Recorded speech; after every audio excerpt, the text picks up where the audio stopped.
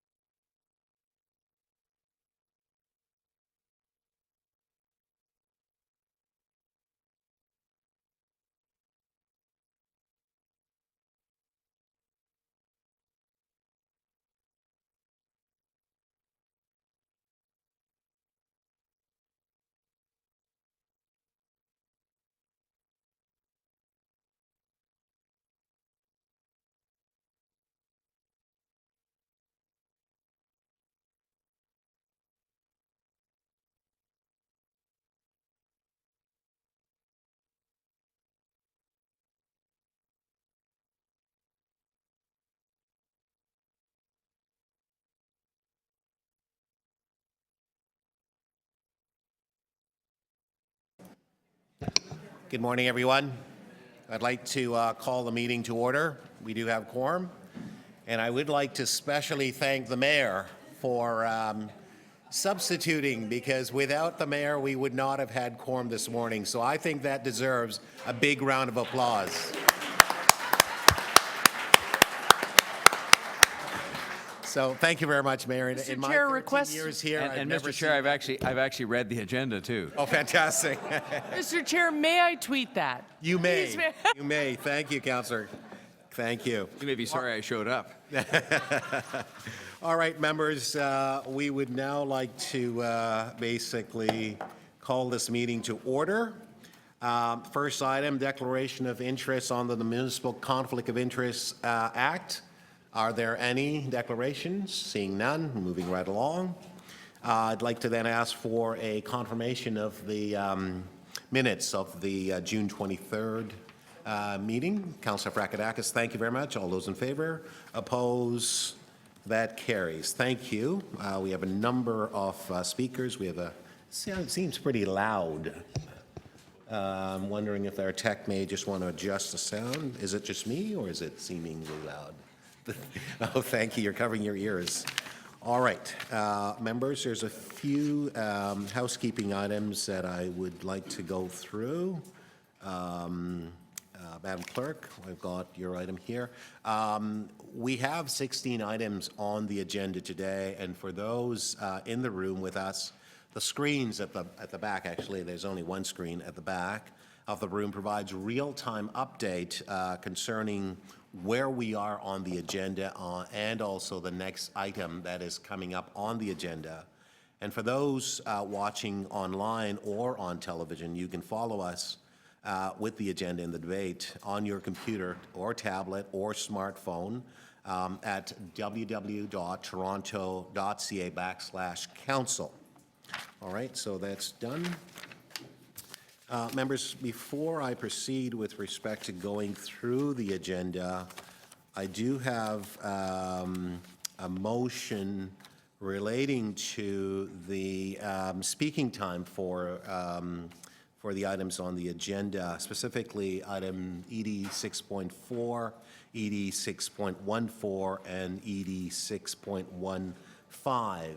I'm submitting to members of committee that we limit speaking time to 3 minutes per speaker, as well as 2 questions of speakers by members of councils be also be limited to 3 minutes. In addition, number 3, that also questions of staff be also limited to 3 minutes with only 1 round of questioning. If we don't do this, then I think we'll be here till tomorrow morning, and I think that no, there are 3 specific items, Councillor. ED 6.14, ED 6.114, ED 6.15. Those are the ones with the large number of speakers. Okay, all those Councillor, there are more people that are scheduled to be listed on the items. Okay, that's why we're preparing to be proactive. Okay, thank you. All those in favor? Opposed? That's carried. Thank you.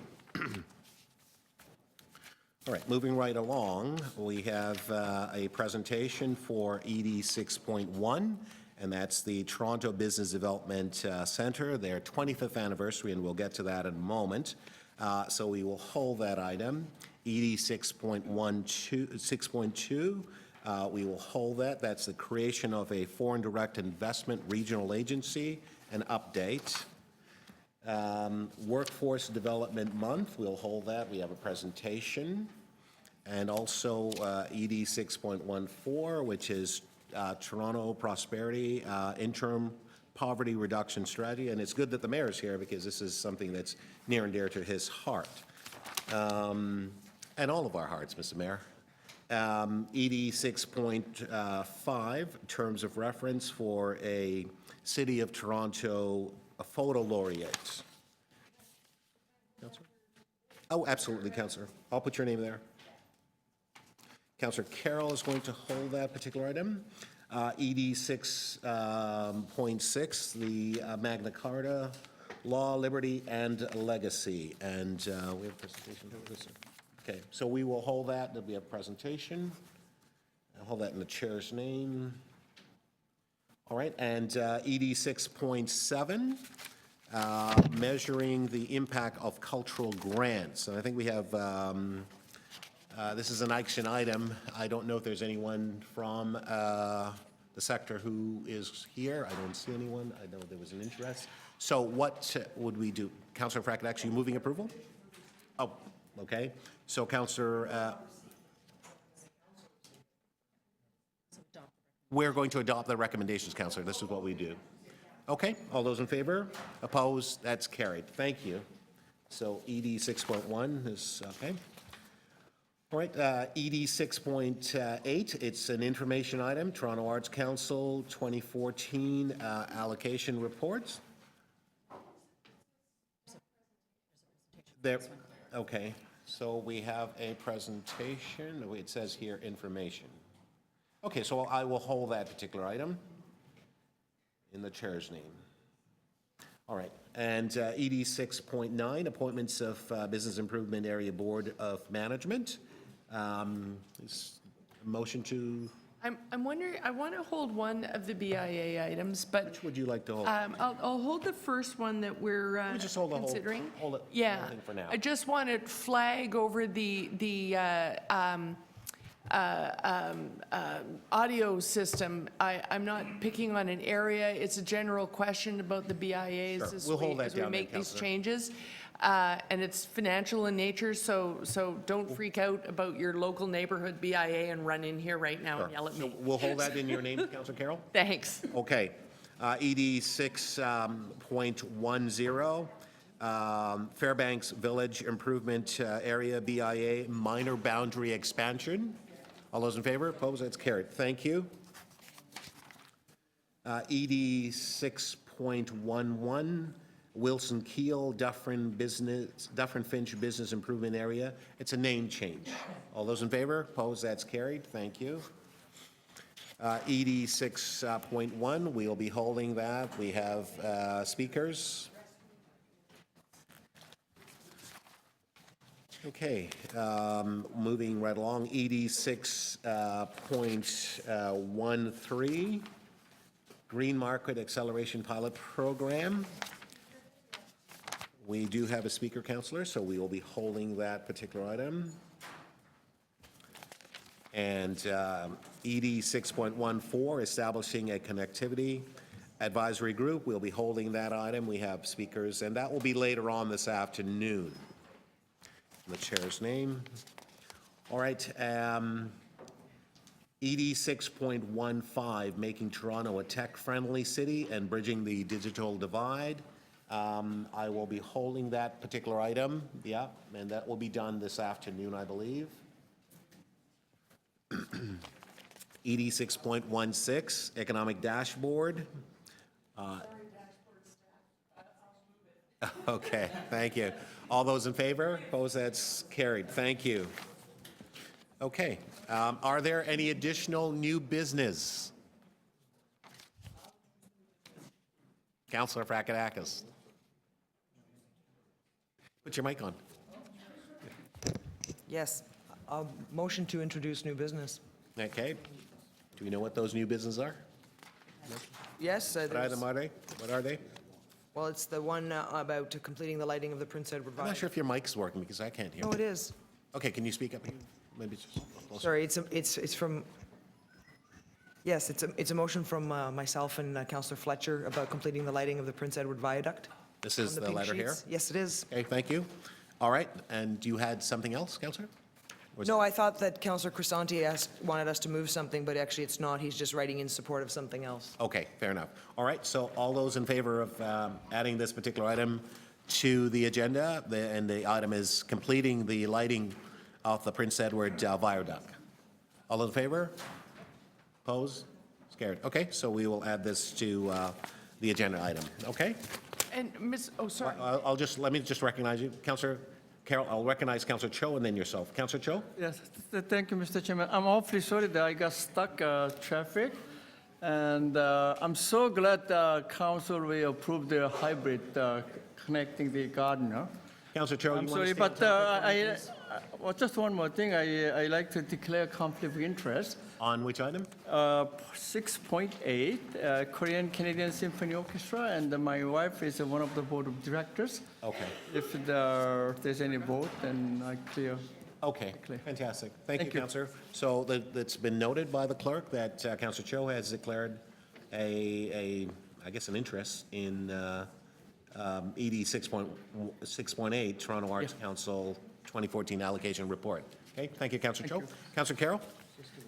Just, I think I have the answer myself, because I got to the sign off. I just wanted to know who I would ask questions about the photo laureate, but I think it's Mr. Nicholson. Okay, I'm just going to quickly, because I didn't quite finish reading this one. If I have any questions, I'll do them offline, and then hopefully I can just release the report. Okay, fantastic. Thank you very much, Councillor Carroll. Members, we do have a very big agenda, so if we could just focus our efforts and our energy and be mindful of the time so that we can proceed, so that would be very helpful.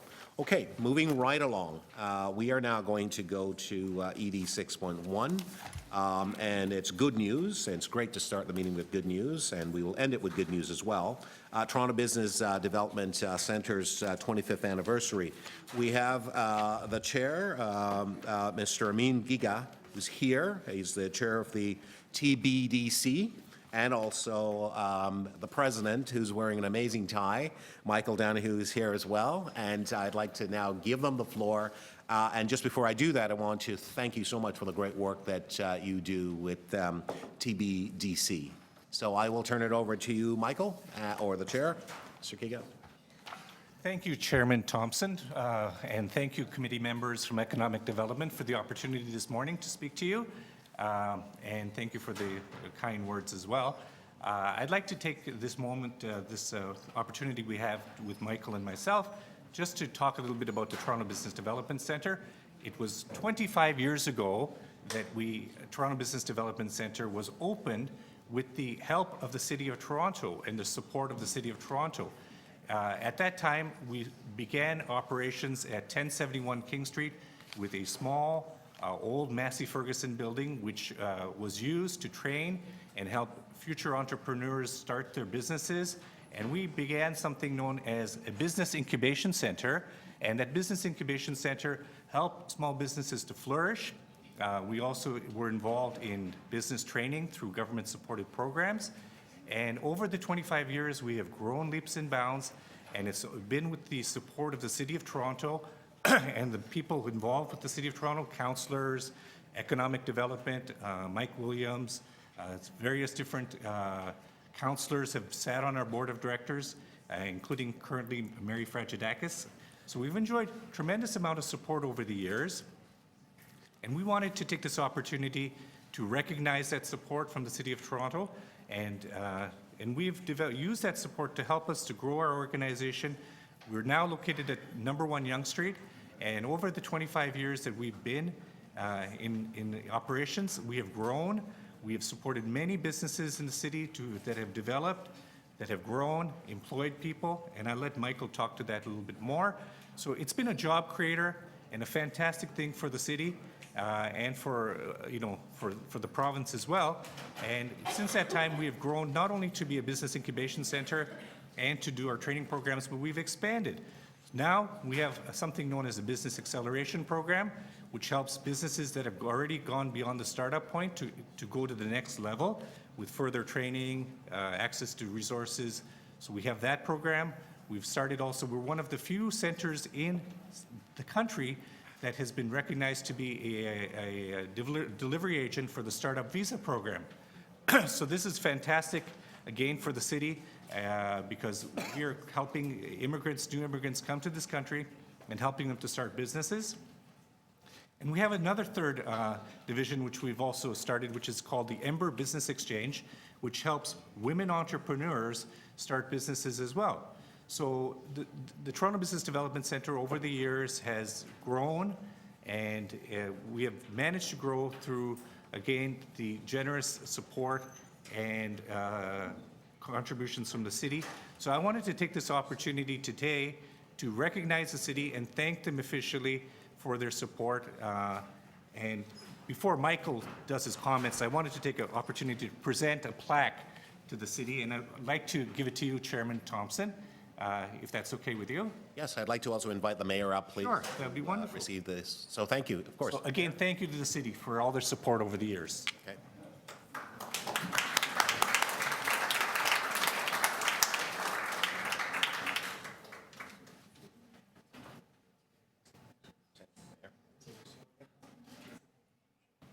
Around here and take the photo if it makes a lot more sense. Thanks, Mike. Maybe we'll go to this one. Sure.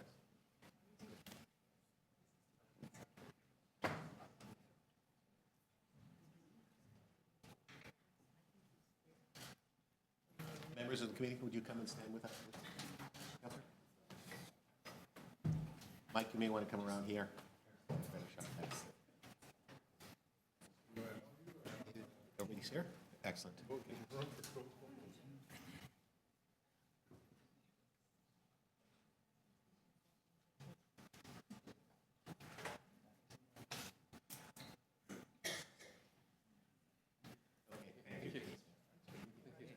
Thank you very much. Thank you very much, Thank you, Michael. thank Okay, you, stay thank well. you. Thank you. Give this to Mike. Thank you.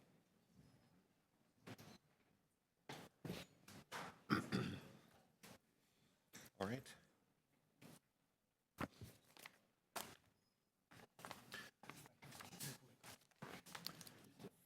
So, Michael, you have the floor. You had some more I had a you wanted to say? A couple more minutes? Yeah, go ahead, couple more minutes. please. Thank you. Thank you, Councillor Thompson. The story of Toronto Business Development Centre is about many things. However, at its essence, it's the story about the people that we help in Toronto to create successful businesses in the city of Toronto. And I just want to illustrate it with a few snapshots, a few quick stories about some of the businesses that you might know, or even some of the entrepreneurs you may know that may be from your ward, for example. Years ago, we had two ambitious young men from Scarborough named Ted and Louie, who borrowed a used station wagon from their mom and had 100 square foot at her office, so they started a little business called Turtle Island Recycling. Ted and Louie, we used to call them the Turtles. We had fun with them. And they grew to be a very successful firm, as you know. They merged with GFL. There was a former banker that came to us, left the bank, and wanted to introduce sushi to Toronto. And he started a little company called Bento Nouveau. It grew to put kiosks and Loblaw stores across Canada and to food courts in the Northeast United States. And at one time, it employed over 1,000 people. Started at Toronto Business Development Centre. And others. Mario started Healthy Butcher on Queen Street. Dan Hoffman, who's got Hotel Gelato on Eglinton. The city is now peppered and seeded with businesses that arose and had their start at the Toronto Business Development Centre. As we move forward, as my colleagues said, we're introducing innovative new programs, including a seed acceleration program. And in addition, and I want to repeat this is really important for us as we move forward to the future, TBDC became the first business incubator in Toronto, the very first, and among the first 5 in Canada to be designated by the Government of Canada under its innovative Startup Visa program. And again, we're attracting to this program innovative entrepreneurs from around the world. In the past 12 months, we've had 16 companies join us. 8 of them are here now, and 8 are on their way once their visas are approved. That will mean that they're attracting millions of dollars in foreign direct investment and creating numerous new jobs here in the City of Toronto. And the conclusion, I appreciate, the story of TBDC is about helping people, helping the citizens of Toronto to grow successful businesses in the city, supporting local economic development, and helping to build a better future in the City of Toronto. We thank you for your continuing and generous support of our activities to help the people of Toronto. Thank you. Certainly. Thank you very much, Michael. I also wanted to recognize, and I understand that he is actually here in the audience with us, but I guess recently retired CEO Ed Hobbs is here. Mr. Hobbs, are you here in the back somewhere? And would you please stand and just be recognized? Mr. Hobbs, thank you very much. Thank you.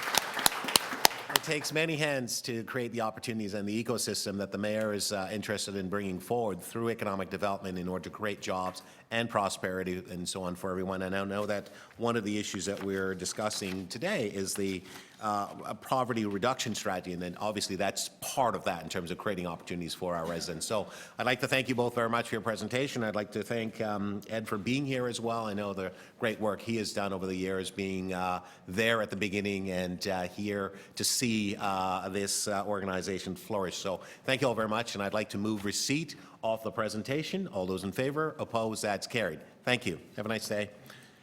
All right, members, I had intended on actually varying the agenda in order to, there's been a lot of requests for accommodation in time and so on, and we are trying to do the best we can. And I had intended to vary the agenda in order to deal with ED 6.12. I know that Colin Cripps is here, and he has arrived. Thank you. He has arrived, and I'd like to then ask members for permission to vary the agenda, vary the order, in order that we would then do item ED 6.12, which is the use of Maple Leaf Forever wood. All those in favor? Opposed? That's carried. Thank you. Mr. Cripp, are you here? And we do have another speaker as well.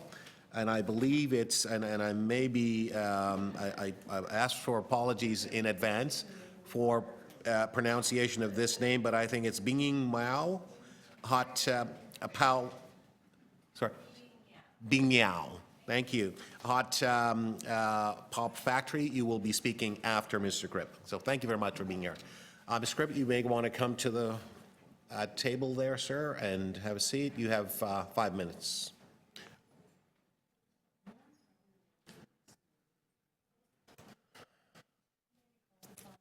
Morning. Should I Yeah, you're good. just again? There we go. Good morning, everyone. Thanks for your time. My name is Colin Cripps. I'm a musician, record producer, and a member of the group Blue Rodeo. I live in Ward 29, which is also the home of the Maple Leaf Forever tree. It is situated on Lang Street, just west of Greenwood and south of Queen Street. For those unfamiliar, it is a 170-year-old silver maple tree which inspired Alexander Muir in 1867 to write what was our first national anthem, a song called The Maple Leaf Forever. I often drove by the tree, and when I heard in July of 2013 that much of it had fallen due to a windstorm, my first thought was, what can be done to repurpose this extraordinary wood from this significant historic tree? Of course, being a guitar player, my thought was, well, we should build a guitar. A year later, in May 2014, I was with the other members of Blue Rodeo in Ottawa to receive the Governor General's Lifetime Achievement Award. At a luncheon seated next to Ward 29 Toronto MP Craig Scott, we soon got on to the subject of the Maple Leaf Forever tree and what had happened to the fallen wood. The circumstances could not have been more fortuitous for me, as Craig informed me that the wood had been in a kiln drying for a year, and in a few weeks' time would be coming out to be repurposed for heritage projects. With Craig's help, we drafted a proposal to City Hall to allow for some of the wood to be used in making 2 guitars, one acoustic and one electric. With further help and support from council members such as Rob McMonigal, Mike Tanner, Zabe Sake, and others, the proposal was accepted. The acoustic, built by Dave Fox of Peterborough, and the electric, built by Tom Bartlett of Guelph, were completed in February of this year. Both builders and myself were extremely dedicated to this project, between us putting in hundreds of hours to build these handmade, one-of-a-kind guitars. They contributed their passion and skill with an excitement based on being proud Canadians who wanted to give something lasting back to the community, as well as recognize the value of our Canadian history. As both a musician and lover of crafted wood instruments, I couldn't think of a better way to demonstrate the importance of repurposing such a valuable resource. As a guitar player, I can tell you that wood is an immensely important commodity, especially old-growth woods, in the building of quality guitars. While it is unfortunate that the tree fell, the projects being assigned to reuse this wood will resonate for years to come. One recent example are the bracelets that were made for the athletes participating in the Toronto-hosted Pan Am Games. The incentive of the Maple Leaf Forever Guitar Trust, being established now, will be to make these instruments available on a one-year custodial basis. They are both superbly built instruments. The acoustic has a beautiful, clear, and warm sound not typical of guitars made using maple. We discovered that because the Maple Leaf Forever tree is a silver maple, which is a much softer, less dense wood, it in turn made the tone of the guitar much softer and warmer than expected. The electric, too, has a rich, warm sound, albeit it's able to get a lot louder. This year, the acoustic is being used by myself with Blue Rodeo and the electric with Paul Langlois of the Tragically Hip. Each April, our goal will be to choose 2 new custodians to pass the guitars along to, musicians who will help continue to build the rich and diverse story of Toronto's musical heritage, as well as represent our Canadian history through song. We want to invite Toronto musicians, both established and up and coming, and from all musical genres, to apply in becoming ambassadors to this great opportunity to show how Toronto embraces its history, celebrates its diversity, moves itself forward as a green-conscious community, and proudly raises its flag as a truly significant music city. Thank you very much. Thank you.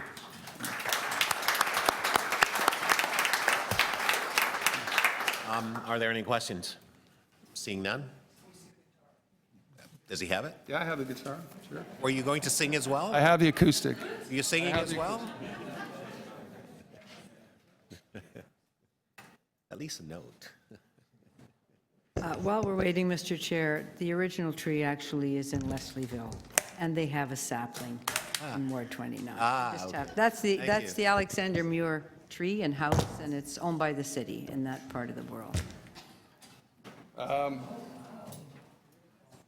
So it's been on the road for about 6 months, and as you can see, they get a little used, which is also part of our agenda, is that they're used and that they're celebrated, and it's been superb so far. And Can we hear it? Can we hear it at all? Look at it if you like. Mr. Cripp, can we hear it at all? Sure. Yeah. We like music at Economic Development. It's too early for me. No? Yeah. All right, let me move this out of the way here and see if I can get this going.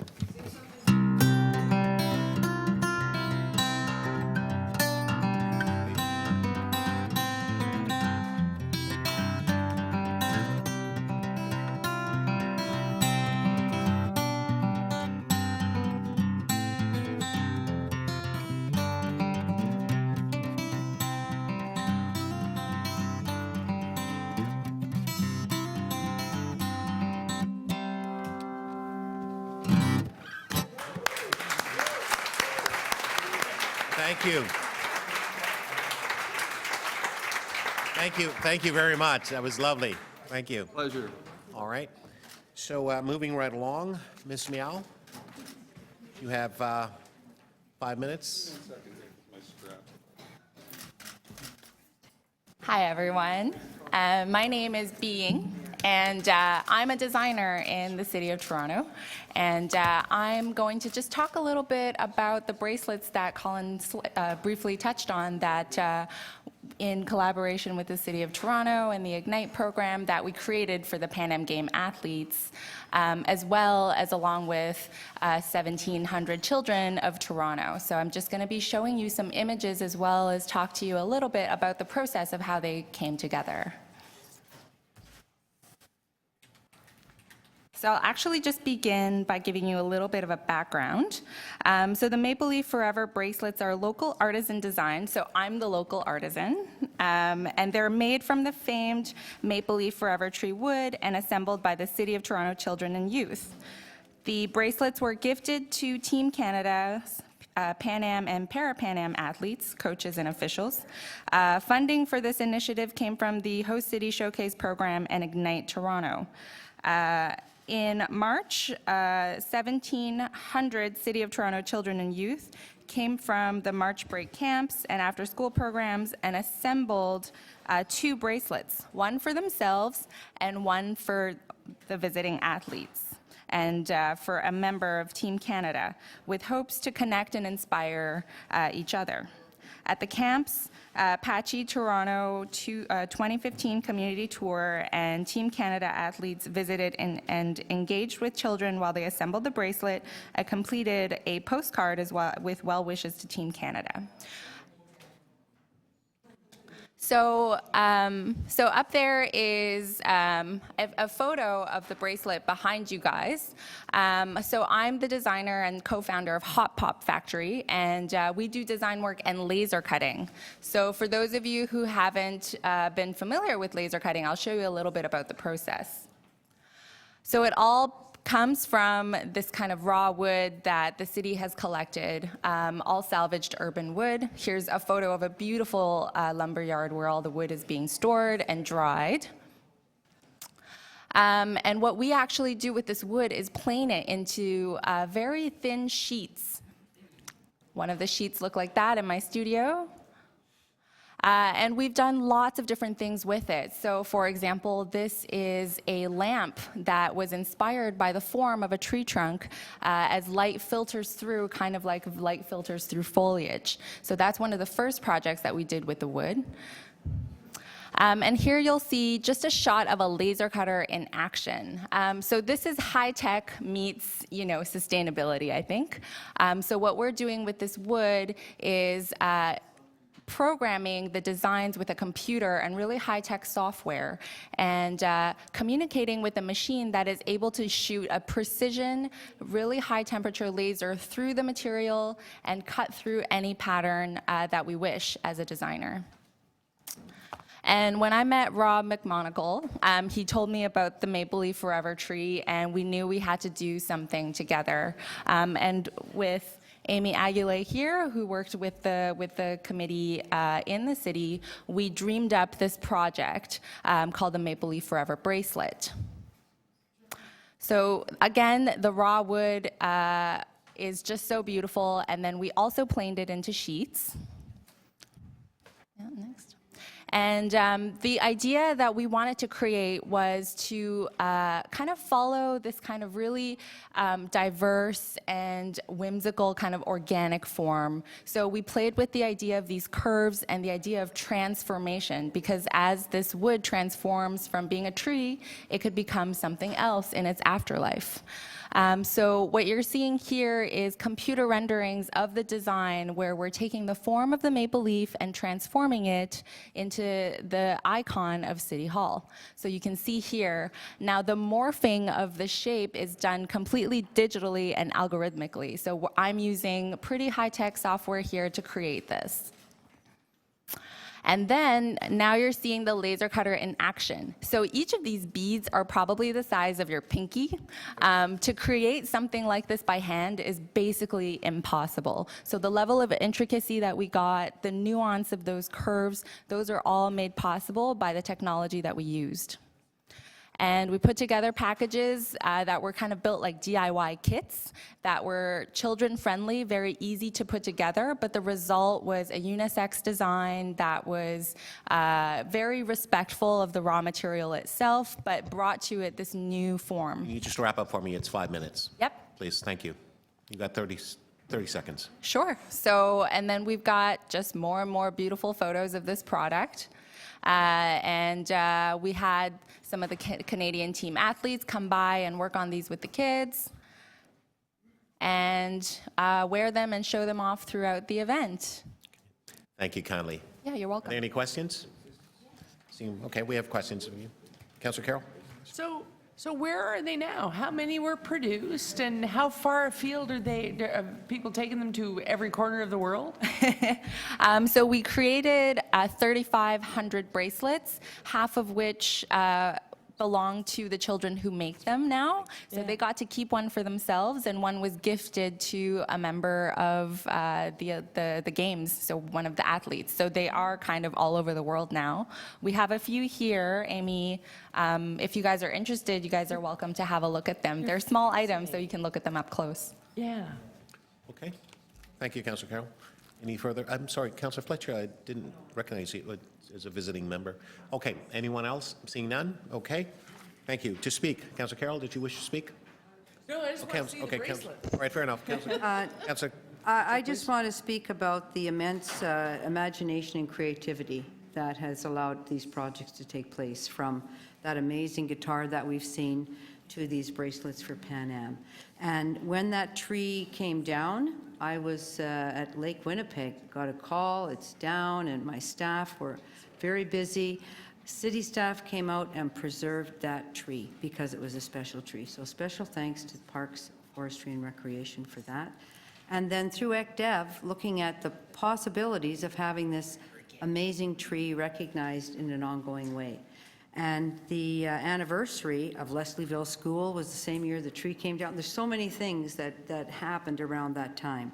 So the fact that this tree lives on in saplings in many different wards in Leslieville, and through these great products and through your imagination and creativity, it's unleashed that. And it really shows what we can do as a city and what our economic development division is capable of. And I think it's great. It's not just business as usual. It's not just attracting investors. It's on-the-ground, community-based projects that honor our history, the city's history, and allow creative people like yourselves to make absolutely fabulous things. So thank you very much for that, and thank you, Colin Cripps, and everybody that's taken this great wood and made something spectacular. And I just want to thank Mike Williams and Michael Thompson for allowing this type of thing to happen. It doesn't happen that often in the city, where we have these grassroots type of projects that are city-driven. So it's very special. Thank you so much on behalf of the host community of the Old Tree and of everybody who's had a chance to make something great. great. Thank you very much, Councillor Fletcher. Anyone else to speak? Okay, seeing no further speaker, I'd just like to, again, thank everyone, Mr. McMonaco, staff, and the whole team. And this is about collaboration, everyone in the city working for the best interests of the city, and that's how we roll in Toronto. Okay, so it's how we roll. That's how we roll in Toronto. Is that cool or what? Thank you. All right. Yes, Councillor Frакadakis. May I ask, can I move this quickly unless anyone else has any questions in the, just trying to get through the agenda, because I know we have... I actually do have questions. Oh, okay, I beg your pardon, I didn't I'll realize. ask the general manager offline, but I'll give you an opportunity to do that before you... Oh, okay. I just figured, because I know Councillor Carroll was saying that she was going to release an item at some point. Yeah. Okay. Before you leave, Councillor. Okay. Okay. Sorry. Okay, let me just do this first on this particular item. So I'm going to just move that we adopt this, move the item actually, because with its number of recommendations. And so I'm going to move the item. All those in favor? Opposed? That's carried. So item 6.12 has now been dealt with. And we are now going to move to item number ED 6.2. which is the creation of a foreign direct investment regional agency, and we have an update, and I will turn it over to the general manager. Is there someone else to do that? No, we don't have a presentation for you, Mr. Chair, as it's an update, but we wanted to give committee members an opportunity to ask any questions. Okay. Toby Lennox, who's the interim CEO of what we're calling NUCO is here, and he can answer any questions as our representatives of both the GTMA and Invest Toronto. So really on a Sure. Does members have questions on this report? Sorry? I thought we were going to have a presentation for. There is no presentation, no. this is, we have This one is more. the presentation is the report itself. Okay. Just to explain the process here, we wanted to bring an update at this yeah. stage. Yeah, I'd like to- because that's what my question was going to be. You'll recall that when the mere idea of a focus on FDI came up in council, there were questions about it. So I do have to say that I was expecting a more fulsome report about what it is, how it's going to look, what's Yeah. the control over it, what's council's input into it Sure. ongoing. That's helpful. So, Yeah, Councillor, so I thought there'd be a prezi. what I had intended on doing is to ask Mr. Lennox to actually come forward to give us an overview in terms of the work that he's doing with respect to NUCO. Pardon? Oh, you can, yeah. To give us sort of set the table for us, if you will, and then you ask questions and so on, and then we could come back to the general manager if there are any specific questions relating to the presentation, and of course, we'll have an opportunity to ask Mr. Lennox any questions. General manager did want to make an additional comment. Mr. Lennox, may I ask you to come forward, sir? So just to make sure that everybody understands where we are in the process here, and Toby will bring you up to date with the activities, but I just want to explain the fundamental steps. So we're at a stage now where there's a lot of planning going on. Toby will talk briefly about that. But we will be coming back to this committee and to council with a very fulsome description of what we're asking council to support. Right. We're not at that stage yet, which is why we're not at a presentation. Right. So you would be asking lots of detailed questions about what's the board like, how much money is going in, what's the strategy, what's the brand, all those questions we can't answer yet. Yeah. Because the work is underway. Councillor, to be fair, what I think is helpful right now, though, is to ask Mr. Lennox to give us basically a little bit of a roadmap in terms of where we are now, going to where Mr. Williams has indicated we need to be in order for a report to come to this committee for us to have a wholesome discussion about future direction and so on. So I'd like to afford the opportunity for Mr. Lennox to just give us a quick overview on what the work that he's been doing, because that's the question I've been getting asked from people. Well, what is Mr. Lennox doing, et cetera, et cetera. He's here right now. So Toby, I'll give you the floor, and I'll give you about 5 minutes. Great. So thank you very much for having me. Yeah, and I agree with the approach that you're taking right now because, as you can imagine, the creation of this agency is something that involves a great deal of discussion and negotiation, not simply with each individual municipality, but all of the municipalities with the federal government and with the provincial government. And really what we're embarking on is a particularly unique entity, which is actually trying to act on behalf of the entire region, bringing the strength of the collective to the benefit of all. And I have to indicate that Mayor Tory has been a strong supporter of this right from the get-go. And in fact, without the work that he had done earlier on as co-chair of the GTMA, we wouldn't be here at all. But at its essence is that this regional enterprise is about cooperation and collaboration for all. What I am doing is leading a process that involves essentially 4 steps. The first step is to work with each of the economic development officers across the region in a series of workshop sessions to define both the strategy but the operating model as between the organization and each municipality. So that we're able to actually maximize the assets that each of the municipalities have for the benefit of all. This is allowing each of the municipalities, and your staff have been great contributors to this, in order to make sure that the views are heard, that people are comfortable that we're going forward in a progressive fashion. We have retained a consultant to assist us in these discussions, including people from outside of the Toronto region who are providing us with expert advice on their experience in the creation of similar organizations, such as Montreal International and the work they're doing in Calgary. The second step that we're doing is a governance process to define the governance of the organization, because we haven't come to that conclusion either.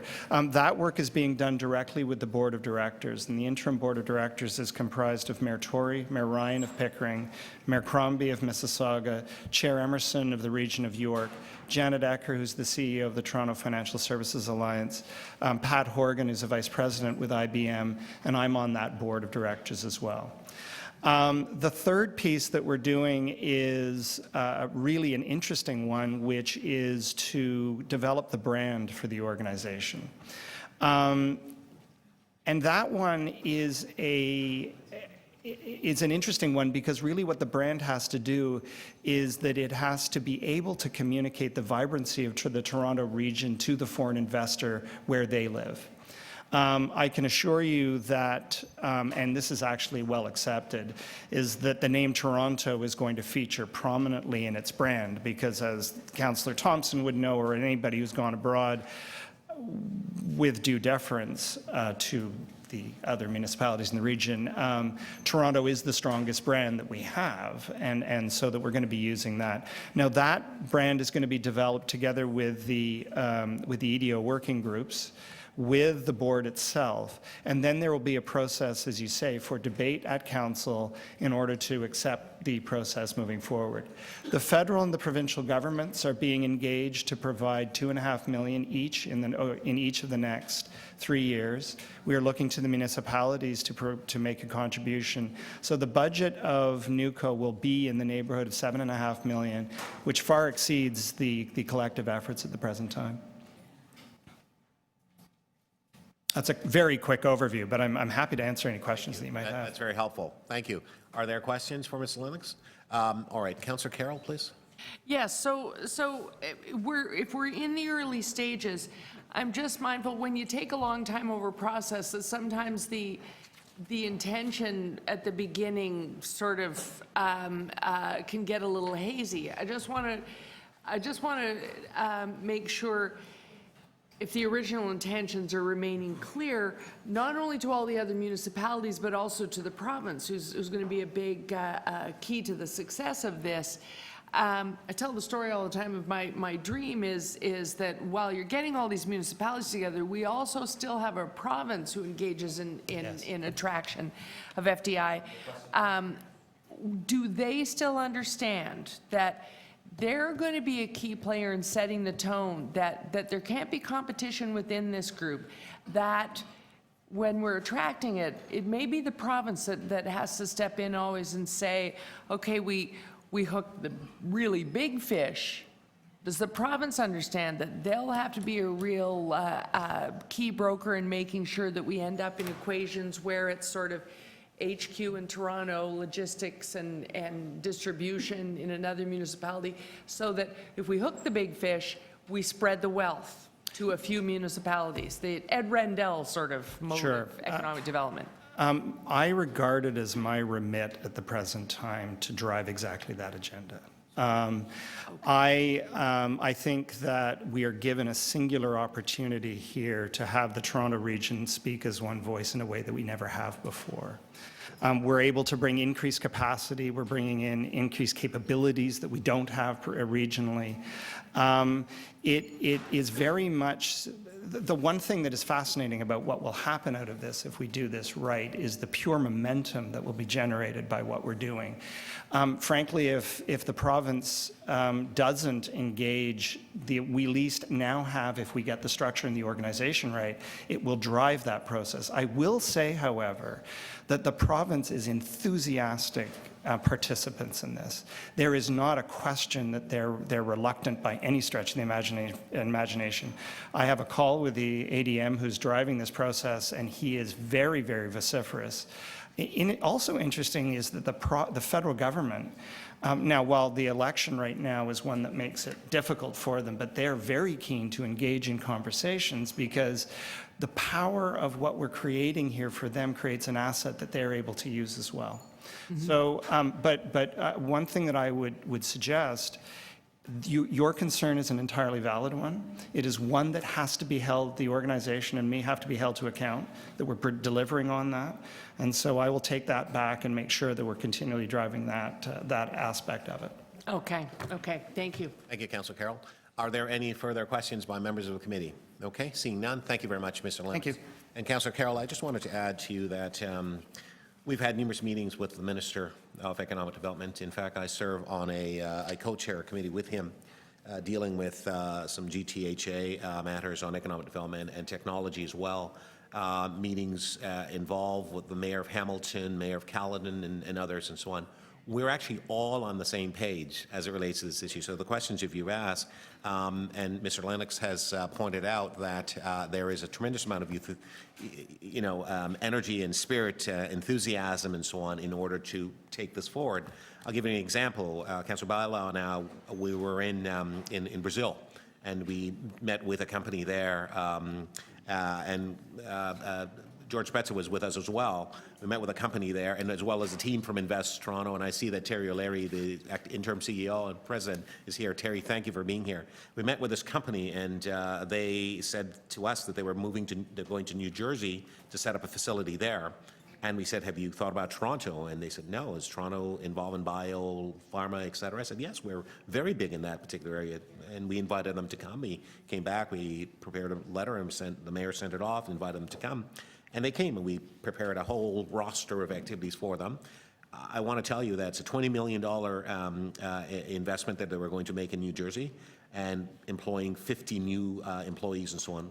Well, that $20 million investment, based on the trip to Toronto and also visit Mississauga, is actually going to now be in the GTA. It's going to be in Mississauga, but nonetheless, it's part of that work in terms of selling the region. And that's what cities around the world are actually doing now in terms of regional economic development and creating that opportunity, minimizing some of the sort of, competition amongst the region and creating one big entity, well-resourced, well-staffed, and it is something that's going to help us with respect to poverty and many other things in terms of creating jobs. Okay, but now you've given me a follow-up question. Please go ahead. Because that's what I'm talking about right there. In a business like that, where we try wherever possible to create that formula that happens that, Pennsylvania has done for a number of years, where you say, okay, in the core city, that's where I've got my knowledge workers and my knowledge base, but we also have a tremendous opportunity for you in logistics and manufacturing in the more sprawled out space in other places. Can we interest you in capitalizing on both? Yeah. So that their knowledge base is down here and the logistics and manufacturer or distribution is out there, so that everybody wins. Absolutely. Yeah, We get that. Absolutely. 50 employees, perhaps not, but anything bigger than that, then I'd want to float that to them. Sure, absolutely.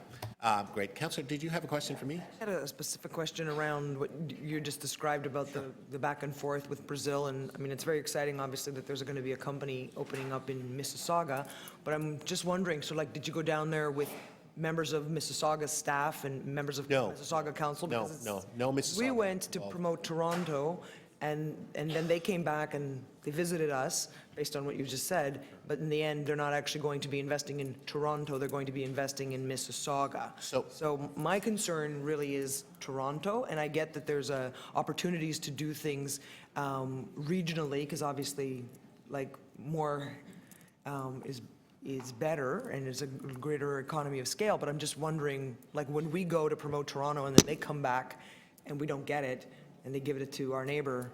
Sure, I understand the question. So you should know about the $400 million development that's taking place from Greenland as well. That's actually, we went and got that from China, and so that's taking place. That's in Toronto. My point is, though, that the provincial government is also part at the table, and so inviting guests to come in to see Toronto, we don't limit them in terms of the additional work that they have done, seeing other areas within the GTA.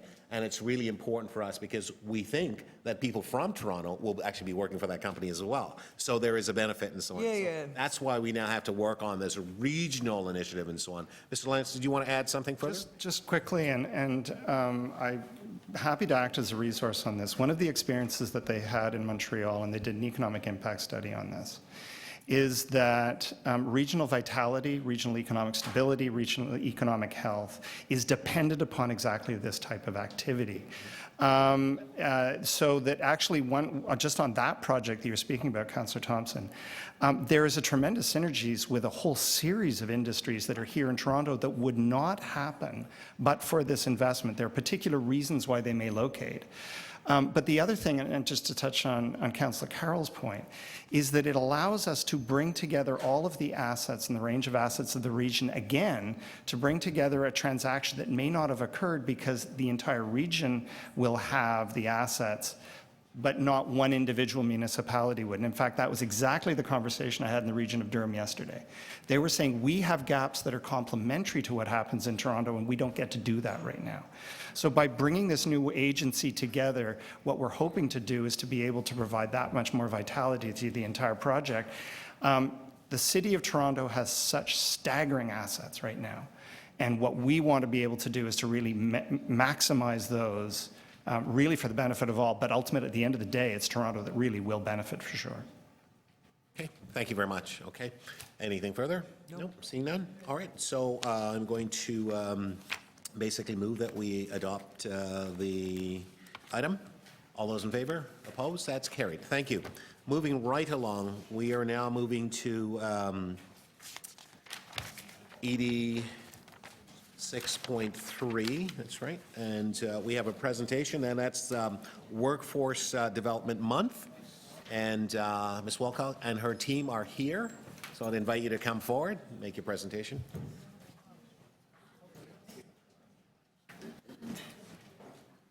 Good morning. Thank you. You may begin when you're ready.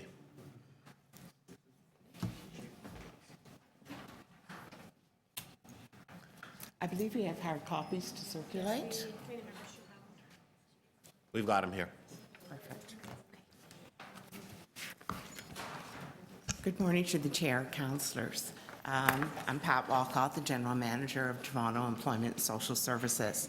And what we want to highlight today is Workforce Development Month, the month of October, and to give you an opportunity to help us in our marketing efforts in relation to the month. Working as One is a workforce development strategy for Toronto, which was approved by City Council in March 2012. It aims to develop a responsive and coordinated employment system. It's about creating a system that better connects employers and job seekers and invests in people to increase their potential for the labor market. So on this slide, what we're highlighting is some of our key partnerships and initiatives, in particular this year. Of course, workforce development takes place throughout the year, but we want to highlight some of these key activities during the month to help us in all of our efforts and build on our success over the last 3 years. So we're highlighting here the Starbucks partnership with Pay. You may be aware that the mayor presented a 10% challenge to Starbucks, that they hire 10% of their hires being Pay youth.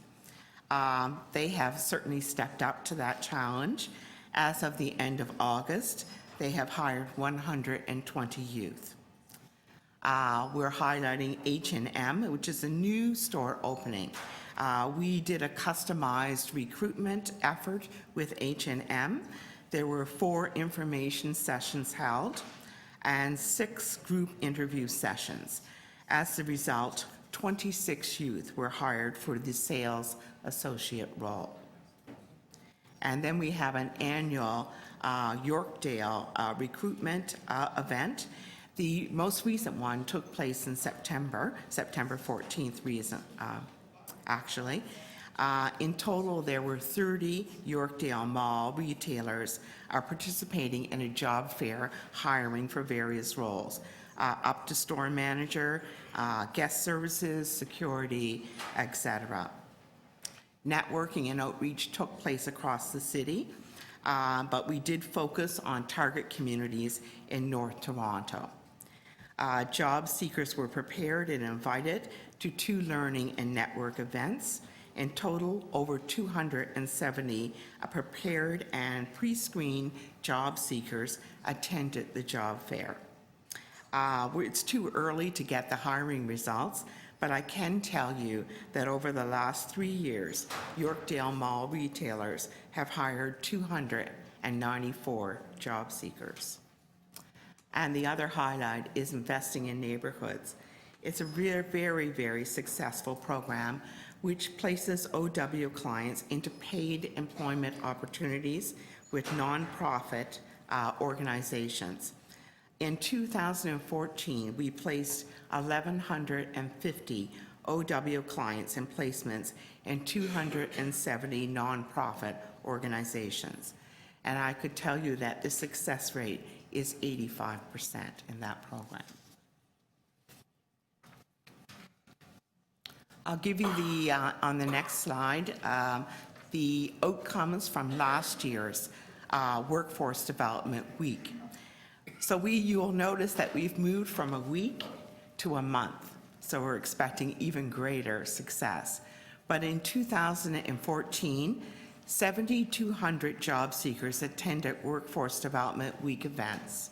There were 516 interviews scheduled, and 117 job seekers were hired. Our objectives this year. On slide 5. So we've designated the entire month. By expanding from a week to a month, we have a broader platform to showcase partnerships and collaborations with employers, community partners, and networks. We've also featuring a new part of the month, which we're calling our Spotlight Series.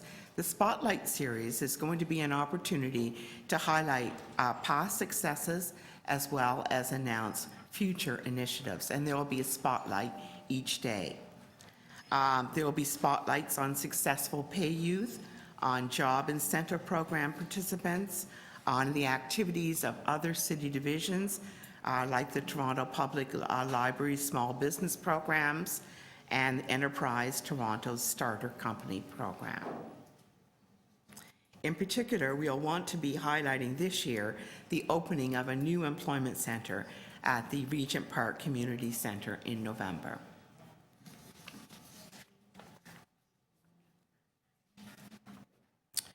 So just in terms of an overview of the month, there are 4 key themes guiding the direction of the calendar of events. The events are targeted to diverse groups, including employers, community partners, workforce development organizations, education, training providers, diverse job seekers, and residents across the city. Our key theme on employment, employer sector engagement. So some key examples we've shown you on the slide here. An example being the Scarborough Business Improvement Association Employer Breakfast. The 4 Scarborough BIAs will be inviting members to attend a breakfast. We hope to have Councillor Thompson attending that breakfast. They'll be learning about new marketing ideas and ways to grow their business and how to enhance and use social media to grow and promote their business. The event will also allow TESS to engage with more employers and raise our profile in the community at large.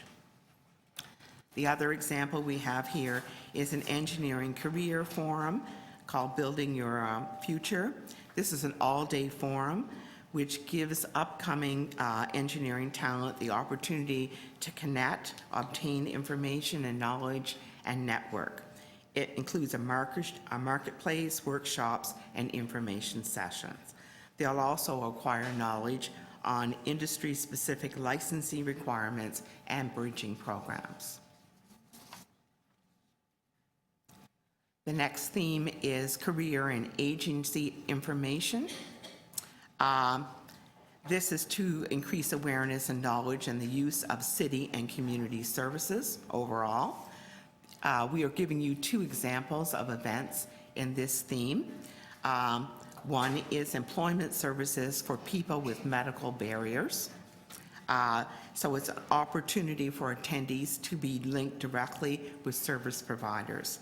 In addition, the event celebrates the community's efforts towards addressing workforce challenges faced by people with disabilities.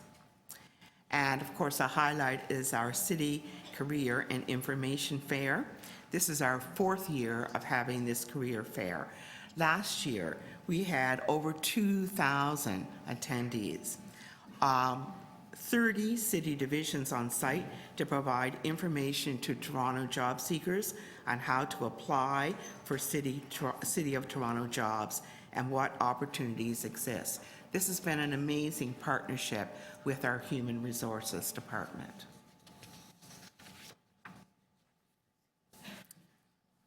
The next theme being education, training, and volunteering.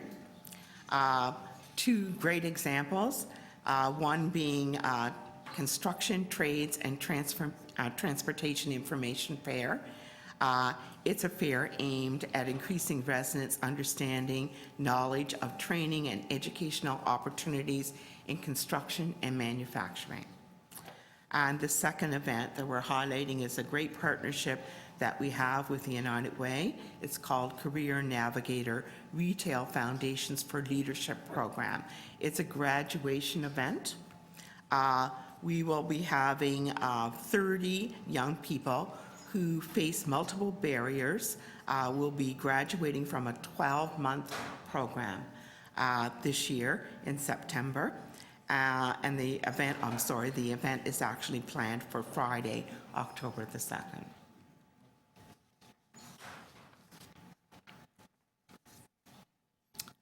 And our last theme is entrepreneurship development. We have an entrepreneurship youth fair. This event is hosted by TESS, and it's planned in collaboration with the Weston Mount Dennis Integrated Local Labor Market Planning Group. This is an example of a locally based, neighborhood-focused event to increase awareness and understanding to youth and who are interested in starting their own business. And the second event is an event which is focused on OW clients in the Kingston-Galloway neighborhood. It's an opportunity to learn more about being a home child care provider, how to start your own business at home.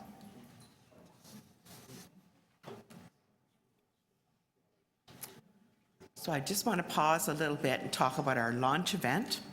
We have a new Michaels store opening on John Street. We've had a very successful partnership with Michaels over the year. In this year in particular, because they're opening this new store, we did work with them to recruit their hires. We had 66 new hires for this store, and 32 of these hires were young people. And we hope to have a ribbon cutting event on October 2nd, and again, our chair will be attending that event. We'll be having a lot of focus on this particular event in terms of a press conference, etc.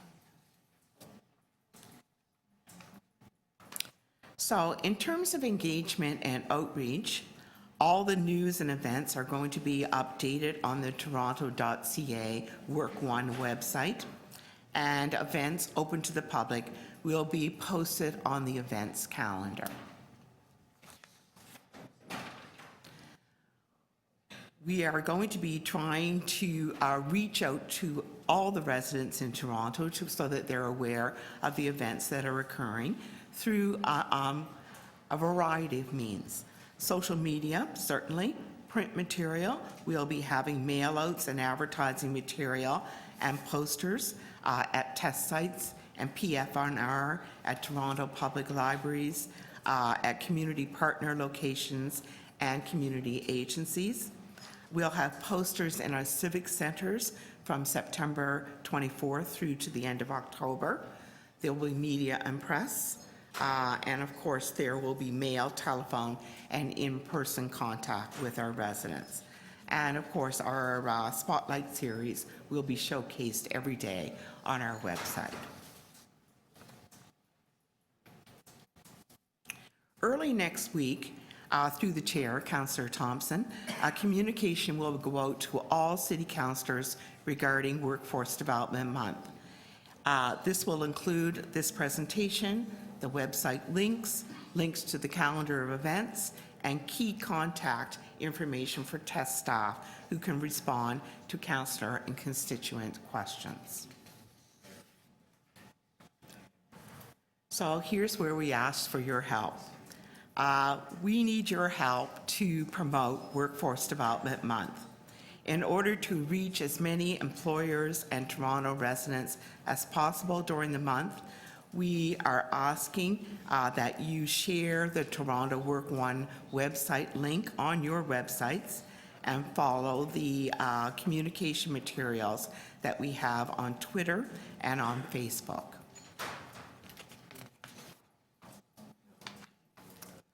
We have some slides now that are some quotes from some of our key partners about the impacts of the month. So we have two key quotes here from Pay Partner, RBC. They've been an amazing partner.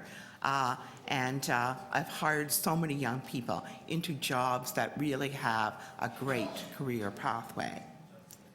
And also an employer participant at the Don Valley Employment Solutions hiring event from 2014.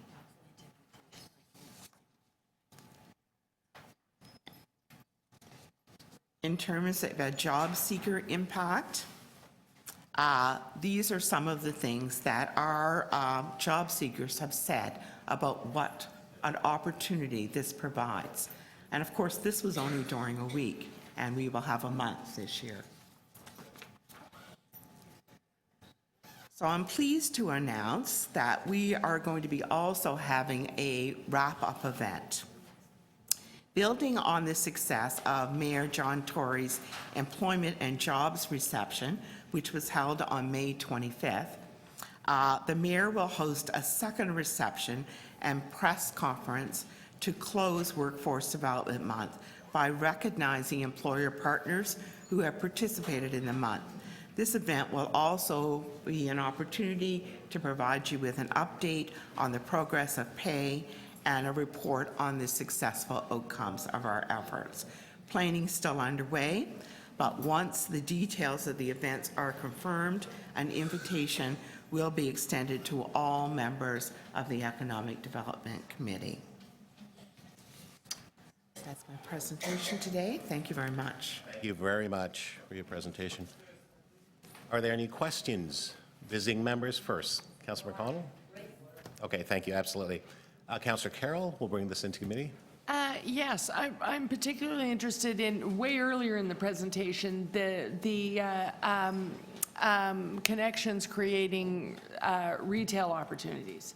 And you talked about the numbers going in and then said, here we have an 85% success rate. So does that refer to people applied and 85 got jobs?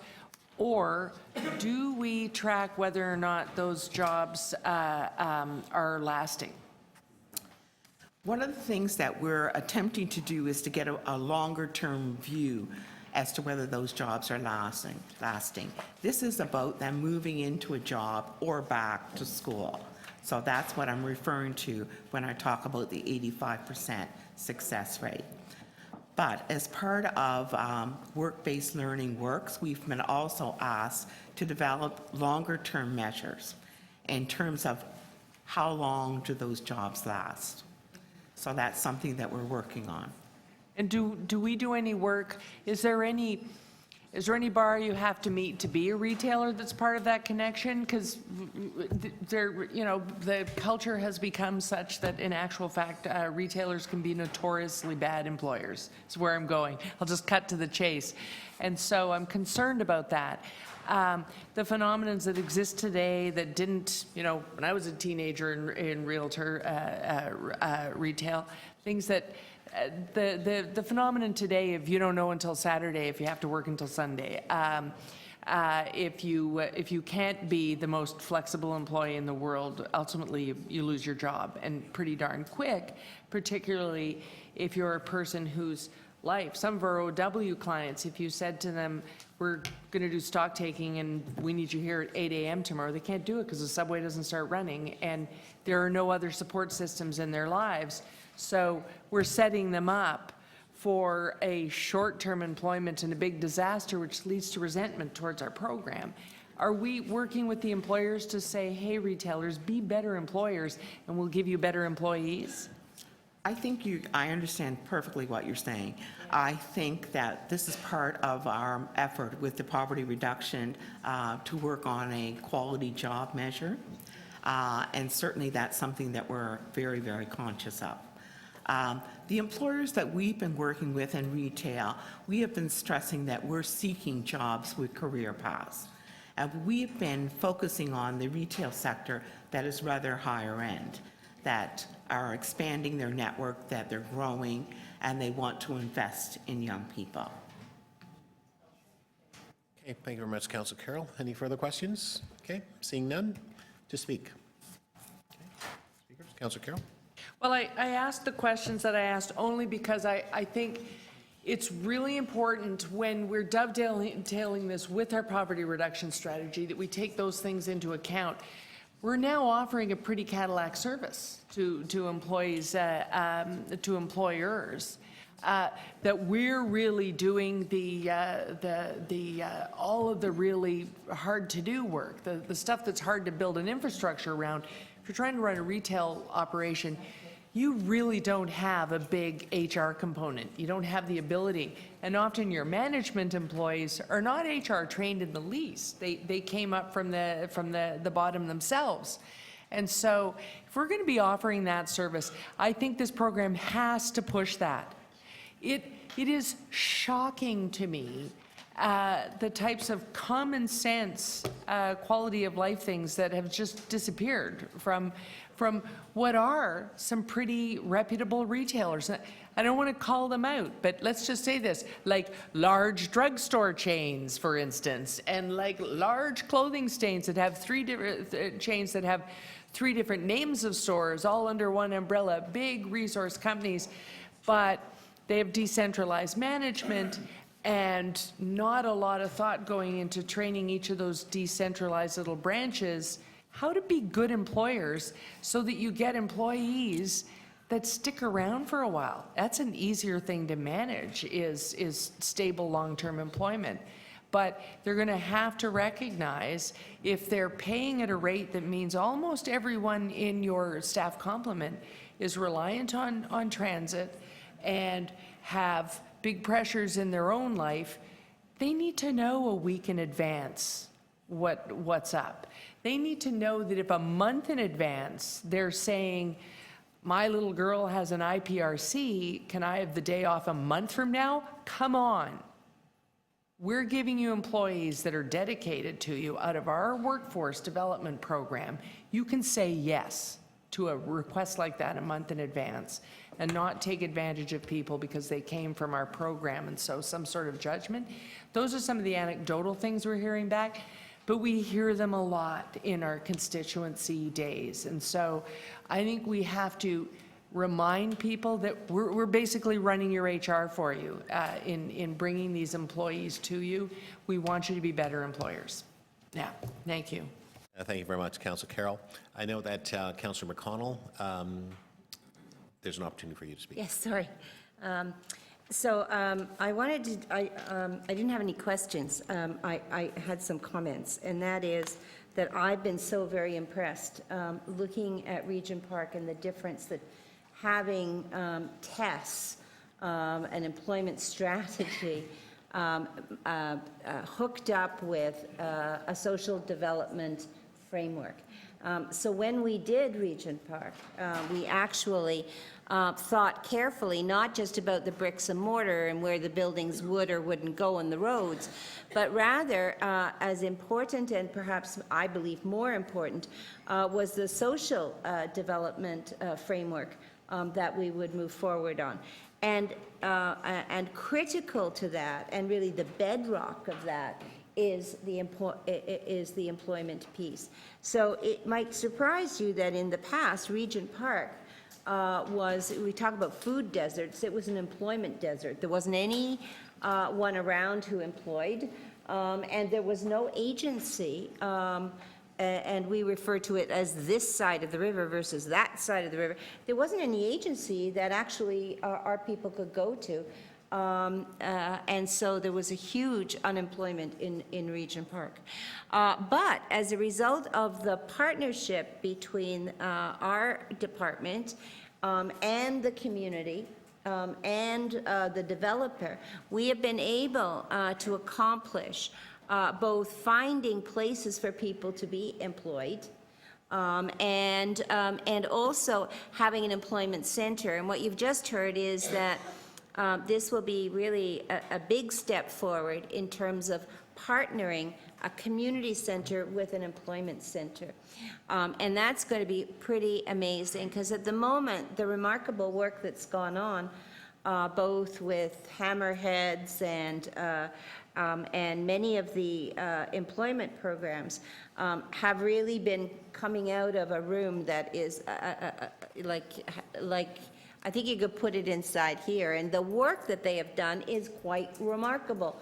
So when we're able to bring something more public to the public, I believe that we'll have more take-up. But the other part is that what it has done is in the lives of the people in this neighborhood. And so as we walk into the grocery stores and we see our own people there, they understand us, they're smiling, everyone is smiling. When you go into the bank and Saeed is there and you know he lives around the corner, it's really a very, very good feeling. And we have a Shoppers Drug Mart, speaking of big, coming in, and again, we will be populating those pieces. So I really wanted to say that this was the right direction. It's the right place for this conversation to happen, because this truly is about economic development and economic health of our city. So I wanted to thank you, the committee, for the work that they've done, but more importantly to the staff for the remarkable switch in the road. And I think that it's been good for everybody. Thank you. Thank you very much, Councillor McConnell. Anyone further to speak? Okay, I'll speak.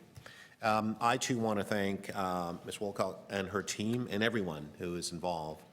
5 years ago, when we asked Council to carve out this piece, to put it in economic development, I know I took a lot of flack for it, but I thought it made sense, because we needed to be mindful, we needed to be able to monitor how we proceeded with respect to the Toronto Employment Social Services piece as it related to economic development, and to ensure that the lens was always clearly focused on creating opportunities and creating jobs and work with industry, and how we work with, obviously, people who are employment ready and those who are not employment ready, because they're all part of that process to be able to address some of the issues in terms of creating some opportunities for people to be able to have a job. And for many of us, our job is pretty well our lives. Without the job, it doesn't, our lives is not perfect, because we rely on whether or not it's for assistance or aid or help. That's not the way most people I know want to be. They want to be self-sufficient, to serve their interests, to be able to work and get paid well for the job that they do, and so on. The program and the collaboration that certainly Ms. Wolcott has with her team and her predecessor and so on, we were working towards this. We're in that sweet spot now. It's not perfect yet. It probably will never be, but we understand what the challenges are. When we talk about the numbers of people that we've been able to assist, to remove them from social assistance, and we're talking about not 2, 4, 5, 6, 10, but thousands and thousands of people, because we have the information to demonstrate that. So the city government, leadership of council and others recognize some of the challenges. So we established a vision and and objectives in order to deal with the problems. It's interesting because I still find people say to me, hey, what have you guys done? You guys do nothing for me. I get that. I hear that often. But actually, that's not true. But we need to help people to understand what we're doing. We need to communicate more. We need to be able to offer further opportunities through our varying centers throughout the city. We're doing that. And I think it's important for people to help us to understand further what their needs are. And I suspect that we'll get more people coming to us because that whole process is open for people to be able to basically interact and to be able to create that two-way communication and so on, so we can better serve the very people that we're responsible for serving and that we in fact want to serve to be able to help themselves. It's interesting that, and I use Mr. Spetz's name again, but through the work that he does, business development and services and so on, we have met with a number of businesses, and we're channeling them through to Ms. Wilcox's group. For example, we have a company that's coming in. They're going to be established here in 2017. They're looking to hire 500 new people as part of that process. What did I do yesterday? Spoke to the president of Centennial College about getting their chefs and their people ready as part of that. The next conversation is with George Brown, coming back to you, Ms. Wilcox. And I wanted to give that example to help people understand we're not just pushing a bunch of papers and numbers and so on. There are some real defined objectives in terms of getting people into positions and jobs, getting a paycheck. The housing piece, we're all working on those things as well. So all of these things are being done. So I want it to be understood. I wanted to clearly illustrate by example some of those things. I went to an opening yesterday of a retailer, Councillor Carroll, in my ward, and they talked about 70 new people that they were hiring, and they're going to be opening up more facilities. And I said, we need to connect you with our Toronto Employment and Social Services and so on. I can't think about, I don't know what the number is, but the number of people that I've referred through to Employment and Social Services and the connection, whether or not it's resume help and the other assistance in terms of helping people. So when I see them, they say to me, oh my gosh, your group helped me. They actually called me back and they were able to help me. A young woman with 2 young kids the other day that I met in a gym in my ward, and she had seen me before, and I gave through my office to your office the information. She was so thankful of the help because all of a sudden she had a resume that actually spoke about her and that people are now calling her to actually come for interviews for jobs. Before, there were no calls because of the way things were.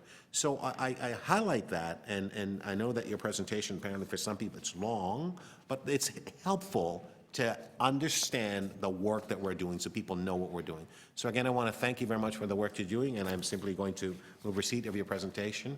And thank you. All those in favor of receipt of the presentation? Opposed? That's carried. Thank you very much. Okay.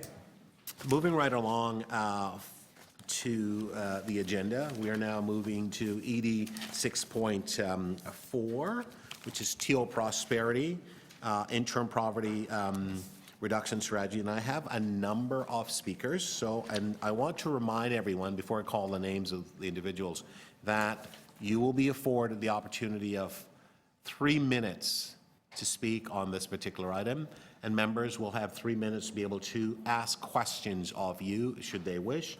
And at the same time, members, you're being able to, 1 round only with respect to staff, to be able to ask questions of staff. Okay? The first name I have is, Councillor McConnell? Yes, thank you. Could I just ask, just generally, so I don't have to ask everybody, that all of the deputants who have written notes would make sure that they get them to our secretary? Councillor, that's something that I was going to say as Perfect, part of the... Yes, no, that's helpful, yeah. And so you will be afforded 3 minutes to speak.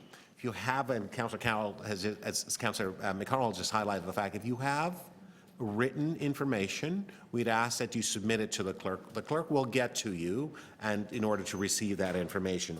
So I now would like to invite, and I would also seek your forgiveness if I may pronounce your name incorrectly as part of this process.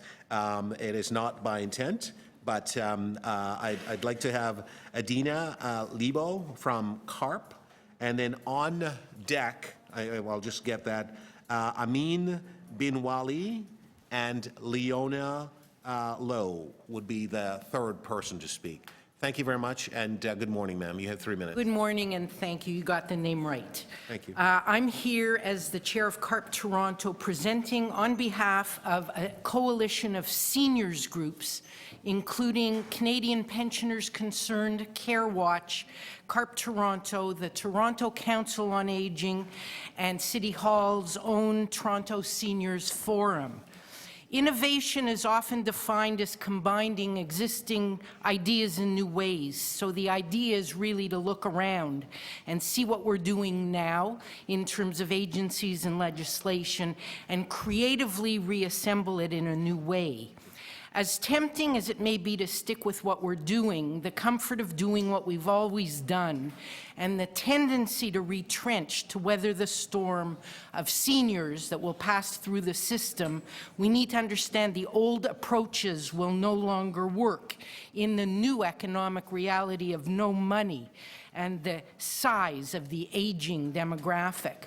In addition, the medical technologies are keeping them alive longer. 680,000 Torontonians are over the age of 65 now, and this figure will double to 1.2 million over the next 10 to 15 years. Many of these people are middle class and upper middle class, and they will be facing poverty, not because they're not trained and not because they're not good workers, they just haven't saved enough. Retirement can now last 30 years or more because of the advances in medical technology, and the fastest growing living demographic is 85 plus. And 60%, according to the CARP statistics, have no industrial pensions and are trying to live on CPP and OAS. $900 to $1,100 a month average does not even cover the rent of an apartment here in Toronto. We say that age-friendly, and we're talking about age-friendly, starts with a seniors policy lens. And here's why. The seniors policy lens is totally inclusive for all citizens, not just seniors. It's good for families with small children using baby carriages, strollers.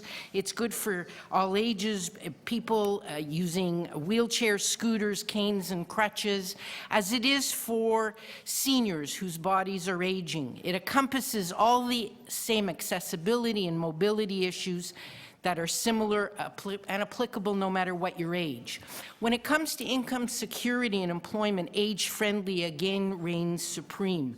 We must get used to the new idea that for many, many people, there will be no retirement in their future, and that they have to continue working for the rest of their lives in order to pay the rent. Thank you. Okay. Are there questions? Visiting members first. Okay. Councillor Carroll, question? So quick question, and heads up, I'm going to be asking all of these people, because we're now at the point with the poverty reduction strategy. A lot of us have been through this in other committees now, so we're in the second or third round of this. So if you could narrow it down, in this particular committee, economic development looks at, we have our Toronto and employment and then the social services here. Are there specifics? I know you're very familiar with the big interim poverty strategy book. Are there key things that if we can fund them up front in 2016 and 2017, things that would be big for the part of the population that you're serving? Absolutely. I mean, the new thought that people aren't going to be retiring is primordial here. I don't know if we have a seniors employment strategy. Well, this is it. The last presentation was talking about youth, not seniors. Seniors is going to be a big wave of people. I was here for planning and growth, and the head planning person said, we have a backlog, but nobody wants to work part-time. We do. Seniors who were in the private sector who don't have the pensions can help with the backlog. You've got a new workforce of part-time people that can be pulled into action. The old ways of thinking must be changed. Okay, it's not that automatic, everybody's going to So retire. they're professionals, Gone. but professionals who would be happy to work part-time. Absolutely. They've saved a little bit, they've got some pension, and they need a part-time job to augment their quality of life and keep them active. We need this in the minds of everybody who's hiring. City Hall has got to be the model and the leader in doing this going forward. Thank you so much. Councillor Cho, the question? Yes, thank you very much for your excellent presentation. As you know, city is such a small government in terms of revenue. We get maybe less than 10% of all the taxes. All the money goes to federal, provincial. As you know, the election coming up, all three parties said middle class, middle class. Nobody talks about seniors. I'm so glad that you're here. So can you be more specific? City, what can we do? You say we should be the leader. What can we do as a city? What kind of recommendation you have for us? Yeah, first of all, you have to understand that over the next 10 to 15 years, the number of seniors is going to double. You mentioned and they're going into seniors, first time in the history of the world, they're going into their senior years in debt, and they're being pushed out of the workforce, and they're taking care of their parents, and their children don't have jobs. So we are looking at a space in time where people 65 to 85 have to continue working, many of them part-time. And it's the headspace going in. It's not money. It's the lady who was here was going, well, nobody wants to work part-time. In the old world, very true, because people retired at 65. Now living, you need 2 salaries going in to a life of well, your HR people, the Work One people can start focusing on seniors looking for part-time. I mean, I'm telling you, I am 66. I've got a master's degree in business, 35 years of experience, and I've been dipping into my RRSPs because I cannot get a contract, I cannot get a job, and I've been looking for 4 years. You don't want me on the dole. You don't want me. You want it for vulnerable people, and you want it for people. You want to keep me employed so that I'm adding to the Social Security net so it doesn't fall on our children. We don't want our children and grandchildren to inherit, do you know what I mean, a gigantic thing, because the boomers are a very large demographic and they haven't saved enough. Many of them have to keep working as long as they can be healthy and continue contributing to society. Okay. Thank you very much. Are there any further questions? Seeing none, thank you very much, Ms. Lebo. All right, next, Amin Binwali. Hi. It's Leona. No, I don't have you next, Leona. I have you third. I have Amin Bilwali. Is that person here? Okay, he's not here? Okay, thank you very much. Now, Leona, please, you have 3 minutes, ma'am. Good morning, everyone. Morning. My name is Leona, and I'm sorry I'm not prepared this morning. I believe my name was entered by mistake. I do want you to know that I'm involved in the poverty strategy reduction, and I want you guys to make it a strong one. Thank you. Okay, thank you. Are there any questions? Okay, seeing none. Thank you very much, Leona. Thank you. I have next Ushnish Sengupa or Gupta. Thank you very much for coming, sir. We have 3 minutes. And how do you pronounce your first name? Ushnish. Oh, okay. So, thank you very much, sir. So, morning, everybody. My name is Ushnish Sengupta. I'm a PhD student at the University of Toronto studying community development. And today I'm here to talk about the poverty reduction strategy, specifically 2 recommendations from the interim strategy. Number 16.3, which talks about local incubators, and number 16.5, which talks about business improvement areas and cooperatives in low-income areas. And a third recommendation from Commitment to Community, which recommends funding youth social enterprises. So currently Enterprise Toronto, and I have a map I print out from the Enterprise Toronto website, the incubators that we have in Toronto are not located in low-income areas. This is another map from David Hilchansky's work, which show the low-income areas, and you can see how the incubators are not located in low-income areas. So this pattern emerges for other supports for entrepreneurship as well, including co-working spaces and other supports for starting up businesses, nonprofits, and cooperatives. So we need to support the development of small business, nonprofits, and cooperatives by people experiencing poverty. And we need to support different types of organizations, including social enterprises, cooperatives, not just small businesses.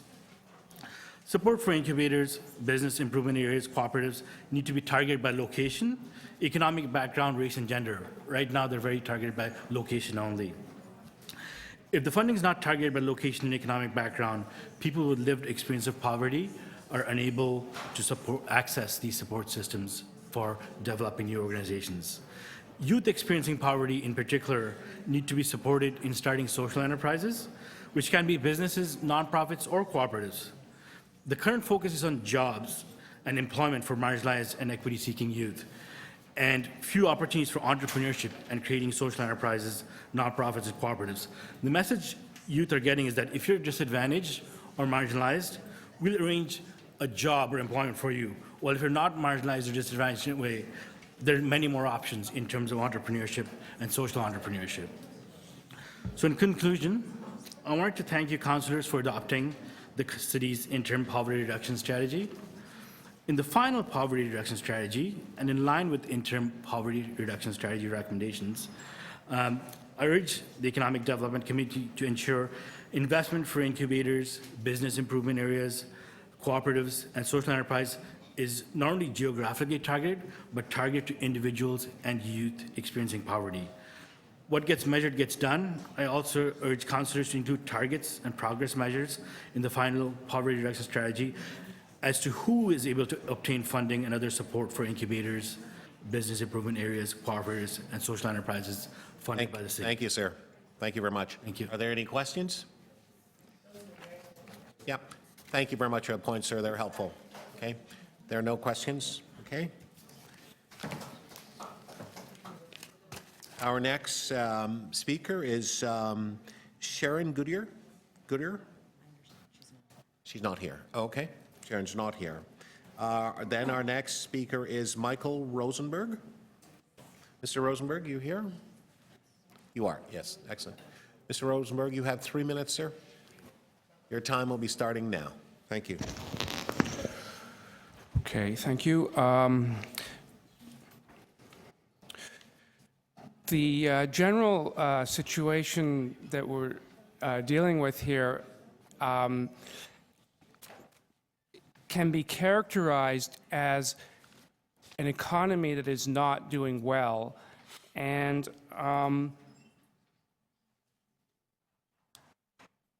I do think we have to look at the circumstances of the modern economy and why it is not doing well. At some point, we have to pull back a little bit from the knowledge economy, from thinking that technology is actually helping the economy. It's not really helpful as the report currently presents things to suggest that the economy is doing well, but poverty exists because of inequality. I mean, that is a way of thinking that I guess the people who wrote the report actually believe that, but I would hope that city councillors take at some point to not just read the actions, which is what everybody's paying attention to, but read what was written in the introduction, the vision, and so on. Read those other sections and just ask yourself, do you really believe that we live in a racist society? Do you really believe that it's all about inequality and the economy is actually like growing and doing well, but it's just that there's injustice? Do you believe that people are poor because of injustice? Because that's what the report actually says. There's no recognition in the report of like major economic constraints, like, you know, natural resources, like maybe the knowledge economy has not actually produced very much, and that we're spending a lot of our time, you know, highly educating people, but what are we actually gaining for it economically? These things have costs, the technology, the time spent. So the economy is actually shrinking. So don't you think that maybe it's not really an injustice that people are poor? Maybe it's actually just that the economy isn't working as well as it could. So this fundamental vision thing in the report, they haven't got it right. And I would hope Thank you, that sir. some 3 minutes. councillors would Thank look you. at that and try to pull us away from the knowledge Are there any economy a questions bit. for Mr. Rosenberg? Okay, seeing none. Thank you very much for your presentation, sir. All right, our next presenter is, our speaker is John Ryerson, Fairlawn Avenue United Church Social Justice Committee. Mr. Ryerson, go ahead, please. Thank you, Chair. I'm speaking as a resident of North Toronto and from Fairlawn Social Justice. Used to be a culture director, so I understand a lot of what this committee underdoes. To be successful in eliminating poverty, I think we all recognize that a healthy economy and jobs are fundamental. I want to make 2 points on how you can look at bringing business to the table along with the community government to eliminate poverty. The first is that many corporations see themselves as having a broader purpose. It's called conscious capitalism, and there are many leading examples of that in North America. Whole Foods, the Container Store, Costco, Starbucks, and IKEA, just to name a few. They understand that when employees, suppliers, investors, customers, and society win, so do shareholders. I think it provides an important lesson in looking at how the city can work together with business to create win-wins for everyone in solving Toronto's poverty challenges. It's just a whole lot more than taxes and sponsorships. The poverty reduction strategy includes recommendations for community benefits, social procurement, and livable wages. We know that most businesses want a stable, productive workforce. They want to be responsive to the needs of the community where they do business and where their employees live. By council saying poverty reduction matters, we broadcast that what kind of city we are, what we value, and others will continue to come to see how we do it, so we must do more. The second point I want to make is that people, of course, are our greatest asset. Think of 50 years ago when women made up only a small portion of the workforce and the extraordinary economic gains that we have seen since then.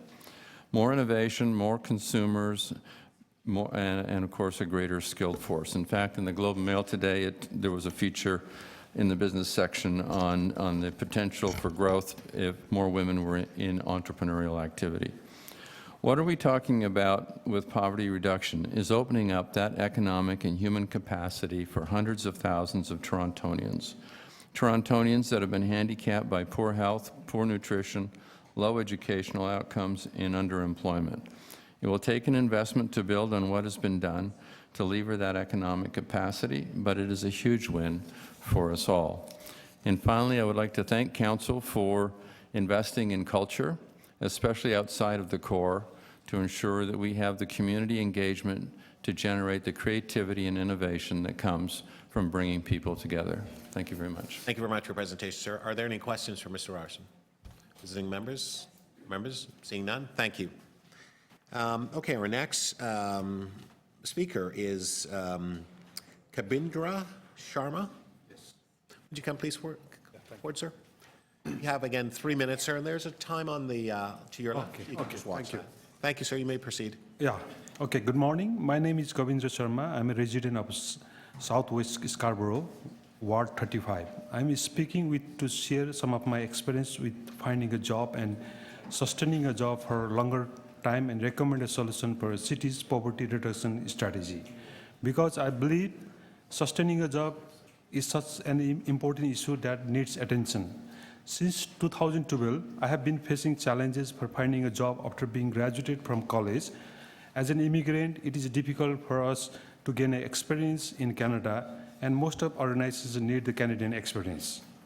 I'll never forget one moment recently took place with me a couple of weeks ago. Without any hope for getting a job, I had enrolled into the certificate program 1 month before with Ryerson University. Before 7 days of starting the course, I was offered a job in the staffing agency. I did struggle to do both and finally dropped the certificate course with the hope of continuing my job career.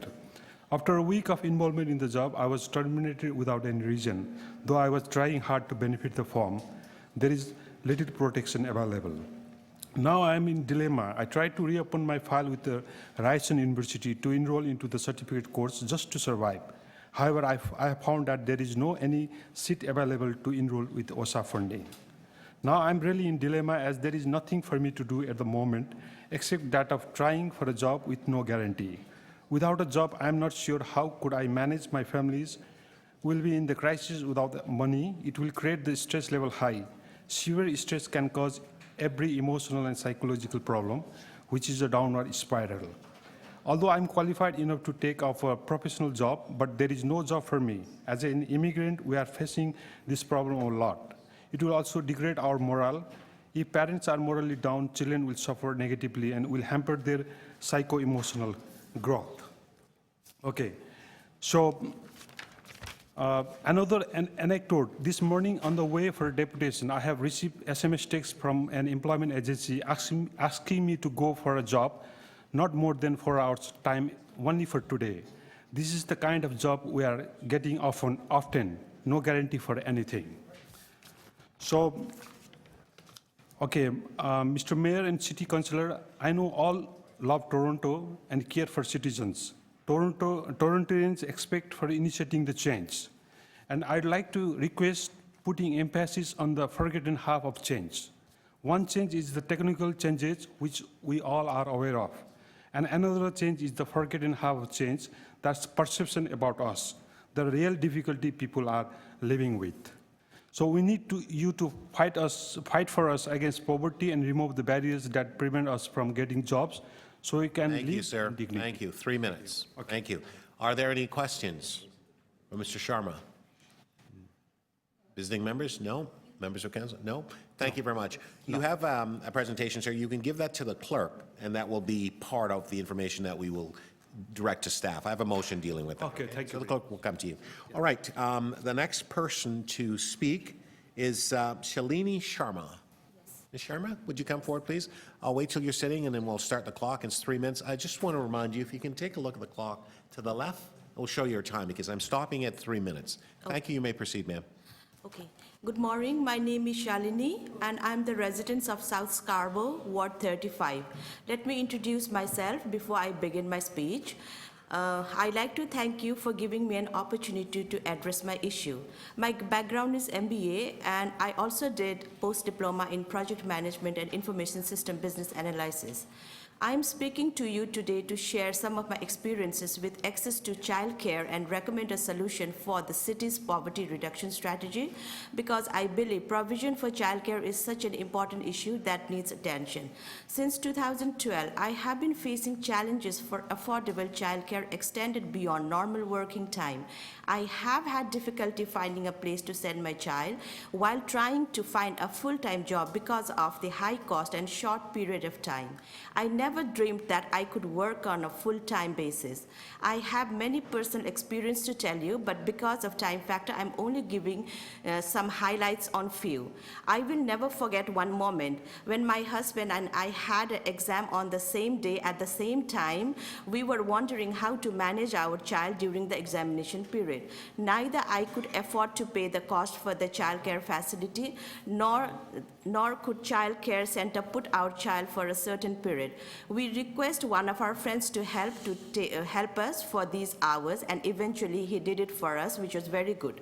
We always have to think twice if we get a call for a job interview because of the fact that we could not manage our child when we start working full-time. My spouse also has to study either full-time to sustain ourselves. Although we are qualified enough to take up a professional job, but having expensive childcare programs that runs late hours really forces us not to take up the professional job. As a new immigrant, we are facing this problem a lot. For example, not having a driving license at the initial stage also makes us dependent on the public transportation, means longer hour work and commute time. Here, I like to stress for the quality and better life for ourselves and for our children, it is very important for both parents have to have a full-time job. Part-time job and one person working at a time does not support to have a quality and better life. On the other hand, childcare centers, especially private ones, are very expensive. Government-funded childcare with subsidy are more focused on the children under 5 and very difficult to get one. But children going to the school from grade 1 to 8 also need assistance in many ways. Given my personal experience in the provision of childcare, I would like to suggest expanding the childcare services with affordable cost and easy to get registered by increasing subsidies and creating models that meet needs of the low-income people in non-traditional working environment. We are living in the era of competition on our career development. Thus, childcare services center could be developed as one of the major industry. Thank you, ma'am. It's 3 minutes. So you may submit to the clerk your information that's remaining. Are there any questions for Ms. Sharma? Okay, thank you. Thank you. Thank you so much for your. Thank you. All right, moving along, we have Afsari Khanam. Would you please come forward? Thank you very much. Again, you have 3 minutes to speak, ma'am, and if you can just take a look at the clock to the left, we'll show you your time, okay? We're stopping at 3 minutes. Oh, You may thank proceed. Are you ready? Yes. Excellent, thank you. The timing is starting now. Thanks. Hello, good morning, everybody. My name is Afsari. I am a resident of Ward number 36 and a mother of 3 children. I was one of the animator of City Days of Dialogues, and I think City for the commitment to develop poverty reduction strategy. I want to highlight the need for a strategy with proper funding and measurement to show that we are able to tell the world we have reduced poverty in 3-4 years in Toronto. I dream of that day when I am able to say there is no poverty in our city. As I took interest in this issue, I am also concerned that poverty has many faces. So many people are struggling in our community. I see people are falling to get a good job to pay adequate wages. I urge the Economical Development Committee to help create good well-paid job in Toronto. Please make sure work with employer who will make a commitment to pay living wages. I was surprised to know that Toronto living wages almost $19 per hour, which means if I earn less than that, I will in poverty. I know that so many people get jobs that don't even Ontario minimum wages. I urge you to convict big businesses to create good jobs that are full-time with benefit pays living wages. We don't want to more part-time and unstable contract job that leave people in deep poverty. Example for me, I am always do the contract job. This is my life unstable. As a community animator and volunteer, I support a lot of newcomer, people of disability, people with foreign education, and people with limited language skill. I see these people as very hardworking and enthusiastic, but job training is not well suited for them. I also urge you to fund good internship program, job shadowing opportunity, play an active role with support local business to hire local people. The more people work in their local economy, the better, because people commit less and are able to spend money in their local economy when the work is the community. I know job support worker in community. I have helped people to coordinate event, to write good resume, help people to dress up, proper job interview, and I have helped you to get right volunteer placement. Please invest this program, not just depend on free labor of me like. I request you to fund more programs so that community have center where job placement, mentorship, internship support is available for job seekers. I hope you incorporate this funding idea into Toronto poverty reduction strategy. Thank you, ma'am. 3 minutes. Thank you. Welcome. Are there any questions for the speaker? Visiting members, members of committee? Seeing none, thank you. Our next speaker is Babu Ram Paradam. Babu, come please. Hi, thank you. You again have 3 minutes, sir. If you could keep an eye on the clock to your left. We're stopping at 3 minutes. You may proceed, sir. Are you ready? I'll just wait for you to get your glasses on. And the clock has started. Thank you, sir. Hello, good morning, everybody. My name is Baburam. I live in Ward 43 in Scarborough. I am a newcomer from Bhutan and is still in a transition period and getting to know my neighbors and the community. Though I am enjoying the Scarborough's amazing green spaces, healthy environment, and diverse neighborhoods, I am sad to see the hopeless and discouraging situation of the people around. This I observe is all due to unemployment, low wages, precarious job situation, insecure job condition, old age, declining physical and mental health and stress, unaffordable housing, inadequate social assistance and welfare. I am concerned if this will be a never-ending situation in my community and neighborhoods. It is a matter of great pleasure to know that city has taken a highly inclusive process to develop a poverty reduction strategy. This is a much-needed initiative on the part of city, given current declining economic situation and quality of life in the city. Today, I have come to speak out with the hope that you would incorporate appropriate measures in the poverty reduction strategy that ensures creation of adequate right jobs with right wages according to the qualification, skill, experiences, and aptitude, including affordable housing, increased social assistance, and welfare.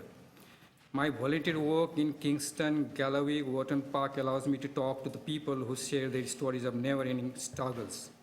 I'm surprised to see the people working 2 to 3 part-time jobs, most of which are precarious, costing their health and happiness, but still they have not been able to make enough money to live a dignified life. I urge, therefore, to have the right policies in place and work with all levels of government to ensure adequate, secure jobs, right living wage, as well as an increased social assistance according to the much increased cost of living in the city. I am here today out of concern of my future, including of my community and neighbors. Canada, one of the wealthiest countries in the world on the whole, and Toronto, a most sought-after city in the world in particular, cannot afford to stay in such a situation any longer at the cost of health, happiness, and dignity of the people. Therefore, I urge you to develop a people-friendly poverty reduction strategy that addresses all aspects of poverty issues. Thank you for giving me this opportunity to speak today. Thank you very much, sir. Are there any questions? Visiting members? Members of the committee? Seeing none, thank you very much for your presentation. Thank you so much. Thank you. Okay, our next speaker is Paul Williard. Is Paul here? Mr. Williard? Going twice? Mr. Williard going 3 times. Thank you. Leila Sarangi? I don't know if I pronounced your name properly, ma'am. Leila Sarangi. Okay, oh, thank you. You have 3 minutes again, ma'am. I would just advise you to take a look at the clock on the side, and you may begin. Great, thank you. I'm here on behalf of Women's Habitat of Etobicoke. We're a shelter for women and children fleeing violence, and we provide emergency shelter services as well as community outreach programs. During phase 1 and 2 of community consultations, we organized multiple events. We spoke to over 350 women, and we're still going out in the community talking to people. Just last night, I was in Mount Olive speaking with community leaders on how the actions and priorities can make a difference for them in their community. And no matter who we spoke with, no matter which neighborhood, the top 3 issues that we heard were that people want more access to affordable, safe, quality housing, good jobs, and local, affordable, and flexible childcare that accommodates precarious shift and unstable work hours, as well as unstable parental demand. And what was key to these themes for women is that they're interrelated and cannot be addressed in silos. We have worked with many women in our agency who've had to turn down offers of decent jobs because of the type of childcare they need that either match their work hours or that's within commuting distance just doesn't exist. And we know that precarious and unstable housing situations cause much stress and compound other issues that women are dealing with. Women's Habitat wanted to highlight the intersectional feminized nature of poverty to ensure that as city strategies are being developed, they're targeting needs appropriately. Women's poverty is also a major determinant of why they stay within abusive relationships. We applaud the poverty reduction strategies recommendations which begin to address these needs and issues as well as many more. We support the city's recommendations of becoming a living wage employer and to encourage other employers to do the same. This will begin to address some of the root causes of women's poverty, including the gendered and racialized wage gap. Better utilizing the assets and opportunities that currently exist to develop community benefits programs that support accessible local hiring at city agencies such as TCHC and Toronto Hydro can provide real concrete opportunities for people to access good, stable, and quality jobs in the city. These CBA programs must also include paid apprenticeship or training opportunities, and in some cases, the wraparound supports necessary for some to overcome substantial barriers. We have started a new social enterprise project at Women's Habitat that helps women start their own small business. It uses a collaborative model, provides childcare, education, counseling, supports with partnership and social capital development, as well as some startup capital cost grants. Similar to this and other programs, it's imperative that the city explore such opportunities through an equity lens. The city has been working in partnership with residents, community organizations, labor, and other sectors to develop this strategy, and we encourage the city to continue building these partnerships and the implementation, monitoring, and evaluation to ensure that specific targets, desired outcomes, and the needs of women and residents of Toronto are being met. And Women's Habitat looks forward to a continued role in that process. Thank you, ma'am. Are there any questions? Visiting members? Councillor Carroll? Well, it's kind of a follow-on to my little rant earlier. In this committee, we don't deal with children's services, which is a really key component in terms of helping the kinds of clients you serve. And while we don't deal with that in this committee, it is a big component that we're looking at, both in advocacy and what we can do with our own funding. But what we do is talk to employers. So I'm starting to look at, considering all the things we do for employers, how would you feel about, and would we have strong voices such as habitat shelters and things like that in the community if we begin to push a little bit on the employers we work with? Whenever we try to demand things of employers or tax them differently, hue and cry from the Canadian Federation of Independent Businesses, how dare you, we'll all fold. What if we said to them, we have great services and great employee matchups and HR compliments to what you do, but we're going to deliver those services on the basis of, are you sensitive to the hours women need? Are you sensitive to the hours that women's children's services dictate? Are you sensitive to those things? Are you providing a living wage? If you are, you go to the top of the line in terms of our Toronto employment services.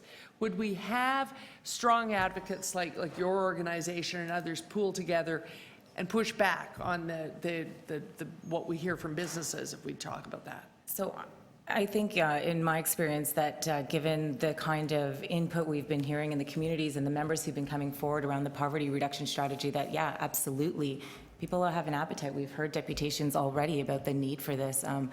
Myself, we worked with many organizations on this, pushing on that issue. So absolutely, I can almost guarantee you'd have community backing, and definitely from Women's Habitat and some of our partner organizations, especially from the VAW sector. Even though we're provincially mandated, our clients access city services all the time, and that's essential. And I think for employers, maybe there's a piece around education as well, as why that's important for women to have. And as our colleague said earlier, when women do get into the workforce, then they give back to the community and everybody benefits. Excellent. Thank you. Okay, thank you so Thank you very much, Councillor Carroll. Are there any further questions? Okay, seeing none, thank you very much for your presentation, ma'am. All right, the next deputant is Linda Johnson, Women's Habitat of Etobicoke. Ms. Johnson, would you please come forward? Ms. Johnson, you'll have 3 minutes again. And if you could take a look at the clock at the side, it will show you your chime. Okay, are you ready, ma'am? Yes. Okay, you have 3 minutes, ma'am. Go ahead, please. Good morning, councillors and ladies and gentlemen. My name is Linda Johnson. I'm from Ward 7. I'm here to talk about support for small businesses, especially for women. Starting a small business is very difficult for many women, especially women who have been trying to seek employment, and also women who are also not in a younger age, that fall in the age group from late 30s, 40s, and even 50s. It's very difficult. I'm currently working with Women's Habitat. They're doing their best to help me and a few other women start and manage our own small business. And we kind of like a collective women where we have a vendor where we sell different products that we create. We frequently carry a lot of financial burden in terms of supporting our children. Well, some of the women have younger children, and some also have older children who are not living at home, but they still, support them, because once you're mother forever. So the main issue, my main issue is that we're seeking financial support from the council in helping most of the women, especially those who create their own products, acquire tools to help them grow their business, and the possibility of training, and also down the road even hiring people. That is when their business becomes successful. And also be able to afford venues to sell their products, and also to market their products online and have better advertising opportunities to promote their business and to grow it. I feel that when women are supported to have this opportunity to become entrepreneurs, it builds their self-confidence, especially women who are coming from abusive environment. They tend to build self-confidence because they're able to do something and they feel better about themselves, and they become self-sufficient, and it reduces depression and anxiety in such women. This concludes my presentation. Thank you. Thank you very much. Are there any questions for the deputant? Okay, seeing none. Thank you very much, Mr. Johnson. Okay, the next person to depute is Segan Akin. Pardon? Sanya. Sanya. Yes. Yes, thank you. No worries. You have 3 minutes, sir. And again, just caution you and ask you to watch the clock on the side. All right. Thank you for having me speak. And today I want to really address the idea of being bold. That's what this poverty reduction strategy is about. And I know today you guys are all politicians, but I want to be cliche and I don't want to play politics with people's lives. I want to address a few recommendations. The first one I want to start with is institutional change. Institutional change is critical for this to work. It's the way you do business. Recommendation 18, 19, 21, 23, and 24 really address some systemic problems that have been barriers for myself and my colleagues to do something successful in the work we want to do, especially in terms of better measuring and monitoring of the way you do business and the way your staff does business. The second one I want to address is quality jobs. You guys are looking to address quality jobs, and I want to bring up the recommendation of 13.2, 13.5, and then in terms of driving systemic change from 16.1 to 16.5. These are critical, again. And my fear is that we're going to have a lot of the same players at the table. So next time you are at the table, I want you to look around and say, who is this? Have they been at the table for years? And if they've been at the table for years, you still have the same problem. So you're not having the right people at the table. So let's address that and be creative and bring better people on the fringe to the table. And it's as simple as replying to email and addressing these people's concerns. The third piece is access to services. Again, we have a lot of great services, and the city does fund amazing services, and I appreciate that. But again, these services have been funded for some time, And we continue to see the same problems at our table ongoing and ongoing. I want to address Access to Services Recommendation 4.1 and 4.6, especially 4.6 in terms of creating a collaborative nature in the work you do and communication. And last but not least, I want to address driving systemic change. Driving systemic change is so big. And when you talk about recommendation 6.1 around you plan to work with funded agencies, I don't see intentionality here in terms of opening up the doors to those who were refused by grantors. Because we all know granting is really not about what you do, it's about who you know and who will return your call when you're applying for a grant. Again, please be mindful, be intentional about who you have at the table and what you want to do.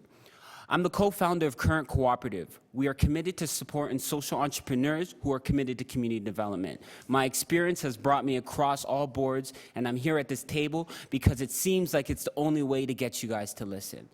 Thank you for this time. Thank you very much, sir. We have questions of you, sir. Any visiting members? Seeing none. Members of committee? Councillor Carroll? Please go ahead. Okay, okay, first of all, if it was up to me, you're hired. Maybe Deputy Mayor McConnell may want to think about that somehow. But secondly, I want to push back a little bit. As we run into this problem, our system of granting non-government agencies is fairly complex, and we do run into the problem of there are agencies that we have been granting for a long time, and it's little known in the community that they are sometimes an umbrella, or they have become a part of the infrastructure such that if we were to move funds from them, very important things would collapse that are serving people. But I'm wondering if we were to say that out of what we give out in grants, that we were to hive off a component and say this must go to seeding new initiatives that might bring new thinking to the piece, would that satisfy the concern that you're talking about?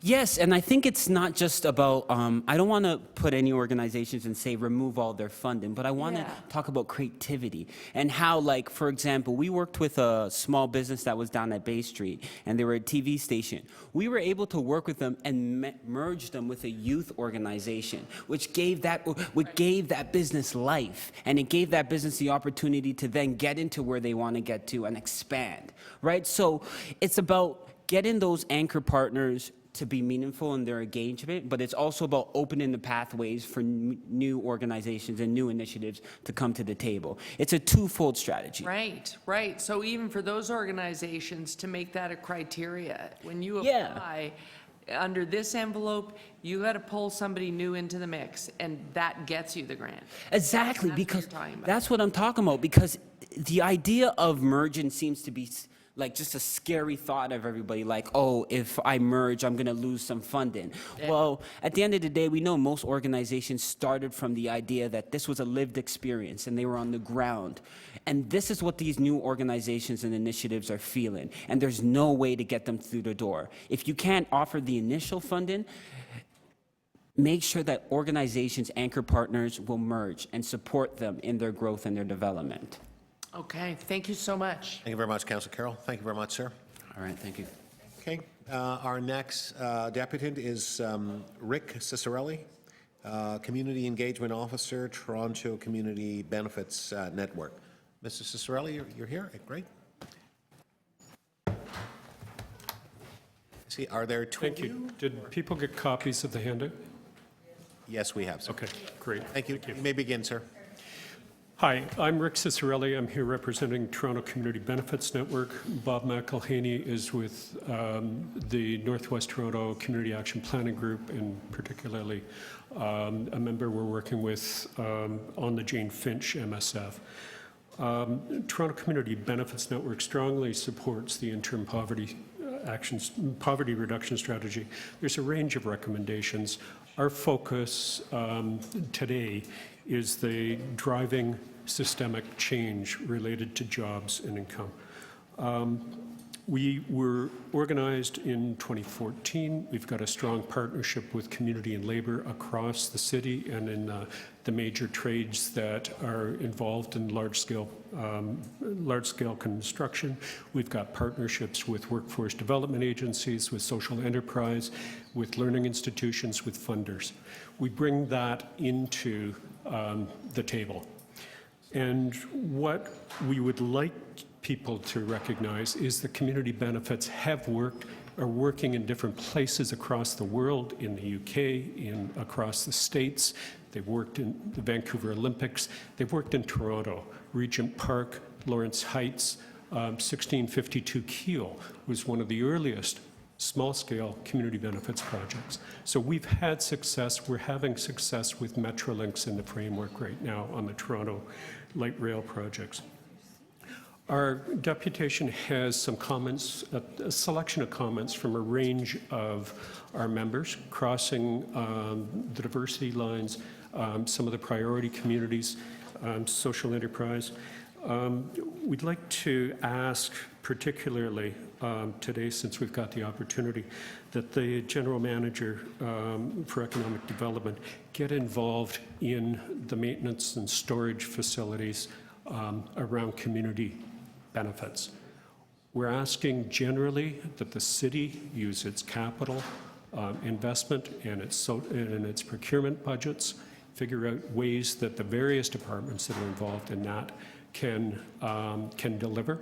We'll work with you around our experiences and our connections, but I would like to ask particularly around the Mount Dennis and the Jane Finch maintenance and storage facilities. And your departmental response is needed right now because the request for proposals is being finalized on the Crosstown and is about to go out on the Finch. Bob? Yeah, just in 12 seconds. No, sir, I'm going to give you 3 minutes. There are 3 Are you minutes for really? each of you. Yeah. Oh, please. As a retired preacher, I'm really appreciative of that. I'll try not to take 20. Okay. Well, our group, the Community Action Planning Group in York West, we've been working particularly on this issue with Metrolinx for some time now. Just this past week, we had a very encouraging meeting with Jamie Robinson and other staff from Metrolinx, and one of the more encouraging areas of agreement was on the community benefits framework. So we're really hopeful that something real is going to come for our people in our area, much in need of employment, and that that will come to pass both in terms of the long light rail transit project and the multi-use facility. As a group, we've pushed community benefits as a important part of poverty reduction in our Jane Finch area.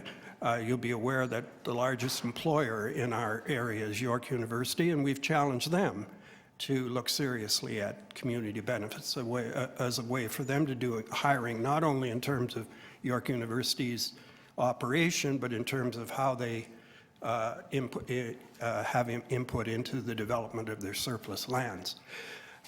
So what I just want to emphasize what Rick has said in terms of the importance of your own committee and City Council strongly endorsing community benefits as an important way to develop a very important poverty reduction strategy. Thank you for your time. Okay. Thank you very much, sir. Questions? Visiting members? Members of the committee? I have a quick question, sir. So could you elaborate a little further for me, Mr. Ciccarelli? You talked about assistance with respect to maintenance and storage. Can you elaborate a little bit on that for me?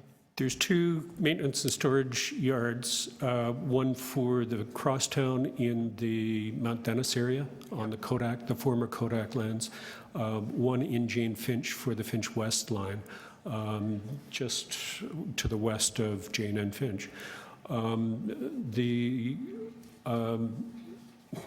The potential exists not only for the construction jobs, but for looking at are there ways of encouraging by shrinking the footprint of the site, other kinds of uses, particularly along the street frontages. So maximizing development land for things like the long-term need for an arts, culture, innovation space in Jane Finch, reusing the Kodak building for something similar, trying to make this as not just a gated industrial facility, but something which is actually used as an incubation place for economic operations, for new ideas, as a learning place. Okay, I get it. Thank you very much, sir. Thank you. All right, moving right along. And I'm just going to say before I call up the next speaker, I'm going to close the list. There has been a few additions and people walk in and well, clerk's been very purposeful and very helpful in adding the names, but we do have to bring this matter to a close very shortly. So I'm going to say now that the list is closed. And I'm then going to ask Dorothy Amigo from the Women's Habitat of Etobicoke to speak. Ms. Amigo, you have 3 minutes, ma'am. I'll wait till you're seated before we start the clock. And just tell me when you're ready to go, ma'am, and I'll start the clock. Are you ready, ma'am? I think I am. Okay, thank you. You may proceed. Thank you so much for allowing me to talk. My name is Amigo Dorothy from Etobicoke Ward 6, and I'm an active member of the Women's Habitat for over 4 years now. I'm here, therefore, to talk about the economy and healthy wealth creation, especially with respect to women. I'm also here to talk on behalf of my newly initiated business, APACH, through the Toronto Business Development Center. APACH stands for Afro-Panam Connection Center for Cross-Cultural Competency and Commercial Relations Competency Coaching. Our main focus is on promoting multimedia and e-commerce web presence for especially small business organizations, as well as not-for-profits and women's organizations. The ongoing recession is such that many people are now setting up their own business initiatives, which has created overwhelming demand for our services, especially from the women. The list I have is such that I've gone to many homes, offices, organizations, businesses, and listened to so many of the challenges being faced. The main one, of course, is business startup funding, especially by the women. Given that setting up e-commerce multimedia website is about $2,000, and they can afford only up to $500. APACH currently is willing to give them free services of up to $500. That brings it to $1,000. And if they got an additional $500 from somewhere, we would be able to get at least 50 businesses started in 3 months. So right now we are encouraging City Hall to help support organizations as Women's Habitat, which have social enterprise endeavors, so that they could probably support these women towards setting up their e-commerce web presence websites through organizations as APACH. So it is interconnections of businesses and organizations working together in a productive way. We have the Toronto Business Development Center, as you know, is already cancelled. It's been cut back. It's no more. We are the last group. So we've basically been left to hang high and dry. We do not know where to get any fundings from either the new businesses. So we are appealing to City Council to work with small businesses as well when they make their contracts with large businesses. Look at us as well, who are trying so hard to support others, create jobs at the same time through organizations as a Women's Habitat. I have been brought to Canada through a Queen's University scholarship program. So I have now a Master's of Public Administration degree, and the focus was in public policy studies. And as well, I did the IT training through the Micro Skills Institute of Training. All right, are there any questions from visiting members? No? Members of committee? Seeing none? Thank you very much for your presentation, ma'am. Thank you. Okay, our next deputant is Amin Binwali. I'd called your name before, and you have come back again, so I'll give you an opportunity to speak. So you have Yes. 3 minutes? Yeah, I apologize. I had a No problem. meeting, That's fine. Go ahead, sir. a surprise meeting this morning, so had to attend that. Yeah, thank you very much for allowing me to be here. My name is Amin Binwali. I'm a director of Out of the Box, which it's a grassroots organization that does construction training and self-advocacy for at-risk youth. So what I want to talk to you guys today about is the items on the recommendation 16.1, .2, and 16.4 that talk about the social procurement policy.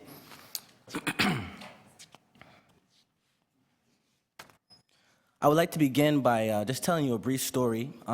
So this last summer, our organization, Out of the Box, we were able to, and actually let me just preface this story by just saying that I believe that along with some of my colleagues that have spoken, that the economic goals of the city and the social goals of the city, if utilized properly, and I would say it's a complicated, it's a thing that we have to look at, but they can be meshed together to solve the goal, the economic and the social goal. And the reason why I say this is just to give a small example.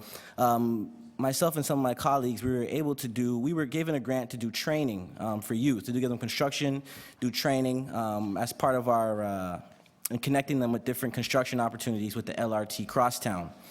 So during this training, actually in order to also make money for our organization, we got a contract with a nonprofit organization doing a large painting contract for their their organization.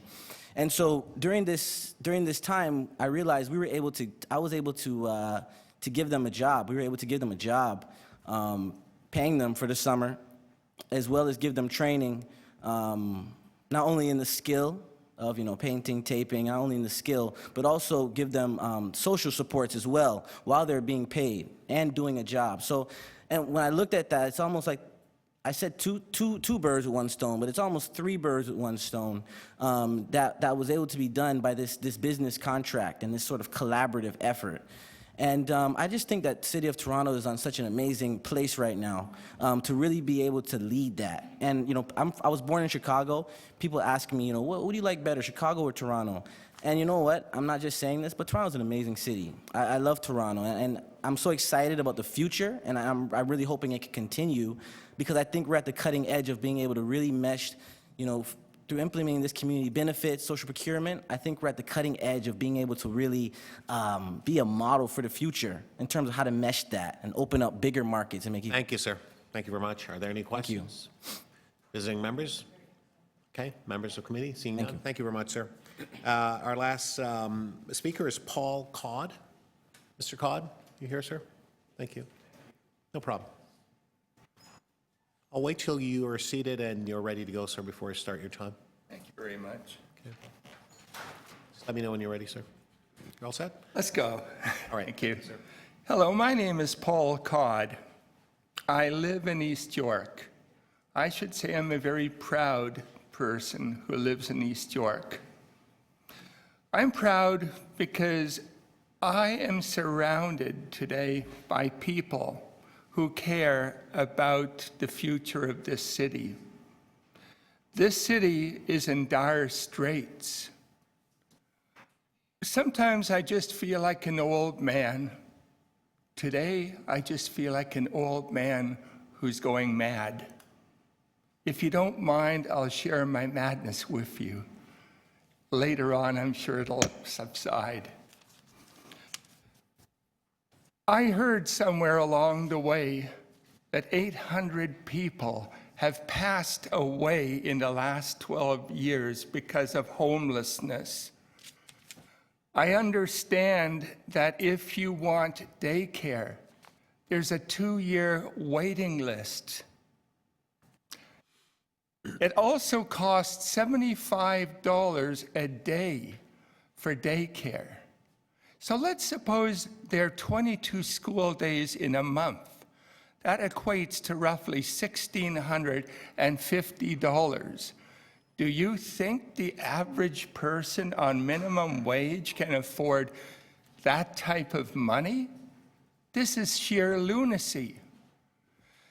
Then, when I look at other things, such as 91,000 families would like to have affordable housing, there happens to be a list. It will take 20 years for the last person on that list to get a spot. Somewhere in the newspaper, I read that someone had decided to put aside 200 units a year for affordable housing. If my math is correct, 91,000 divided by 200 is 455 years. I honestly don't think there are too many people who are going to last that long. Do you? Now, at the same time, I read in the newspaper where we have nuclear reactors that won't see the light of day. We have other things such as Mars, eHealth, we have Wallen, we have Brazeau. For goodness sakes, why in the world can't we spend money on the people who need it? There are people Thank you, sir. out 3 there- minutes. Thank you. Thank you, sir. Thank you Are there very any much. questions for Mr. Khan? Visiting members? Members of committee? Thank you very much, sir. Your Have a presentation great has been helpful. day, folks. All right. Members of committee and non-members, do you wish questions of staff? Okay. No? Okay, great. There are no questions of staff. You can speak to this? Okay, I'll, to speak. Visiting members? That was Paul Codd, yeah. Visiting members, Councillor McConnell, you may speak. Thank you very much, Mr. Chair. Well, I think 3 minutes, Councillor. Yeah, got it.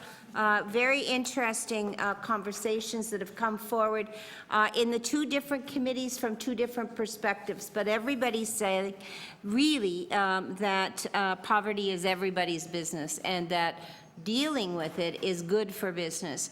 But at the end of the day, what we mean also is that people have to gain employment. And you could see today some of the out-of-the-box thinking, which I appreciate for our strategy, but also some of the challenges and identifying some of the challenges. But interestingly enough, talking a bit about how to use the system, such as Metrolinx, such as the Regent Park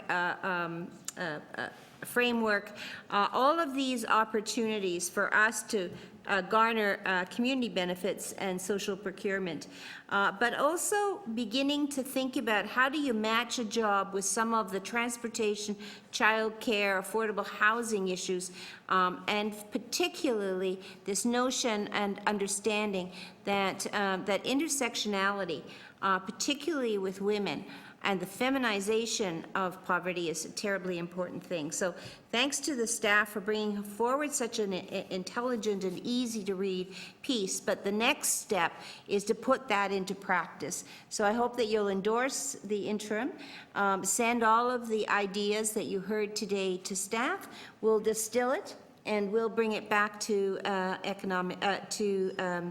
executive. Really, this has been a great conversation between community and our city staff, but also I've been very privileged to be part of and to enjoy all of these conversations that have happened at every committee. So I really appreciate the time that you've given, and I hope that we can move forward with a living document that actually implements not just the easy things, the low-hanging fruit, the things that need to be addressed right away, but the systemic change and the pathways that we need to get to change the way in which the economics of our city works. Thank you very much. Thank you very much, Councillor McConnell. Members, Councillor Carroll, speak? Yes, just quickly, because I know we're constrained by both the 3-minute motion and the fact that lunch has got to be dealt with in some way. I just wanted to say that while I was just about hitting a wall of, oh, okay, and another committee that I'm a member of is now going to go through the poverty reduction thing, what I found really refreshing is in this committee, without even asking for it, people were really starting to target what does this committee do, and so what shall I say about poverty reduction. So I think they were going through the journey as well and saying, what do I say to these guys? So I think it's actually, we hit it. It works. It works to demand that it go to every committee because it's gone through an evolution. But what I just wanted to explain, I may have sounded cranky today, Mr. Chair, in my deputation saying, should we be hard on people over and over again in different ways? But I actually think that by sort of flipping the approach a little bit, we kind of have to change some mindsets, both of our citizens who are sort of consumers of our initiatives and watch us do them, and what we do with tax revenues. But also we have to be mindful of there are a huge number of things we can do with small amounts of money if we look at organizational and behavior change. Along with, could there be more grant money? Maybe not, but maybe not this year, but could there be a change in approach to it? Can we do more than Toronto Employment Services is doing now, given what they're costing us now and the complex shared funding arrangements? Maybe not, but we can shift the way we do it to make some changes that we need to make there out in the community. Employment services is an interesting one because people are sometimes surprised to learn that we do all those things and that we're doing them with their money.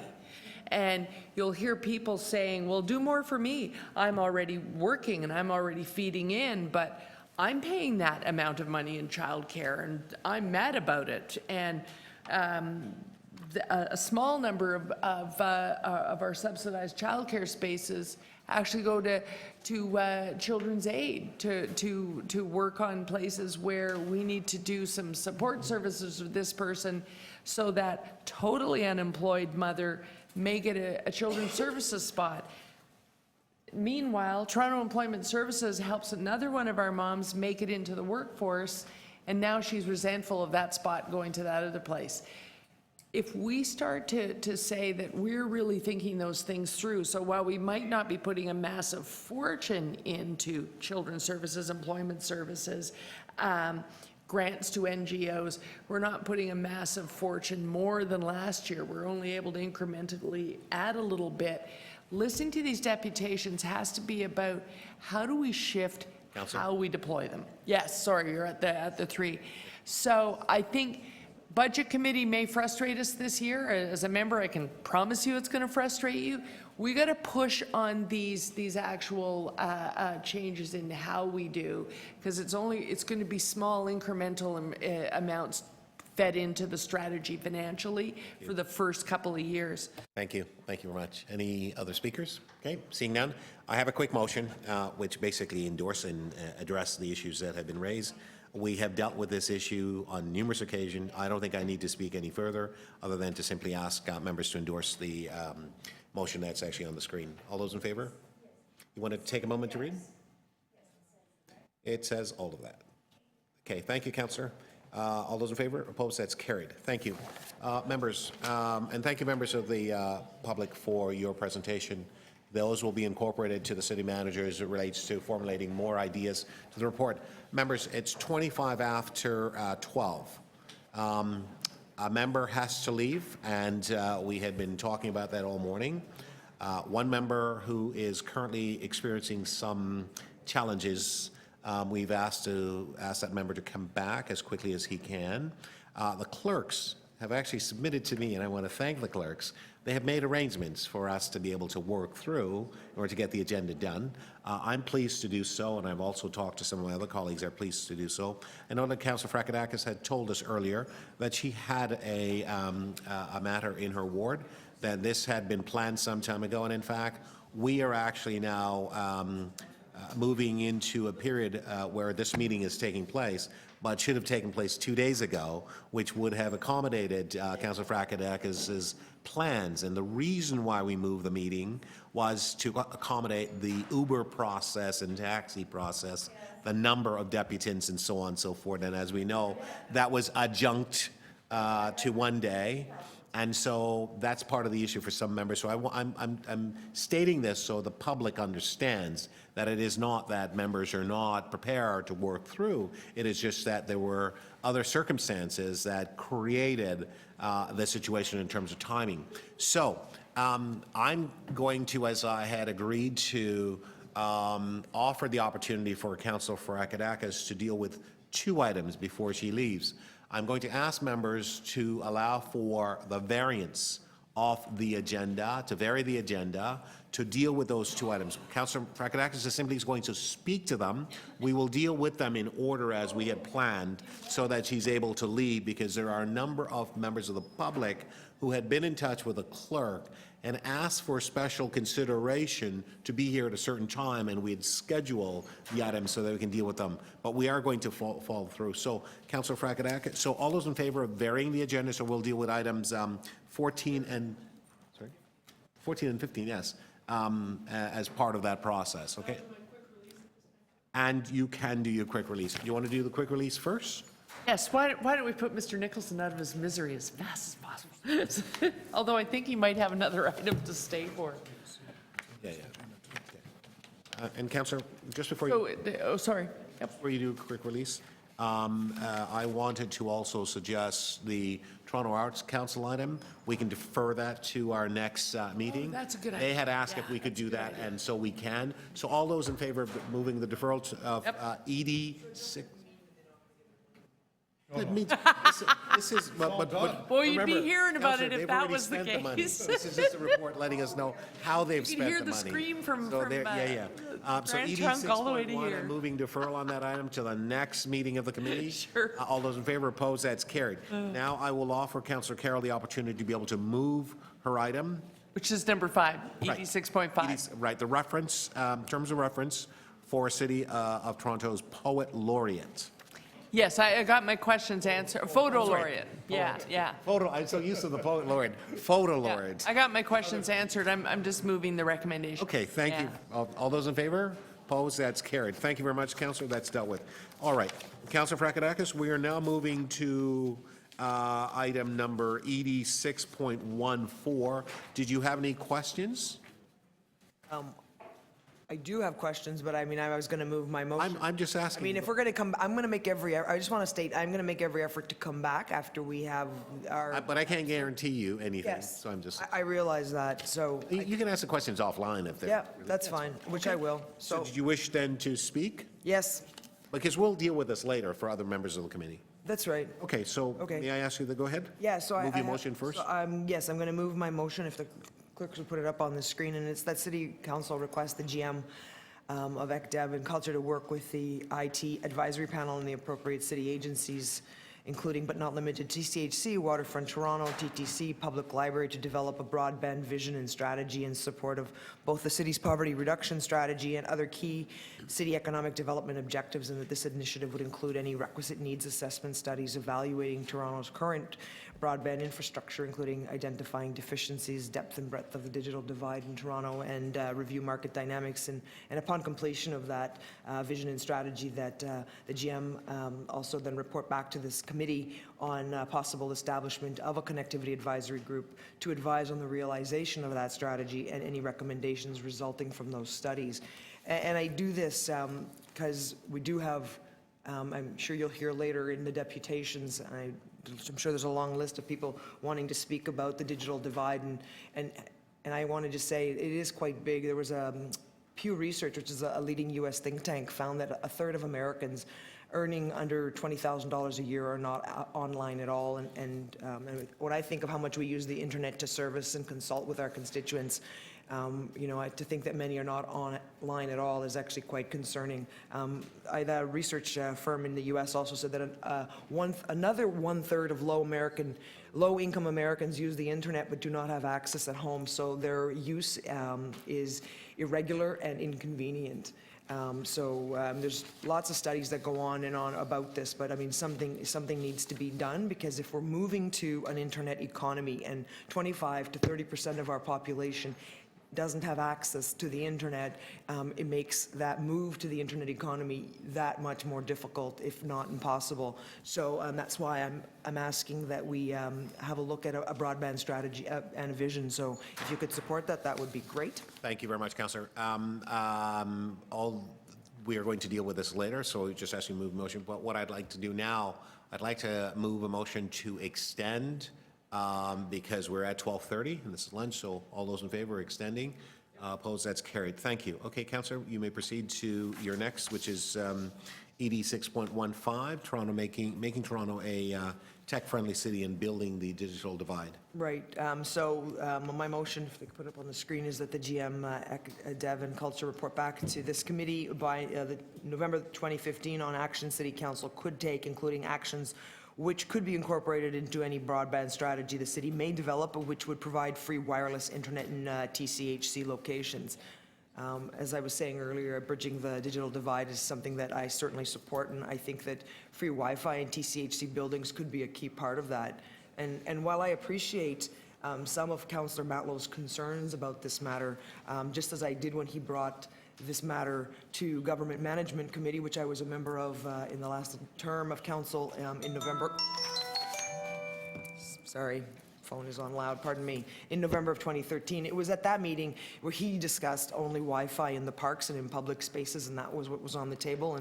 And at that meeting, we heard about the insurmountable problems that Seattle and Portland faced with similar projects. When it comes to free public Wi-Fi in parks and public spaces, I'm not sure that the ROI is there or that it's worth it. I think it could be a very expensive with very little positive impact.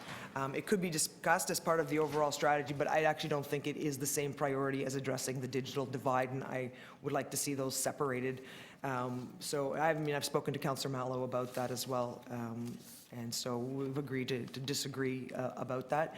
But I know that Councillor Matlow agrees that attracting businesses to this city is very important, but I don't think that his proposal as it stands is the key to that. And rather, I think that our IT Business Incubator program, coupled with our work on creative capital gains, has led to our success in the IT sector already. And so I ask that you support my motion that focuses our efforts on addressing the digital divide.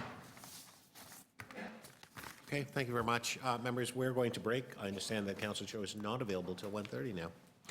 So, why I'm going to basically that we return at 1:30. Councillor, thank you very much. Sorry, okay. I just chair the meetings.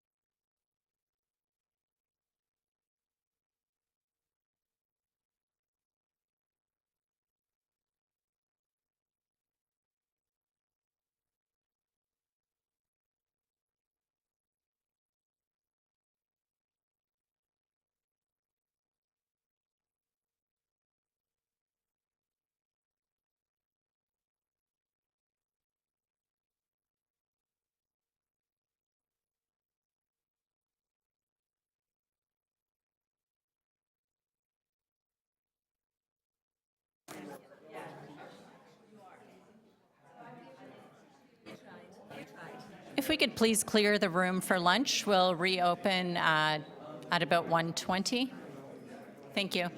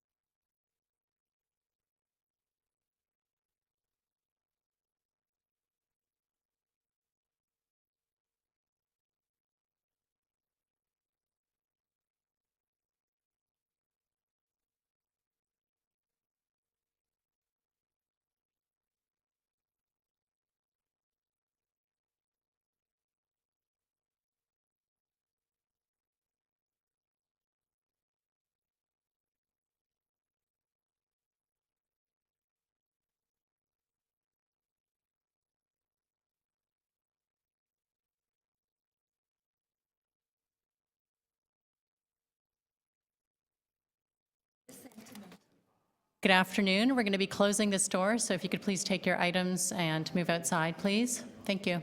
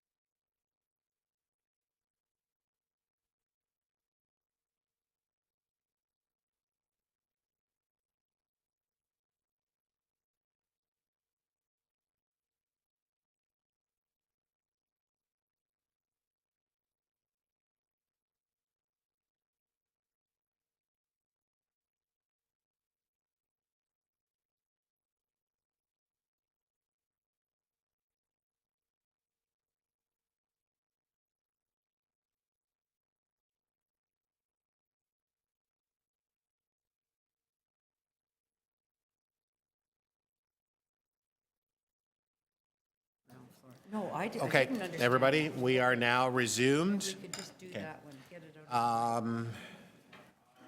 We have the next item on the agenda is ED 6.6, Magna Carta, Law, Liberty, and Legacy.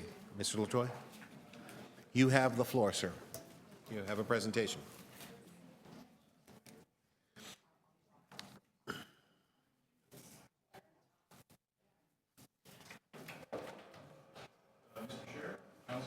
Thank you very much for this opportunity to appear briefly before you this afternoon to discuss the exhibit Magna Carta, Law, Liberty, and Legacy. Now, knowing that we've been at this all morning, I'm not going to go with what I originally planned, which was to read Magna Carta to you and give you a laugh. I'm ready. What I would like to do, which of course in the next few minutes is two things. First, because museums and heritage services is not that Why'd they put them up and take them down? since the reorganization of economic development and culture, I would like to very quickly give you an overview of our roles and responsibilities, and then I'll immediately turn to Magna Carta itself and give you a sense of where we are with this upcoming major exhibit.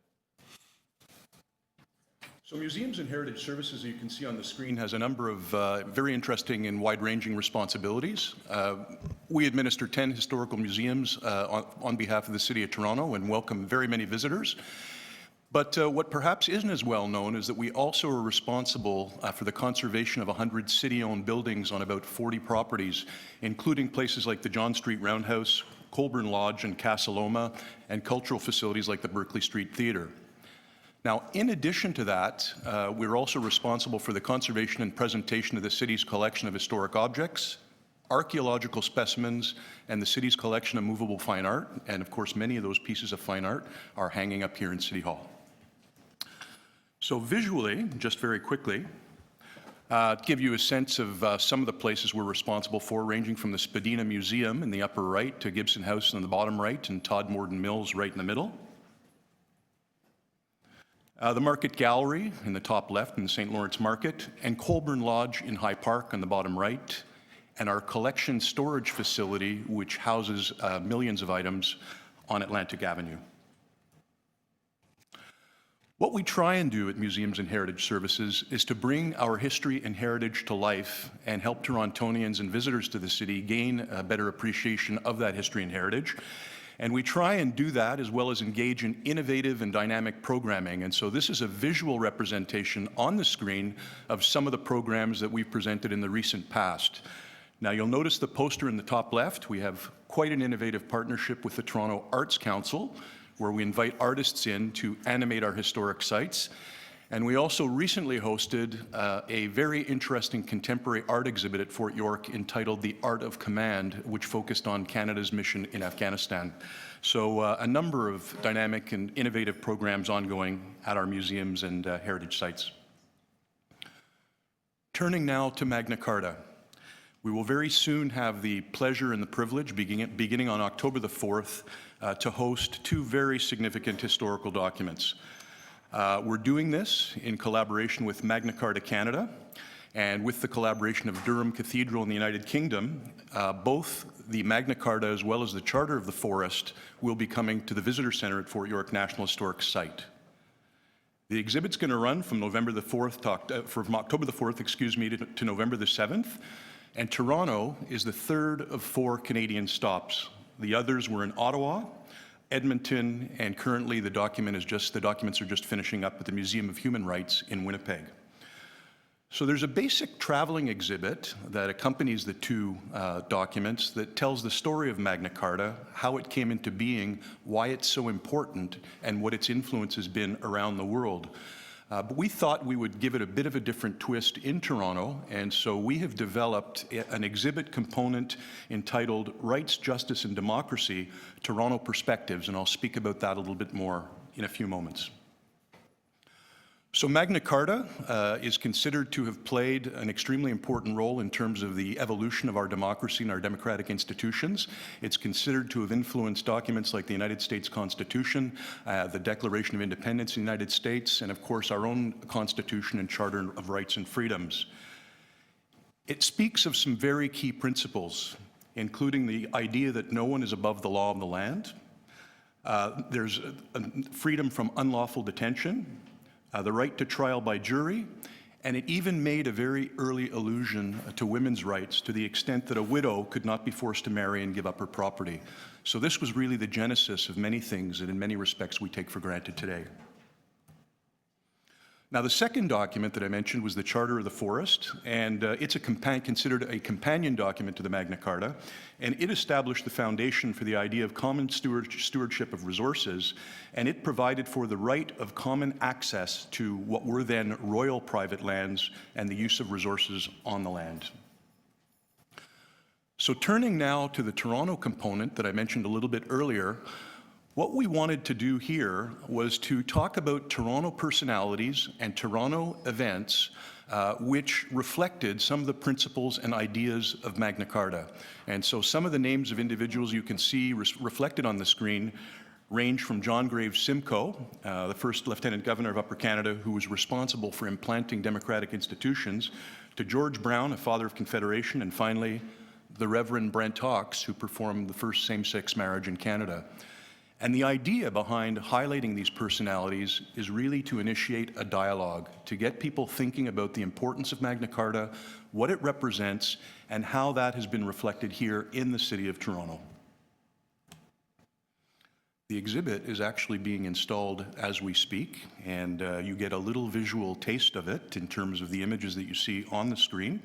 And so you're seeing the main exhibit gallery at Fort York. And if you're wondering what the object is on the right-hand side that you can see, the vestments along with the vest, that is in fact the bulletproof vest that the Reverend Brent Hawkes wore to perform the first same-sex marriage in Canada. And that will be part of the exhibit at Fort York. So the exhibit, as you can imagine, has been staged with a variety of partners, many very generous partners, including the Government of Canada, the Government of Ontario, Toronto Star, Via Rail, and so on. An online ticketing system has been set up, and we're also welcoming group tours as well as school tours we hope will benefit from this once-in-a-lifetime opportunity to see these documents. And the Toronto component is also being complemented by speakers, including Dr. Carolyn Harris, Sukanya Pillai, the Executive Director of the Canadian Civil Liberties Association, and Dr. Peter Russell and Roy McMurtry, who will be speaking on themes related to Magna Carta. And to conclude, an example of a couple of promotional items that have been produced to market this exhibit and make the public aware of it. And I'll finish up by saying that on the right, you'll see something, a poster relating to the Magna Carta Film Challenge, which we developed together with our colleagues in film and entertainment industries. And we've invited young filmmakers to give us their take on the Magna Carta and produce film shorts which reflect some of the themes that they see coming out of these documents. And those films that have been produced will be screened at the Hot Doc Cinema on Bloor Street. Thank you very much for your time, and I'd be pleased to take any questions that you might have. Thank you very much. Are there any questions from visiting members? Seeing none, taking the committee. Councillor Carroll. Well, it strikes me, and I was eavesdropping, and I heard Councillor Matt Lowe asking about the Citizens for Local Democracy being highlighted along with the other John Sewell's project. But I'm just wondering, because most of the others are far deeper in history, historical figures, is there any video footage of that? We didn't have smartphones, we weren't videotaping, but it actually was a pretty extraordinary thing, because there every Monday night was Jane Jacobs, the woman who is now the Premier, and John Sewell with 1,500 people every week upstairs in the chamber. Is there any video left over from that? There may well be. I honestly don't know whether video still exists. Wayne, I don't know whether, I'm accompanied here by Wayne Reeves, our Chief Curator. Wayne, I don't know if you're aware of any video? It's not something anyone went hunting for?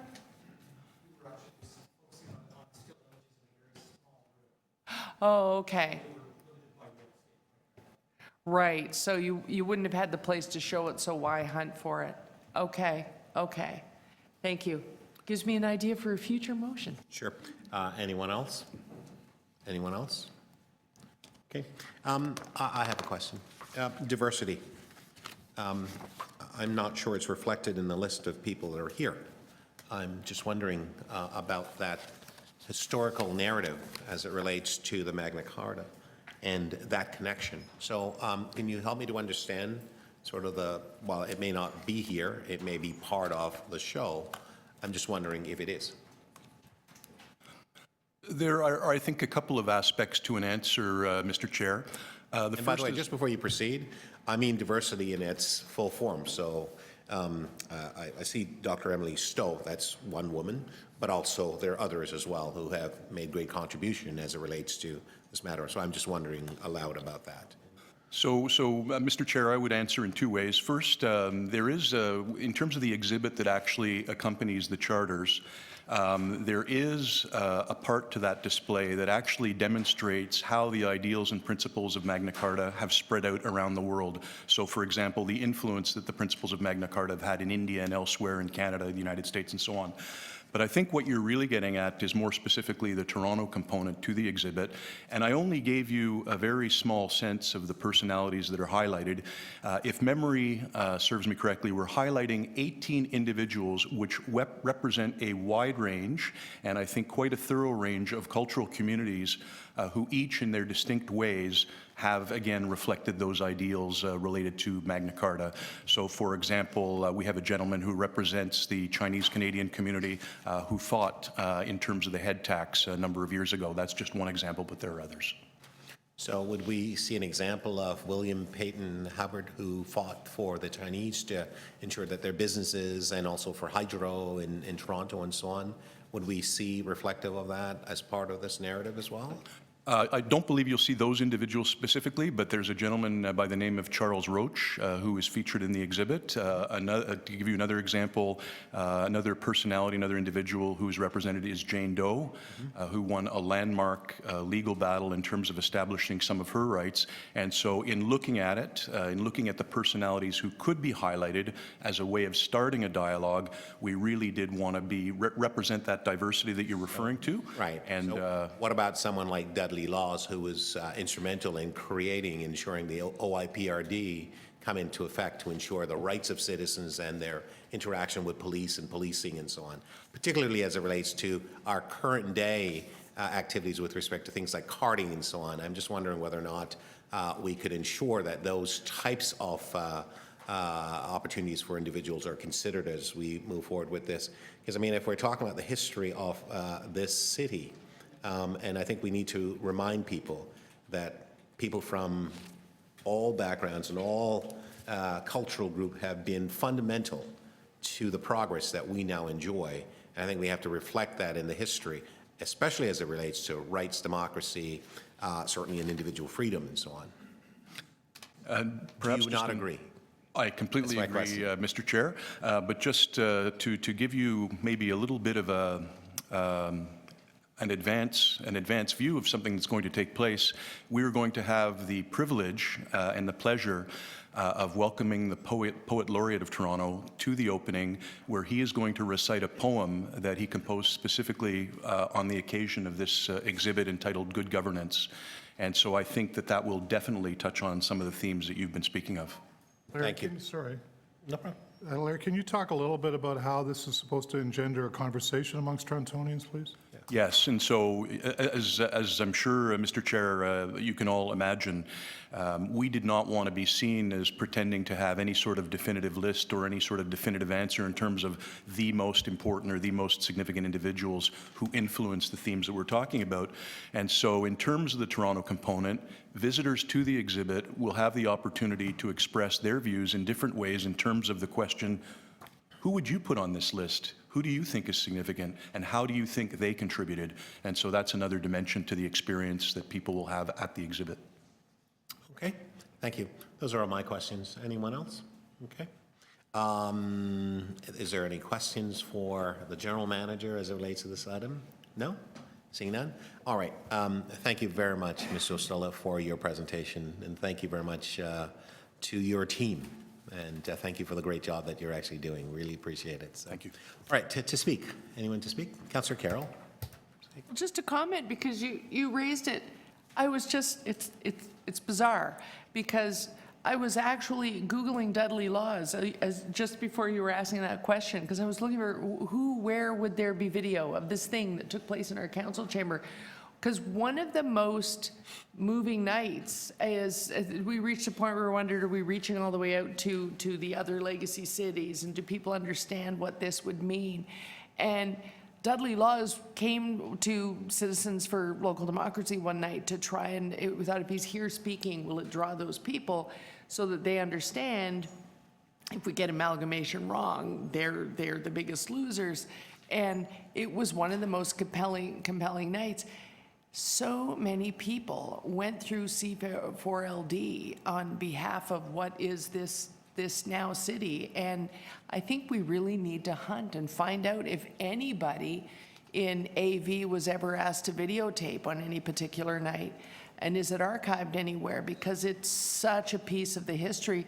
While they didn't win their fight to not amalgamate, they sort of set a bar for the act of amalgamating and making sure that all sorts of elements were covered. And we should really go looking to see what ended up in our archives. Thank you very much, Councillor Carroll. Anyone else to speak?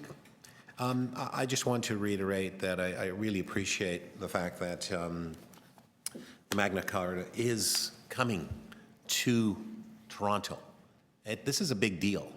You may not recognize it now, and I think that we have to ensure that we can communicate that to the broader audience and so on, and reflect, obviously, the whole foundation of democratic principles and rights of individuals and freedom and liberties and so on and so forth. Often many of the rights that we take for granted today would not have occurred had it not been for the Magna Carta. I mean, that's my sense of it. I mean, there's a biblical rights. I understand that. But these are sort of rules that came through our process and system that allows us to codify them in law and so on, and they help to govern us and so on. But I think it's really important as we, this generation, on our watch, and Mr. Reeves, I know that you have a great propensity to find things in your historical research and the things that you've done, because we work together, and Mr. Estola, certainly you've got a great member of the team there to help us to be able to find some of these things. So when we speak to the history of this city, that we don't want the narrative where someone says, well, what about those folks? And how come we didn't include whether or not it's Ukrainians or Jews and blacks and Chinese and Japanese and all of these cultural groups and individuals who, from those groups who have made great things happen, Koreans and others and so on. And so we want now, moving forward, that the history and the conversation, the narrative around these things reflects all those things. So we don't forget anyone. No one's history gets left behind. And I think that's the point I wanted to make. I don't think that it was a situation where you forgot to do anything per se.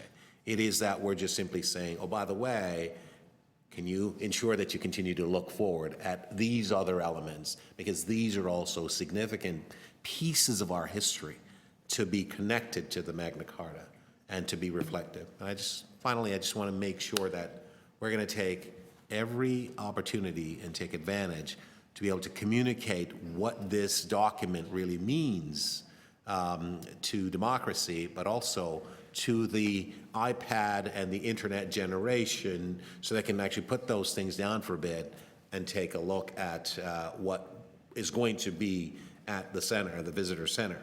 And I'm just so happy that we actually have a facility where we can actually now show these great work and so on. And I understand, Mr. Estola, in my conversation with you about the other meaningful relationship and dialogue that are taking place with the other museums in the City of Toronto, the ROM and the ROM and so on. Am I correct? In terms of the consultation and assisting to help you in terms of putting this together, and you've now reached out to them, so there's this sort of cross-pollination of cooperation and coordination that's taking place. So I'm very pleased to see that, because we are now moving in the right direction with respect to our heritage and heritage museums and our facilities that are such an important piece as to who we are, not least is the Fort York itself, which you're also involved with and so on. All right, thank you. Those are my comments. So I'm going to move receipt of your presentation. That's what we're going to do, and wish you well. We look forward to being there on opening nights and days and weeks thereafter. Okay, thank you very much. Okay, all those in favor of moving receipt? Opposed? That's carried. Okay, so moving right along, sorry. Councillor Carroll? We're now moving to ED 6.9, which is the appointment of Business Improvement Area Boards of Management. I think you had a point you wanted to convey. It's just a point about, and I don't see Mr. Major here anymore. I said I'd cover. So questions then for staff? Okay, then you should, because it's your overall budget. Well, I don't recall now that we did any particular deep dive into talking about service levels in the BIAs. And I'm wondering if are we at a point now where there either need to be more resources to that department, or we need to start to in terms of service levels, set an amount in terms of if you're doing either boundary expansion, if you're doing either boundary expansion or you're polling to find out if you're going to start another one, do we need to start to have an actual schedule as to when we can take on more work? Thank you, Councillor. So in the service level review that we did do at one of the previous meetings, Yeah, we did that's what raise I'm this as having an trouble issue. We with. did raise as an issue, and there is a proposal currently in front of staff and will be in front of council, I hope, with regard to budgeting to help alleviate the issue you're raising. Oh, okay. And the reason I'm asking now is the one thing that worries me is we keep raising that as an issue, but we may run afoul of the schedule, because it's kind of a policy change if we do that kind of setting some sort of parameters around it. It would have to come here before budget could consider it as a way of managing that. My understanding is if we were suggesting changes to the service level, that's correct. So in our early discussions of reviews of divisions, if we're going to do this is something that really only comes into being for 2017. For 2016, we should just keep the practice. Right, and I would just encourage us to wait and see how the budget process unfolds. Okay. Okay, thanks very much, Councillor Carroll. Anyone else? Okay, seeing none, so you're moving the item, Councillor? Oh, yes. Okay, do you wish to speak further? No, thank you. All right, all those in favor? Opposed? That's carried. Thank you.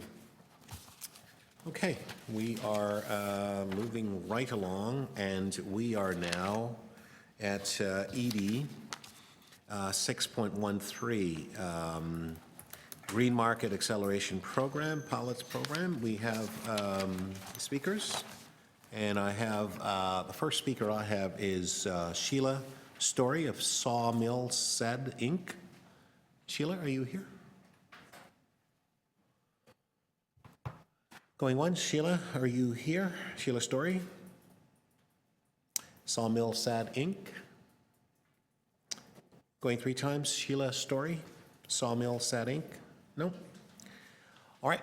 And then moving to the next person who I have on my list is Sydney Grandron from Sawmill Sid Inc. Going once. Sydney Grandron, Sawmill Sid Inc. Twice. Going three times.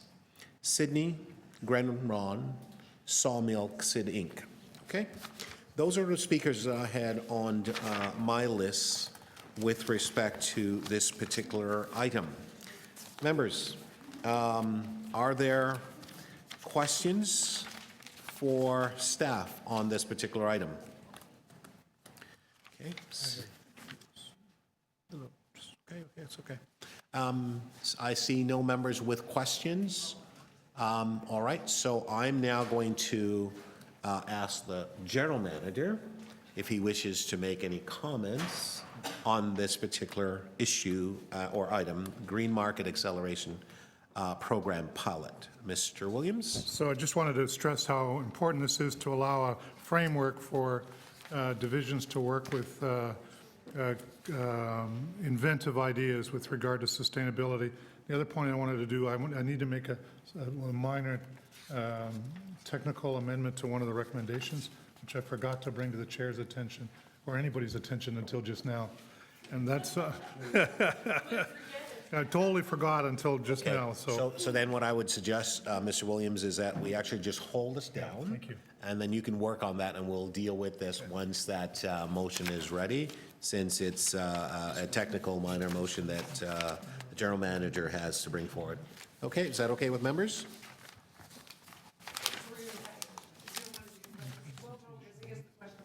There were no questions of staff from anybody. Oh, no, there are questions of staff from me. I was over there getting my sheets of paper. I was asking, and no one said anything. I was over there getting my sheets of paper, is what I just said. So Oh, if okay. I could ask your indulgence, Okay. I have lots of questions So of staff Councillor, on this. just Yeah. one moment, please. So, yeah, we'll go to that, and then in the meantime, the general manager could work on this. So, Mr. General Manager, we now have questions, so I will yield the floor to Councillor Carroll. You've got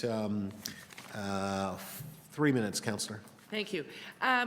Well, I was asking staff, the authors behind me earlier from Office of Partnership and from this staff, if they could put this tangible, give me a scenario of a person entering into a partnership with us, how this works. Because I don't know how everyone else felt about it, but I found this to be a tough slog, this report. It's still, it's very academic at this point for me. It's not, I don't see the applied, tangible example of it quite yet. So if somebody could explain to me how it's going to work.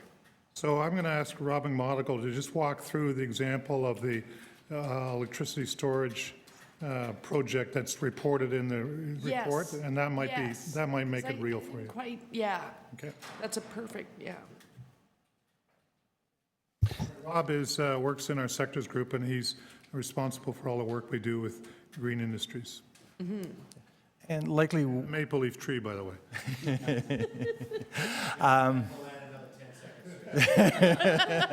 Thank you, Councillor. Likely the best example is a project we worked on 2 years ago with a company called HydroStore, which actually was incubated from the Canadian Business, or the Toronto Business Centre.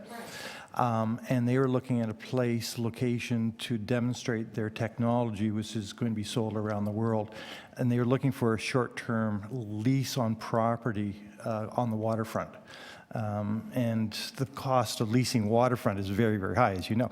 So they approached the city and said, could we lease some of your property for a temporary project to pilot our technology? Toronto Water was very hesitant, not because they didn't have the property, but because of the project management involved in going through that process. They weren't really that interested in doing this because they didn't have a direct benefit. For economic development, we saw that benefit because it was going to create jobs. So we took on the task of project managing this through to get the approvals done. And basically, it's done on a cost recovery basis. So we took that load off of Toronto Water. Basically, the legal agreement between the... Sorry, I meant project managing what? Like what exactly? Yeah. So it's basically, managing the process to get the agreements in place between the various city departments and HydroStar. And HydroStar was working in partnership with Toronto Hydro. So there was a fair amount of staff work involved just to manage the process, which was beyond the work that Toronto Water normally does. Okay, it's beyond their work, but You've got 8 that's- seconds, Councillor. Sorry, that story begins with Toronto Business Sector Development Office. Okay. Why could they not do that work? And last question. Well, we do this, yes, we do this work on a regular basis, so we work with companies all the time. But the challenge is we work on the outside of city government operations. So we need somehow an engagement way of getting into the divisions and basically acting as an advocate for these. Okay, thank you. Thank you, Councillor. Okay, are there any further questions? Okay, Councillor, I'm going to continue to hold this down to allow you to be able to do offline questions. We had 3 minutes, and that's what we're actually having. We've got an extension of that. So I'm going to hold this down, continue. You can speak to Mr. Monaco for further on that. Well, I can save the rest of my questions till council if you want, but I have You lots can more do questions. that. You can do that, please, because we have a limited amount of time here, so we'd like to do it. You can leave them. You can do them at council if you wish. All right. So did you wish to speak on this item, Councillor? No, because I have a whole bunch more questions. Okay. So could I just ask the secretary, though, if we adopt these recommendations today, they're to go ahead and proceed and go off and do these things, will this report be on the council agenda? Oh, Counselor, 1 second. She'll answer the question, but I just realized that this was not one of the items that we shortened the time. I actually wrote that in, but apparently. I did wonder why you were being so mean to me, but I was trying to be nice about it. Thanks. I wasn't being deliberate. I thought it was actually one of those. So I'll give you a few more minutes. I thought it was a TIFF hangover, something. Why is he being mean to me? Thank you, Counselor. You know I'm never mean to you, so there. I'll get the clerk to answer, and I'll give you another 3 minutes. Is that okay? Yeah, and I just, it's just that I'm wrestling this to the ground because I know what the question is going to be. Why do we need this special green markets initiative? Has this not been a lens all along in our business development sectors? And are we now sending people in different directions? It's hard for me to narrow it down here. So it's a matter of arm's length versus internal? Is that, I think that's what I heard you just say? So let me take a stab at this. Right now, there are lots of rules about how the city purchases goods and services, how the city allows somebody to come in and utilize city facilities or whatever in terms of what the top office does, and Phyllis can talk a lot more to it. But there is no mechanism right now for somebody to come into the city and say, we want to utilize some asset on a temporary basis of the city so that we can test a product. And there's no fee paid for the right to do that. There's a fee paid to cover any out-of-pocket costs. And so what this does is set up a mechanism by which we can do that formally, so that divisions have a process that fairly looks at it and is not on somebody having a special contact with a division, or has runs into any number of situations that can come up. So this formalizes it. The top office will run it, so it's done according to a set of standards. And we have some precedents, which we report on in the report, to make this I was going to use the word routine, but a regular process in which everybody can participate. We need to work through some of those details in one of the recommendations, or the small little technical amendment I make, suggesting pulls in PMMD to make sure it works on that process.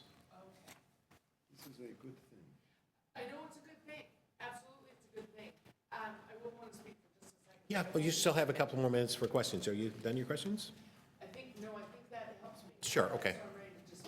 Fair enough, okay, thank you. Anyone else to question? Okay, now we're speaking. So Councillor Carroll, you may proceed, and you have 5 minutes. Yes, so in speaking to this, here's my thing. I think between these two sets of answers, I have a more tangible idea of the things that I've read. But here's what I'm going to be looking for. Oftentimes we say it's a pilot, let's do this, just a pilot, go. And while I'm not moving a motion, and it could be a part of the general manager's motion, I don't know.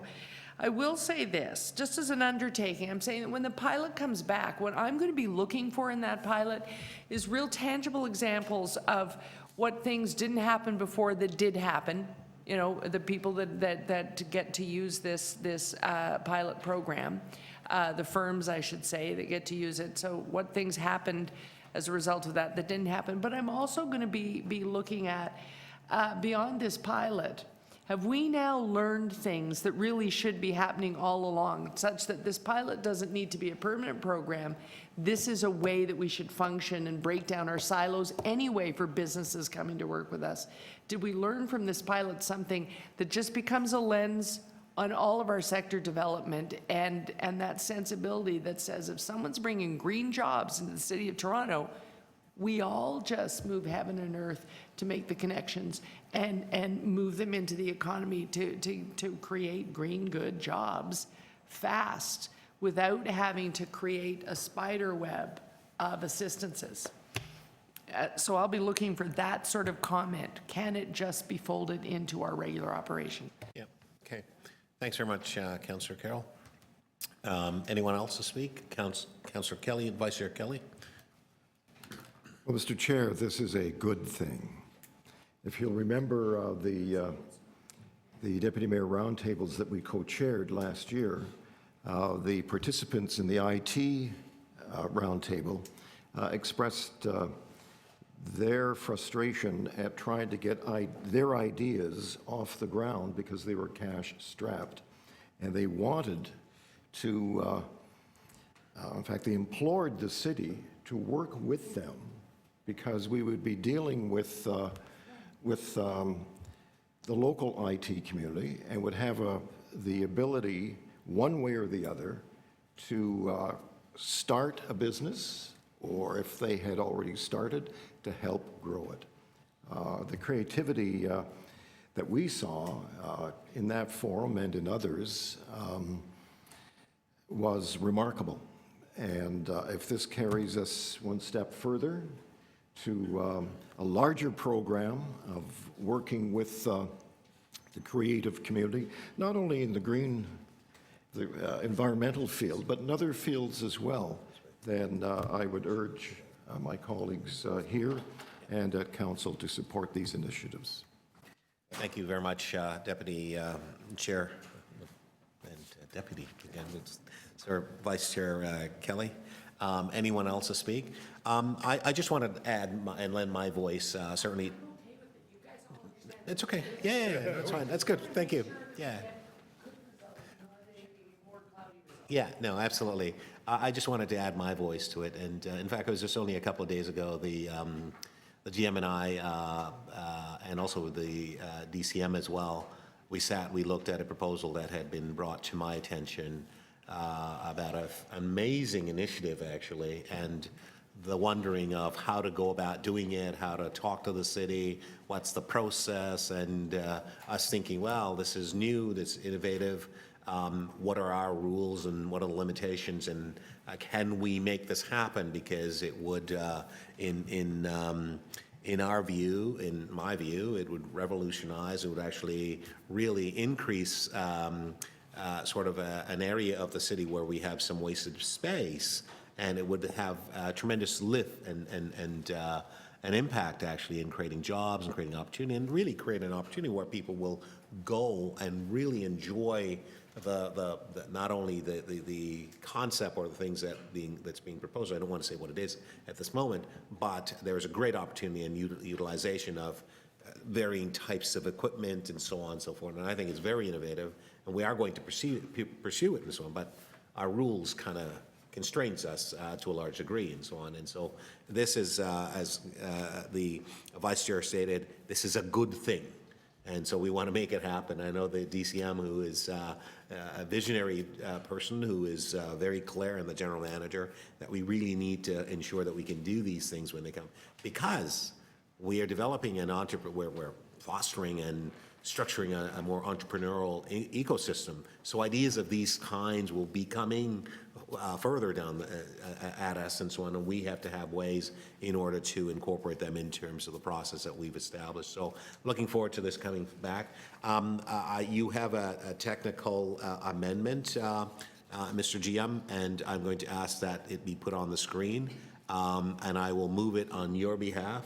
And my capacity as chair, but members may want to ask questions, so I'll give you the opportunity to read it, and perhaps if there's a need for further clarification or questions you may want to ask, just sort of vary the process to allow you to be able to ask those questions. Are there any questions as it relates to the technical amendment? Or maybe I just state, but just give the general manager the floor again, maybe just have him address and state exactly what the technical component part of it was. Just adding in the director at PMMD, because we want to make sure that we follow and are consistent with the principles involved with procurement, and we, through an oversight, left him out of that list. So yeah, he's important. All right, are we okay with that? Okay, all those in favor then? Opposed? That's carried on this, and then sorry. Yes, and sort of clauses amended, and moving the. So clauses amended. All those in favor? Opposed? That's correct. That's carries. Very good. All right, moving right along, members. We're moving to our next item, and we are now moving to ED 6.14, establishing a connectivity advisory group, and that's basically all wards. This is one of the items that we had this morning, indicated that was 3 minutes for deputation, and I'm just going to get my deputation list. I have at the moment just one deputation. I have a Barbara Payne. Is Ms. Payne here? Good afternoon, Ms. Payne. Thank you very much for coming. You may have a seat at the table, and you have 3 minutes, ma'am. The clock is on your left there, gives you an opportunity to see your time. I'll be stopping you at 3 minutes. You may proceed. Thank you. Good afternoon. I'm here as a resident of Etobicoke, and I'm a member of one of Toronto's vulnerable populations. And just as a matter of disclosure, I'm also a member on the panel mentioned in the materials in this item, the Innovation and Technology Advisory Panel. I'm not at all speaking for them, not at all. I'm here as me, myself, and I. I support what this intention is here, and I would ask that between you, I'm not skilled enough to come up with the wording to suggest what an amendment or addition would be for a motion, but I'm asking to consider that to take advantage of this, whether it's through the ITAP or the CAG concept, that there's more than one lens that this can be looked through. There's mention of things like hot spots and not spots, and these are things that are always changing, and plus there are various reasons that people want to know both of those things. And it's not just the industry, it's users, it's parents, it's people who deal with the radiation illnesses.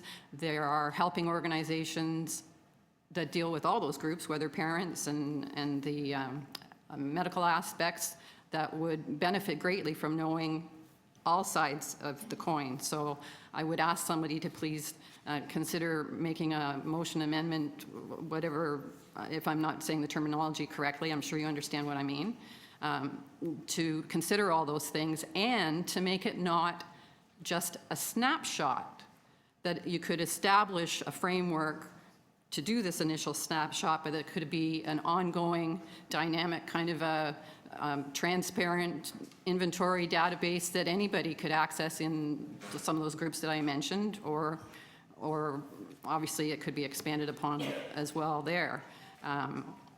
In the background materials, looking at the presentation that Mr. Kleinman did, everything there seems to make sense to me. I would just point out the one thing that what we're looking at really is accessibility to internet, and Wi-Fi and internet are not the same thing.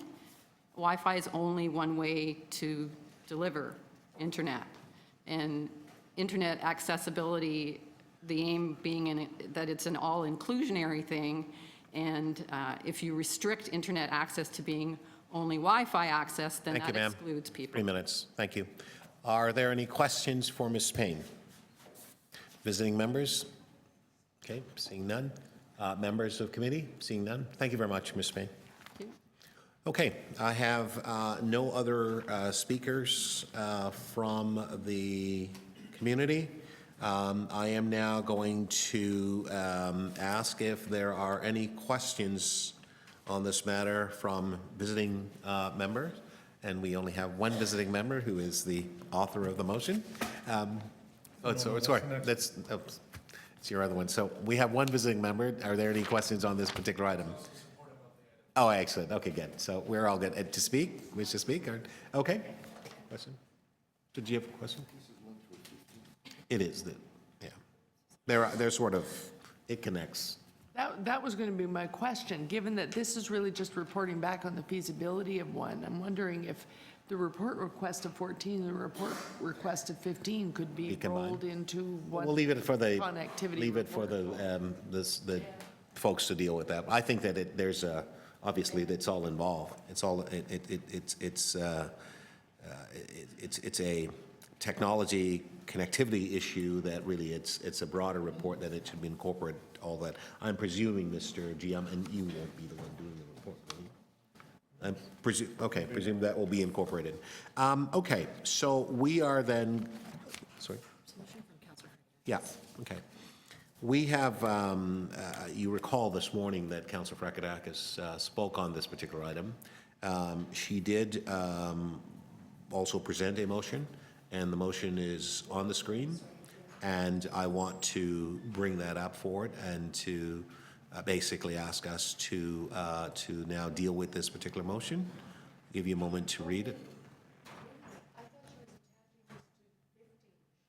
This is 14. This is 14, Councillor. 14. Okay. All right. So. Yeah. Okay. So. Right. So members, I'm just talking with the GM with respect to the motions. He is fine with the first of the two. He did wanted to comment on the second of the two motions. So I'm just going to allow the general manager to speak to the second. Yeah, And I'll take questions as well, Councillor. So the councillor that moved the motion, she needed to leave quickly, so I didn't have an opportunity to talk to her about either motion. On the second motion, I'm happy with looking into anything that I'm asked, that we are asked by committee. The timing of doing something that significant is impossible for staff to deliver on that by November, which means we have to deliver on it by sometime in October. And it's way too difficult a topic to wrestle with in that short a time. So if we could just leave it without a time and we could link it with the other work that we're being asked to do, then that would be fine. But her next motion says November. This doesn't say November. Oh, sorry, I was looking at two. It was cut off on your thing. I should turn. Okay, yeah, so Yeah. this doesn't deal with Sorry. the time, so I Okay. think that you're fine. Yeah. But the next motion does deal with the time. Sorry. Councillor Carroll? I'm now struggling. 14 is way, backed off of what that is, because this is actually now asking the GM to go right ahead and develop a vision and a strategy. Whereas what we started with in 14 is an item that just says to evaluate the value and need for the establishment of an advisory group. One is a heck of a lot more hefty and concrete than the other. So do they really belong together? Well, I was going to suggest, Councillor, Yeah. we could separate these two particular items in terms of a vote, and you can vote accordingly. Separate those two motions. I'm talking about the original. Are we talking about replacing the original with that? I don't know what the councillor's intent was. Yes. So, but it appears that that's the case. And I understand what you're A saying. heck of a lot more hefty than where we started in 14. Right. That granted, I was hungry, but when she was speaking to this, I was attaching it in my mind to 15, which is more of a proactive asking staff to start work on something. 14 is asking that there be a group and evaluate the value of having a group. This is develop the vision and strategy. Woohoo, let's go. Yeah. Yeah, sure. Sorry, Yeah. I understand your point, Councillor. So I have some hesitancy here, so I wonder if we should now vary and really, to wrestle with this, we should be considering both items at once right now to try and figure out what motion goes where. Okay. Yeah. Councillor Matlow, the question? Thank Comment? you. Well, yeah, just to provide some clarity. 15 has been, we've been working with the general manager and his staff for a very long time in preparation of the request that's coming to you today in 15, which is not to sort of do anything hastily, but really to allow them to do the review and bring us back information. This, I don't know, when this was written, how soon or, recently this was written. I suggest not moving ahead with this now because this, in some ways, is redundant, in some ways sort of kind of presupposes where we're going to go. I think this is premature, and I don't know, unless anyone can tell me, if this has been worked on in detail with staff. So you may just want to sort of let go of this and then move on with the review that we're asking for. My thought simply on this particular item, I mean, it fundamentally fundamentally changes and alters what is actually in front of us. Normally, the way we should do things like this is that you'd suggest to the councillor to either bring a notice of motion to council as part of what her intention is, and not simply to alter this. So this isn't this. This is quite substantially different, and I get the point, recognition. So we can simply, as it relates to this, I can either rule this out of order, or we can vote on it and say no to it, refer it back to the councillor to come with a notice of motion to council, right? And we're going to have to deal with this. So I would simply rule this, in essence, out of order at the moment, and give the councillor an opportunity to do a notice of motion, bring that to council. We can then incorporate that, because the general manager is going to take some time to do his report and so on and so forth. But this fundamentally changes that, and that's not what we're intending on doing. Are you okay with that? So I'm going to rule this out of order so that we're not dealing with this at the moment, and I will speak to the councillor. The same with this. Yeah, I'm going to rule the motion that's here out of order, and then allows us now to deal with what's actually in front of us, okay? And I don't have a motion to replace what's here, so we're simply going to move what's in front of us. Councillor Carroll? There is an additional option. We could simply refer that motion to staff. He's going to report back to us on a connectivity group.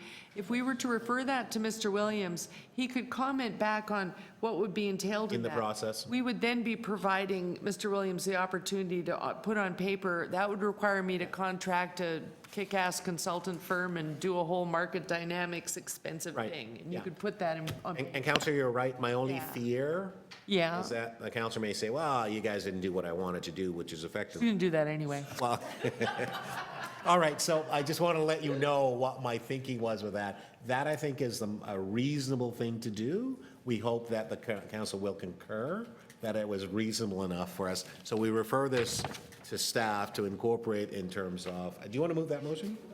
Yeah. So, okay, that's fine. So Yeah. you want to move the motion then, Councillor? Just Yes, I'm going to move that the,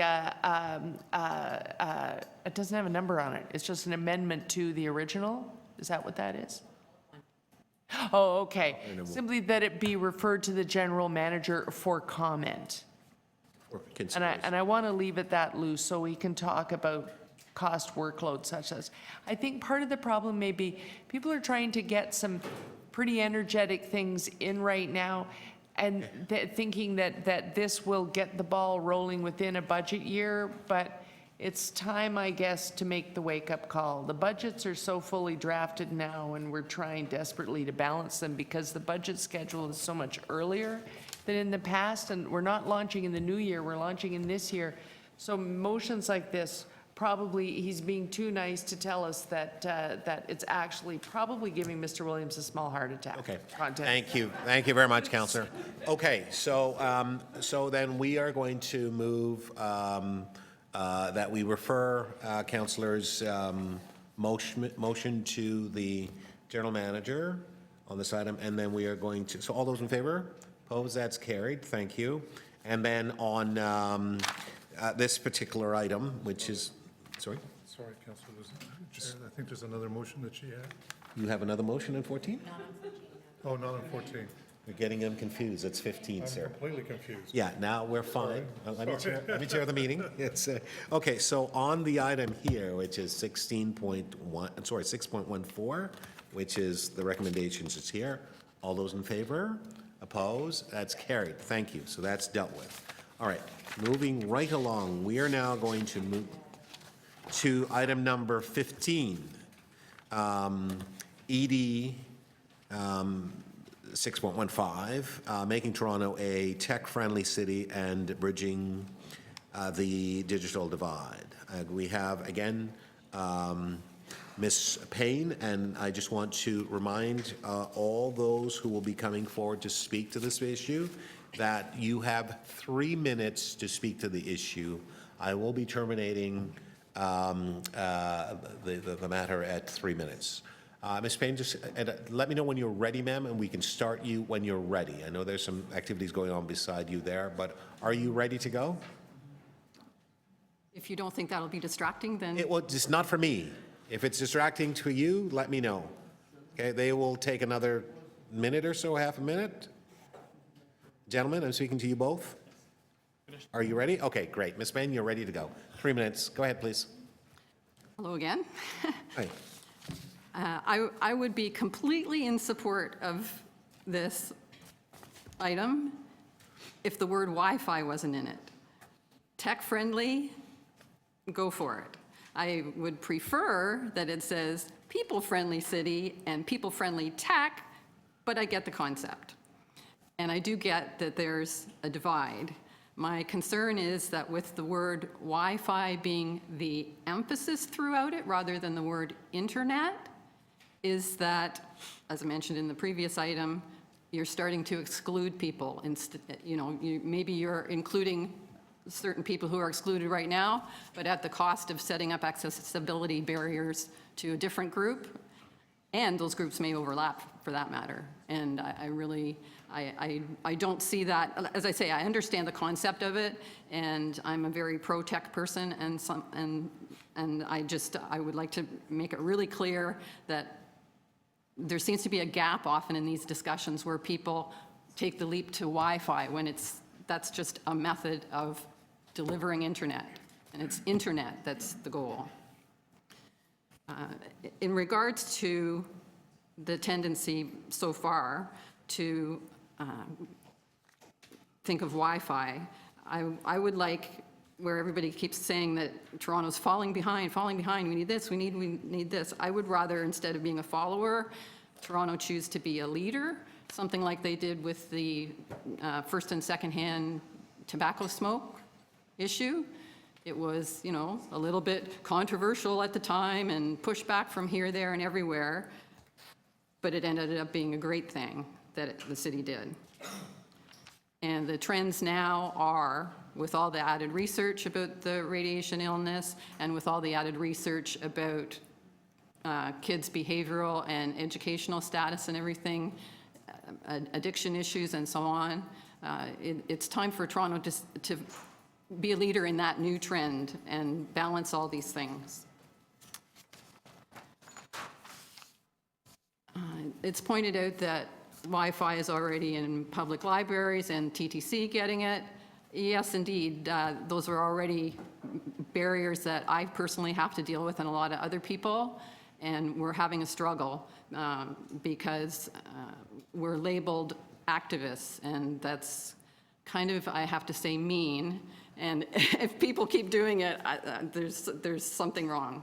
Anyway, Councillor Fragedakis heard this submission read from November 13th in Government Management Committee, and I'd just like to read it to you. It's submitted by... Thank you, ma'am. You're at 3 minutes. Thank you. Okay, any questions from visiting members? No problem. Take this into committee. Members of committee, any questions for Ms. Spain? Okay, no problem. Thank you. Our next speaker is Dr. Anthony B. Miller. Dr. Miller?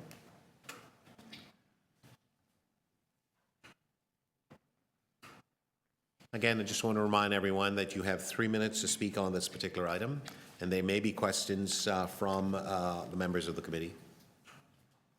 Are you ready, Dr. Miller? Thank you, sir. You have 3 minutes. Please go ahead. Thank you, Mr. Chairman. In my view, we should reduce exposure to Wi-Fi as much as possible. And I just want to summarize that the reasons I'm addressing this issue is that I've had a great deal of experience in relation to cancer causation, in relation to radiation of various forms of cancer, and I have had a lot of interaction with people who've been concerned with making recommendations on this issue. The science is that numerous studies have shown that radio frequency fields can damage cells and induce cancer and potentially cause infertility. And there's been a great deal of epidemiology evidence, some of which I'll summarize in a moment. And there's also been evidence to suggest increased risk of parotid gland tumors, which are tumors of the salivary glands, from prolonged cell phone use, which is of course dependent on Wi-Fi. And there's also case reports. And the case reports are summarized here. There's a mammogram there which shows a tumor in the breast of a woman, just exactly where she kept her cell phone in her bra. So we have evidence of contact induction of cancer if cell phones are used inappropriately. This is a summary of the large international study which found with 10 years the bottom line of regular use of cell phones a more than doubling of the incidence of glioma, the most malignant form of brain tumor. And in fact, these tumors were largely in the place where people normally kept their cell phones.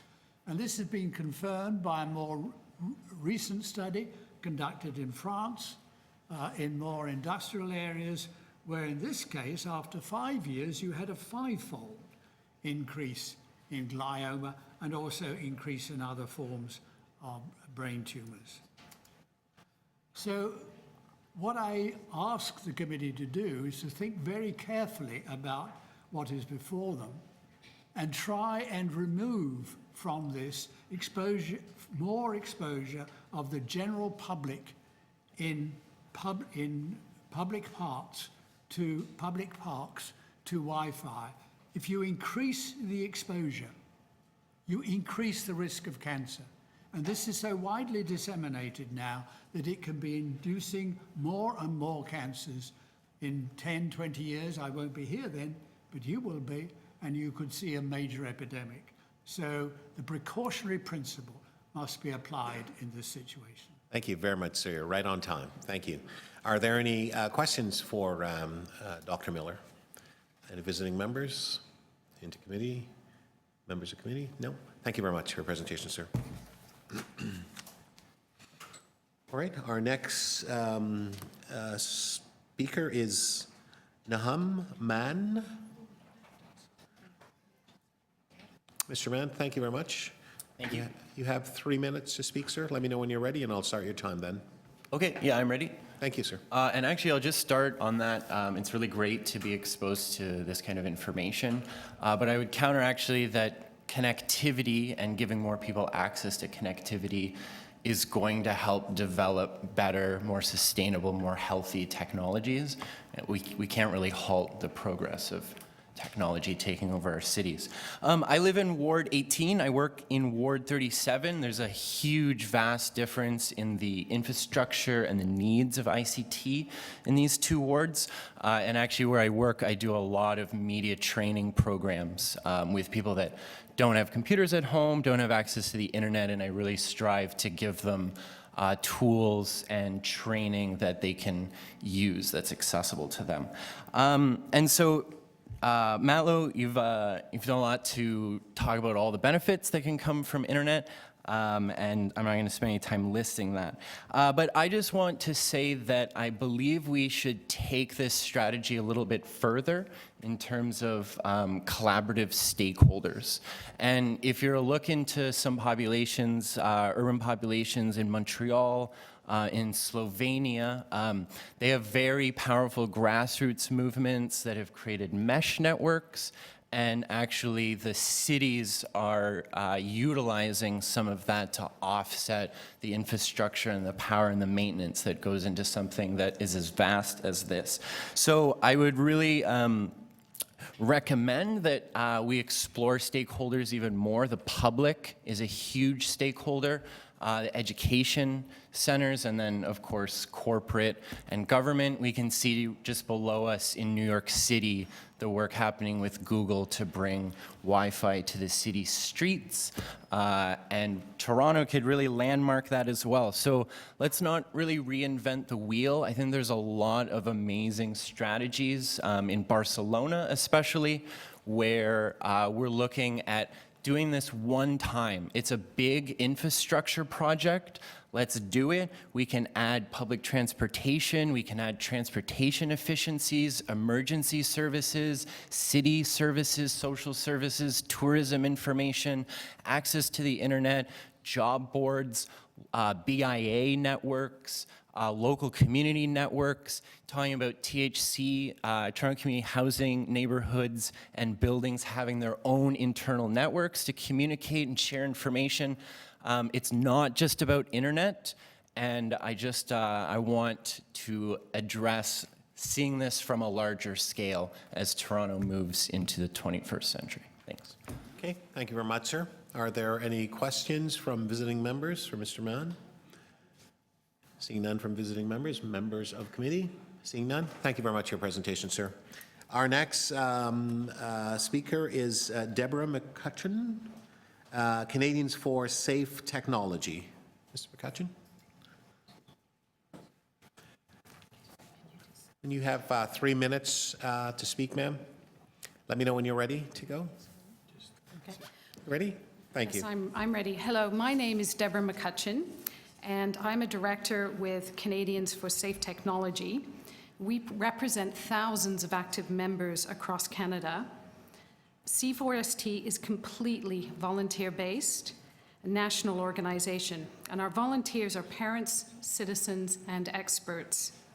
We've been active in Toronto committees since 2013, and we've deputed on topics related to cell towers, Wi-Fi, and health issues related to wireless exposure. We work at all levels of the government to create healthier communities for children and families coast to coast.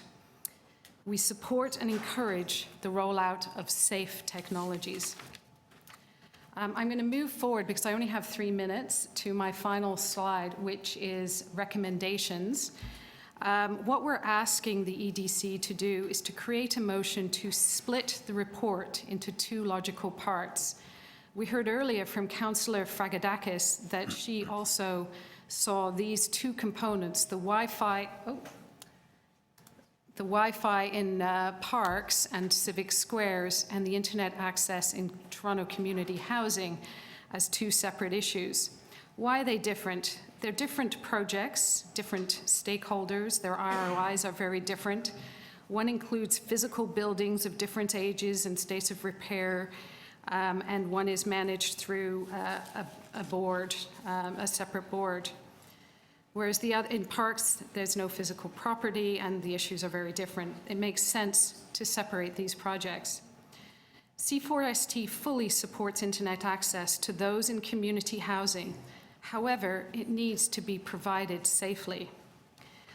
Our other recommendations include that TCHC be involved in the analysis and report creation, perhaps leading the report, that the report includes human health considerations, that the report includes internet access, not just Wi-Fi, and that the 3% of the population, many of whom live in community housing, are considered.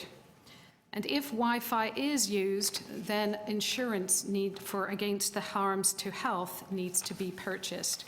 And this is very hard to achieve these days.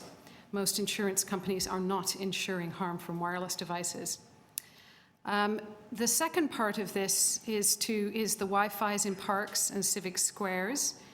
In 2013, this particular item was put on indefinite hold. I think it was a great decision in 2013, and it's an even better decision today. The evidence of harm to humans and wildlife has escalated. 3 minutes. Thank you. Are there any questions from visiting members? No? Members of committee? No? Thank you very much for your presentation, ma'am. Okay, our next speaker is Wendy Perkins, Canadians for Safe Technology. Ms. Perkins? You also, Ms. Perkins, you have 3 minutes. Let me know when you're ready and we'll set your time.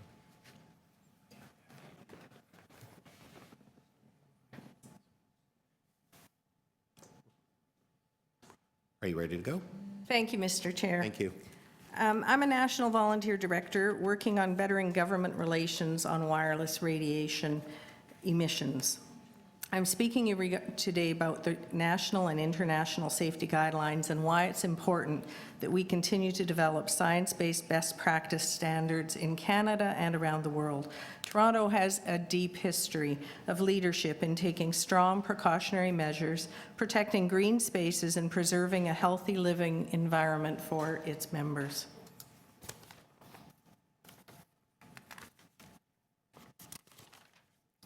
Best practices today, unfortunately, do not allow us to safely stand on the standards that Health Canada currently has in place under something called Safety Code 6. These standards are woefully behind emerging science and science-based legislation that's in practice in other countries today. 40% of the world's population is better protected than we in North America. Safety Code 6 is based on thermal effects of radio frequency radiation. That is, the code is set to safeguard a safeguard standard that says for any given wireless device, radiation source, it does not heat human tissue within 6 minutes when used as directed. Therefore, it's safe. Our standards do not only not account for vulnerable populations, they also do not account for the world of today where multiple devices and emission sources cause cumulative effects that can exceed even our lax Safety Code 6 standards. Of course, there's still debate today about how to weigh the growing body of science that shows harm from wireless radiation. In 36 studies that we submitted to Health Canada itself has acknowledged they were conducted with the highest scientific standards and yet ignored. Of those 36 studies, cancer is linked in 6 of them. In 13 of them, the brain or nervous system are disrupted. In 16 studies, Health Canada admits that biochemical disruption occurs at levels lower than Safety Code 6. 7 high-level scientific studies they acknowledge indicate an effect on intellectual development or learning behavior. The upshot has been around the world, there's being action taken, and in Canada now we have rare all-party support for the Health and Safety Committee recommendations. Just this spring, just this June, all parties brought before the House of Commons a new level of recommendation to achieve as low as reasonably possible the ALARA principle, as low as reasonably possible. Today, you can move to make Toronto a tech-friendly city. We ask that prudent and timely input be sought on the total health aspect of internet access, with the aim of achieving best practices in technology. Thank you, ma'am. While reducing the environmental pollution load. Thank you. Are there any questions? Visiting members? Seeing none. Members of committee? Seeing none. Thank you very much. Our next speaker is... Mr. Chair, I wanted to table an environmental health trust list of studies. The clerk will address you in a moment. She'll come to see you in a moment. Okay. Thank you so much. Dan Wellen? Yes. Are you Dan, sir? I am, yes. Okay, great. So you have 3 minutes, sir, and I'll start your time when you're ready. Okay. Thank you, sir. Go ahead, please.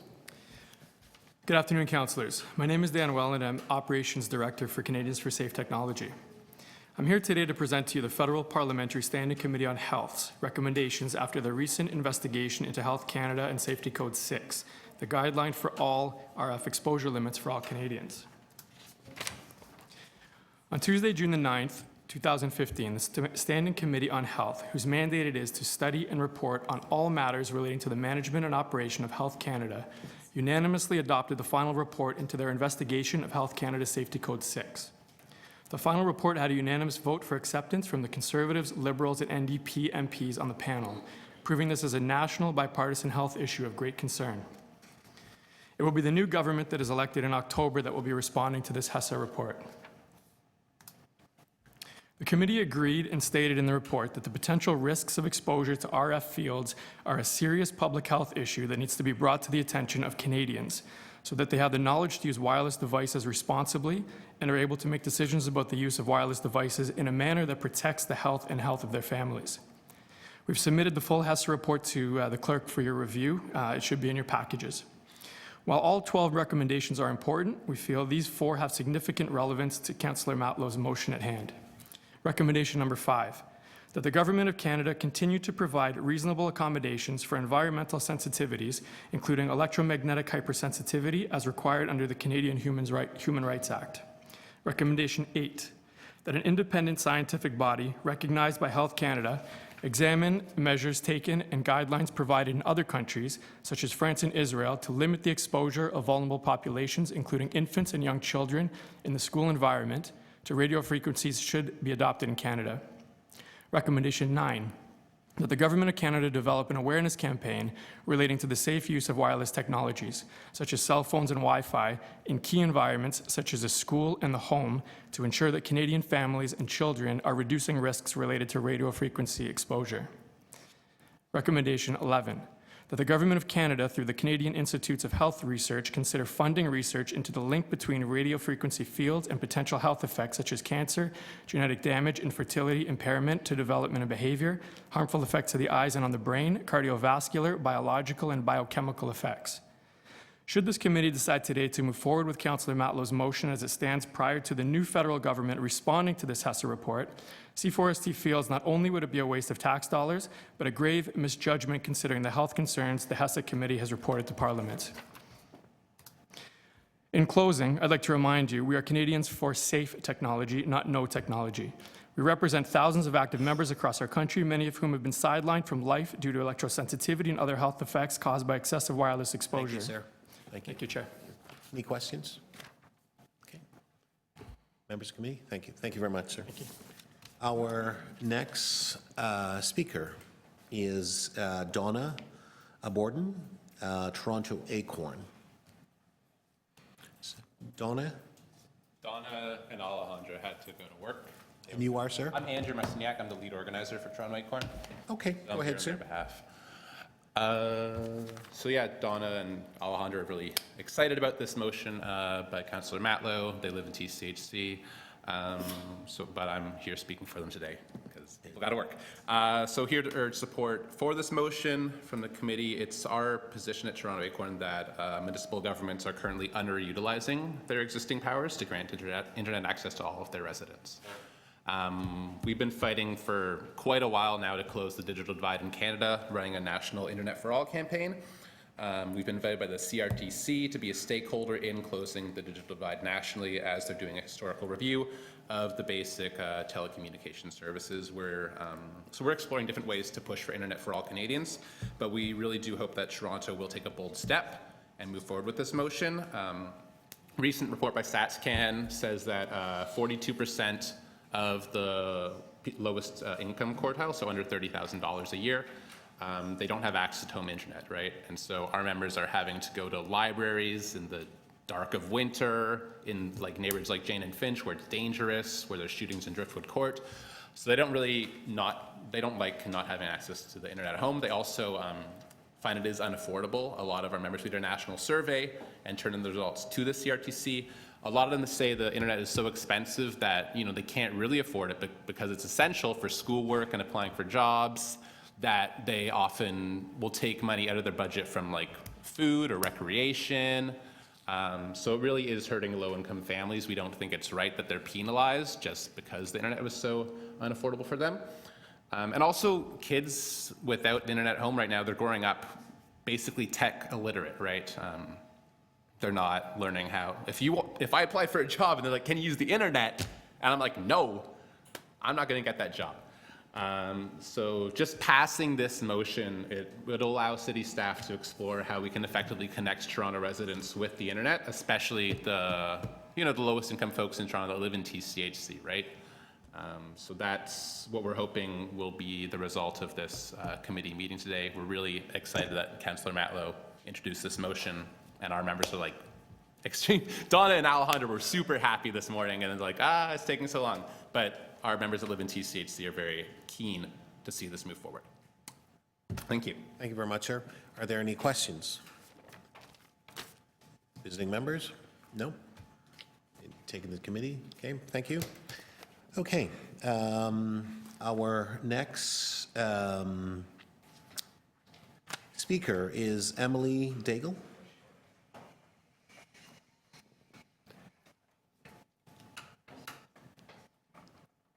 Hello, Emily. How are you? I'm good. How are you guys? Very well, thank you. Are you able to get to the button? Maybe the staff's going to come. Oh, great, thank you. Well, sorry for taking a moment to come to the microphone. Emily, just one moment, please. I'm going to just start your time and let you know you have 3 minutes to speak. And at Can the you end of the 3 audibly minutes. let me know when it's up, please? Yeah, absolutely. Let me know when you're ready. I'm ready now. Thank you. Ready to go. Clock's on. Thank you. Josh Metlow, I am so excited to speak on this issue. I am one of those people who rides around in a device which has EM waves, or electromagnetic waves. Let's not put on our tinfoil hats, people. Internet is vital for this day and age. 99% of job applications are done online. With these two devices, makes my world accessible. I'm both legally blind, learning disabled, physically disabled, and imagine this, infertile. Wow. If I was to listen to some people that speak on this, I'd be scared to go anywhere because my wheelchair is electronic and has EM waves. I charge my cell phones on my wheelchair. How do I read menus in restaurants? How do I read the minutes of these committees? How do I read Josh Matlow's report? Wow, internet. It's equalized the world for those with print disabilities and those with learning disabilities. My phones are my magnifier. They're my being able to see your business cards, because only 4% of blind people actually read Braille. I, for one, have neuropathy. I cannot read Braille. I would like to say the Wi-Fi proposition equalizes the playing field for those, not only for people with disabilities, but for people who are homeless, for people who are marginally housed, for the poor, for the people who are immigrants, for the new Canadians who do not speak English, cannot speak English, for tourists. Because with Google, you can translate it into over 100 languages from English or from other languages into English. I, for one, carry these two devices. One's a tablet, one's a phone. Miss Shelley Carroll encourages me because she has her tablet at council, and I see it often. I sit in council trying to follow things, being hearing impaired as well. Thank God for my tablet, because I can't read the big screen at council. I can't read these screens, but I can follow along with the meeting monitor. So those of us who want to sit here and put on our tinfoil hats and say, oh, wow, we're going to get cancer. The food we eat every day, poor people eat crappy food. Wow, it can cause cancer. Would you want to come out of your home if you knew that there's Wi-Fi everywhere? McDonald's, Tim Hortons, Starbucks, City Hall, right here in this room, libraries. If we're going to put on our tinfoil hats and look back to the 19th century, we're not going to move ahead and make the playing field equal for all of us in this city and in this world.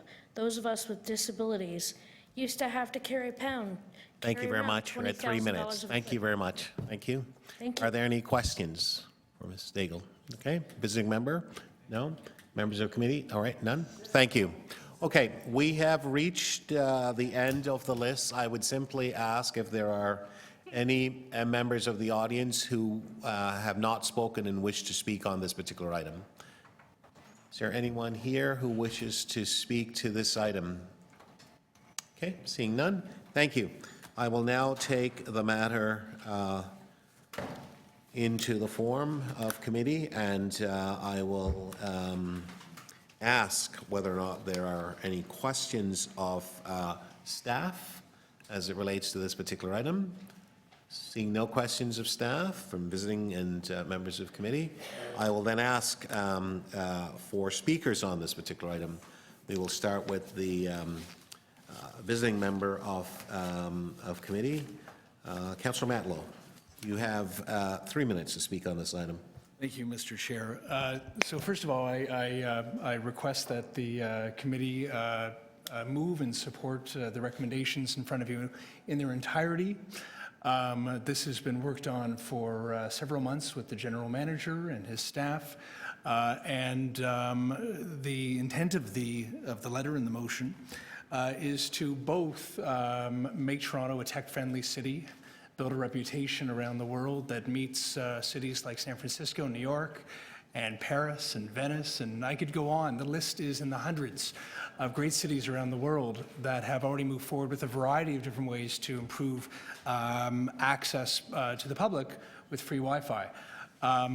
This is an initiative on this side of the intent of this motion to increase access to people who want to have startups, improve an environment for new companies to come to Toronto and see us as a place to promote the tech culture. But also, this is about improving accessibility to visitors to our city. I remember going to Boston a couple years ago and being so happy to find at Faneuil Hall in the plaza there was a place where I could Skype my wife and check in with my family and do business as well. But important to me, and I know to all of us, it's also about bridging the digital divide.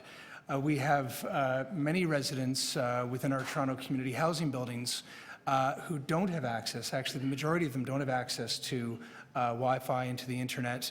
And that means that a lot of their kids are coming home and not being able to do homework like other kids are able to do. Their parents being able to put job resumes forward, et cetera, in the same way that many of us are able to.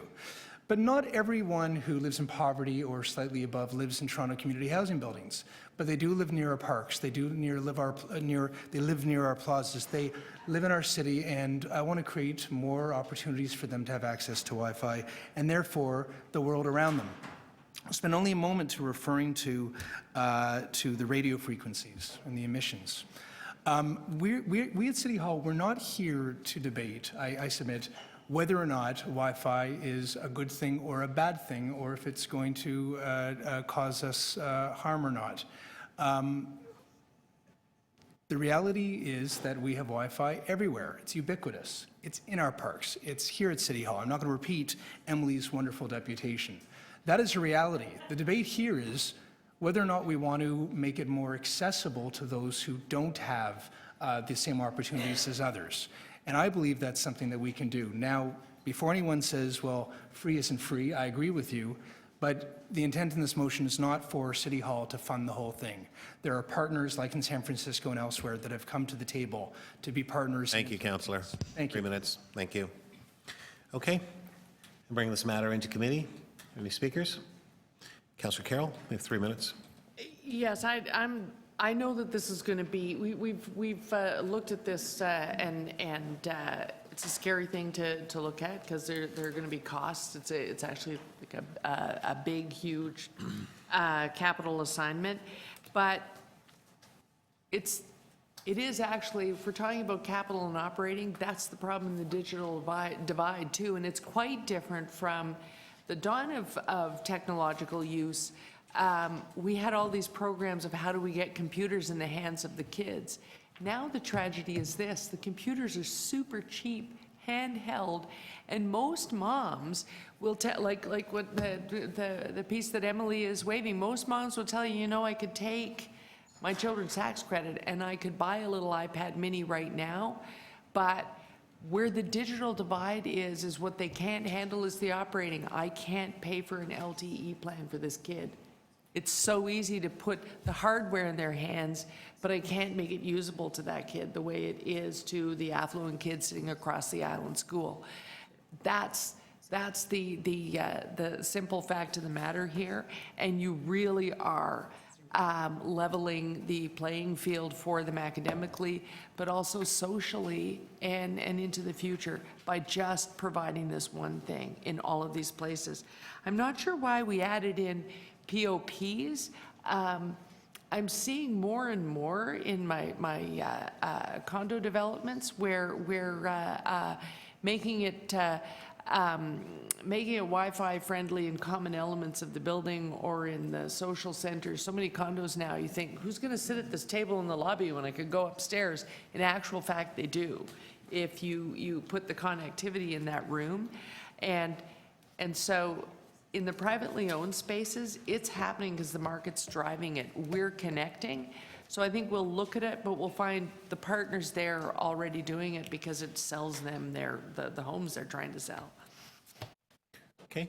Thank you very much, Councillor. Are there any further speakers to this item? Okay. So I am going to speak There's a number of motions. There's a motion from Councillor Frакadakis that I'm going to amend, and I just ask the clerks to put the motion up, and I'll assume and consider it read. I'm amending the date. Well, you can see that after. So the motion on Councillor Fracadakis is there. So then we'll ask the staff to put the amended motion that I'm moving, which is changing the dates. The staff has indicated that, so you want to? No, sorry. Okay, staff has indicated that November is not sufficient time for them to complete this report. They need more time. And also, we're looking at a much broader a focus of this issue. And certainly recognizing that the points that have been made, certainly, do you want to put is there another one, the third one up as well? That's it, okay, those are two motions. Okay, so let me just speak quickly. Let me first of all thank all the speakers and presenters who have presented their comments and their views on this particular matter. First of all, I want to say that it's extremely important to recognize that there might be issues as it relates to health and safety and so on with respect to the use of any technology. And we want to ensure that we can minimize that as much as possible. In fact, we want to hopefully eliminate it, if not to minimize it as much as possible. I want it to be known, and especially, and I'll speak to Canadians for safe technology, because I believe I'm a Canadian that is for safe technology, as you all are, and we want safe technology to help us, and so on. I get that. I want to assure you that, and speaking to the general manager, and certainly recognizing the fact that the points that you've raised and the points that Dr. Miller has raised will all be addressed and looked at. I mean, we also have our medical officer of health and so on and so forth, who will be obviously incorporated in terms of the discussion and the narrative. So my point is that we're not going to avoid any of these things, because we are impacted by it as well. None of us want to get cancer or any other ill effects that will come from utilization of technology and so on. So I wanted to say to you, thank you very much for bringing your ideas to us, and we respect those thoughts and the ideas, and the information that you're going to give to staff will also be directed to the general manager. We'll take that as part of the review in terms of the work that will be done and the report that will come out. You'll also have an opportunity in the future to come forward and to, obviously, having reviewed that report that will come, to then to comment on it as well. We will welcome you back to be able to do so. And so I'm moving these particular motions. Okay, I'll let you speak. Okay, that's fine. Okay. Oh, sure, no problem. So I'm presenting these motions, and Councillor Vice Chair Kelly will speak in a moment, but I just simply wanted to make you put it on the table so that we can have a general discussion as part of the information, the research that will be done coming back. Okay, those are what I wanted to say. So I will now yield the floor to Vice Chair Kelly, and you have 3 minutes. Thank you, Mr. Chair. All technologies carry with them risks. And it's our job to try and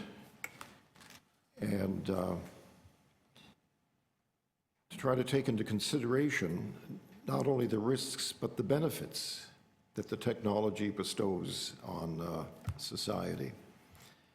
And the best example I can think of to illustrate the argument is the car, the internal combustion engine.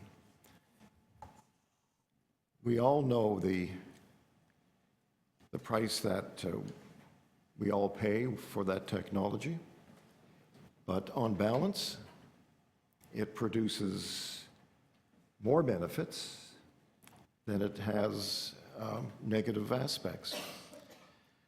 And I have no doubt that the spread of Wi-Fi may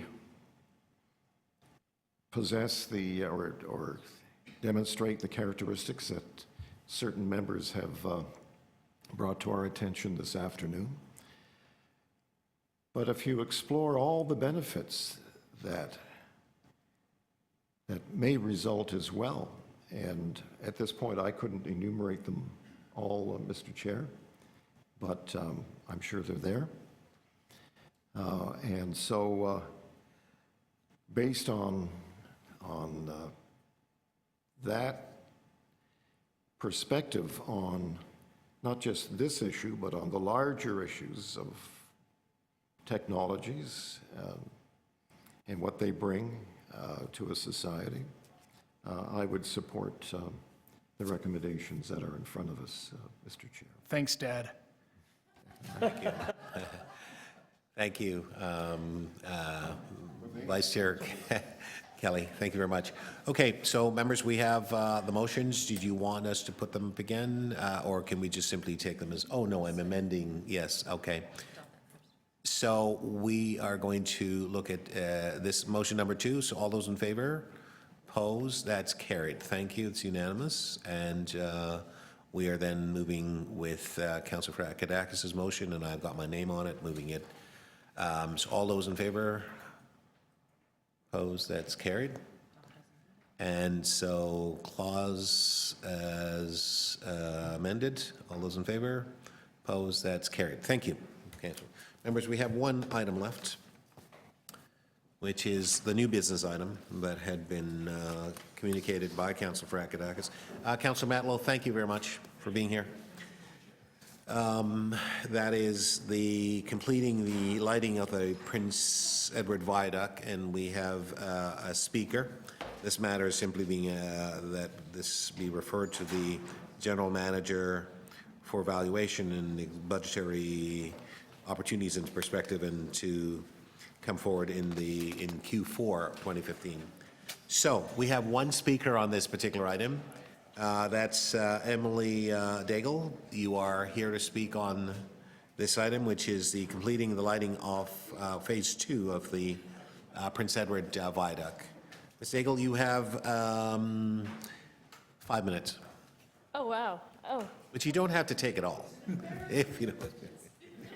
Well, You're I would have entitled. loved 5 minutes on the other thing, but cool. I have the Prince Edward Viaduct looks gorgeous. From a legally blind person's point of view, at night, I went by there the other night. Of course, I have to travel the viaduct a lot, between Broadview Station and Castle Frank Station, thanks to the inaccessibility of Castle Frank Station, so because I eat at Good Shepherd quite often. I come from the far east of Scarborough. I'm a proud resident of Ward 38, right beside Councillor Thompson's ward. And I love the viaduct except for 3 things. One, need we be spending the amount of money we're going to be spending to create yet another distraction for drivers on the DVP and those on Bloor Street? Number 2, the viaduct is not all that really accessible for those in wheelchairs such as myself. We're also legally blind, especially at night. The turnoff for the DVP at the west end of the viaduct on the north side is very dangerous for those of us with disabilities when we're traversing between Broadview and Castle Frank stations.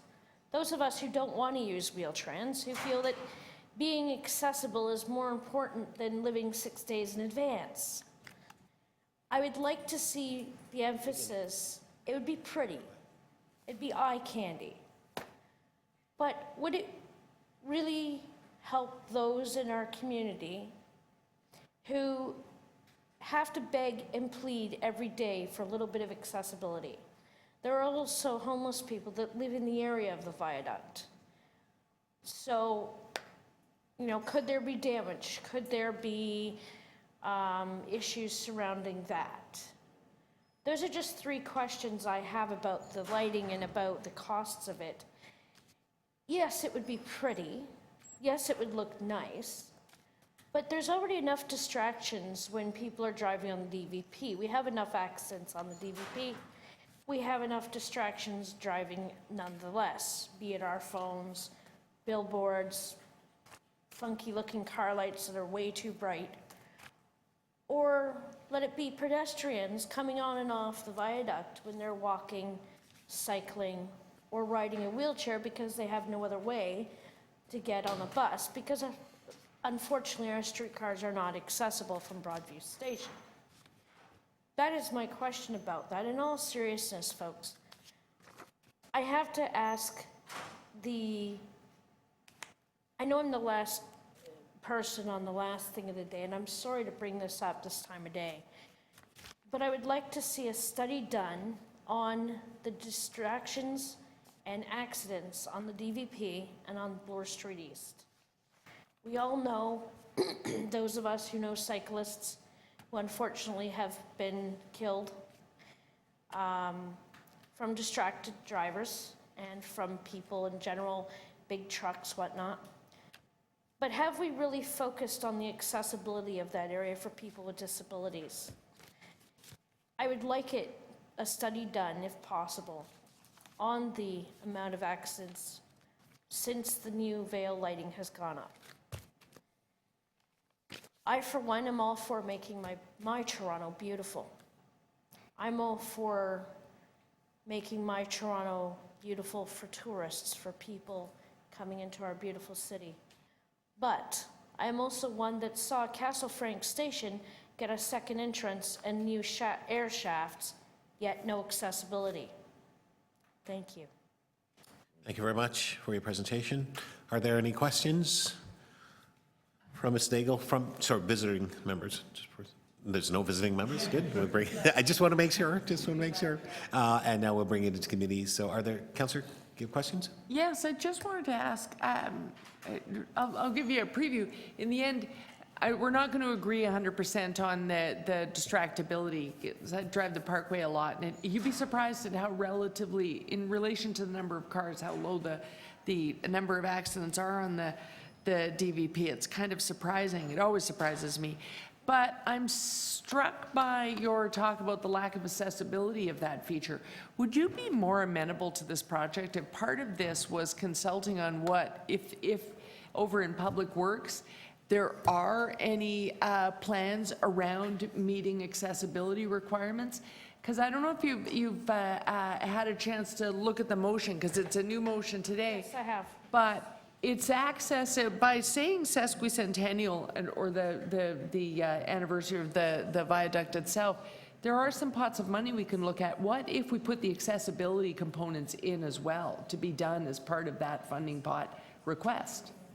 I think would that change your opinion? It definitely would. And one other thing that would also change my opinion is equal the amount of money spent on lighting the bottom portion of the viaduct.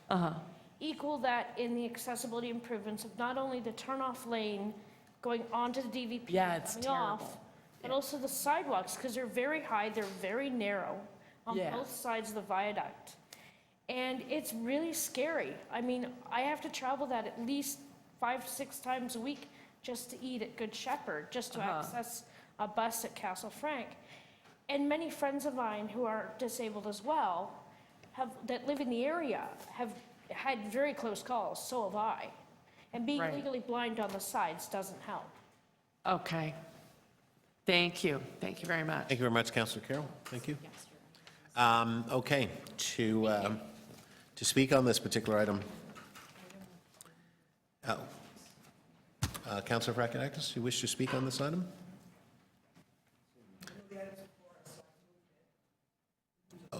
No, I understand. Yeah, just okay, Councillor. Councillor Carroll. Yes, I was going to ask the mover if we could ask in the report back that there be a look by staff before they report back on whether or not there are any plans to improve the accessibility of the pedestrian realm on the bridge. Okay. Because that is a fairly, I hadn't, and it's why we need people to speak to us from a lived experience. I hadn't really looked at that part of it, but we know that for cyclists, for pedestrians, it's a really heavily traveled pedestrian route. You want to refer to the Works Committee? Well, I'm wondering if staff can simply do an interdepartmental check back, because I don't want to totally rewrite this motion. This motion is asking for a report back at the end of the year. Pardon? If it's interjurisdictional, you have to go. But my concern is... That would have to go to executive if that's what we're going to do. Yes, that's my concern. That's why I'm wondering if we could simply ask that staff through interdepartmental discussions, look at whether or not there is any There could be some accessibility offline plan. discussion on that. do it because offline for you. GM is saying Yeah, that he could do yeah. that. Because if we were going to look at the sesquicentennial fund, which I gather we haven't used anywhere near what would be Toronto's share in terms of projects applied for, or to create something around the 100th anniversary, which is 2018, we should look at making sure that we're actually doing more than just the aesthetic, if there is the possibility of accessing federal funds. Okay. Yeah. So the general manager will speak to you, Okay. the DCM As as an well. undertaking, this Right. Anything further on this? Seeing nothing. We have the item in front of us, which is a request to refer the matter to the general manager for his report. All those in favor? Opposed? That's carried. Ladies and gentlemen, we have come to the end. And I really appreciate you all being here. I'm going to move that we adjourn this meeting. All those in favor? Opposed? That's carried. The meeting's adjourned. Everyone have an amazing, safe weekend. Thank you.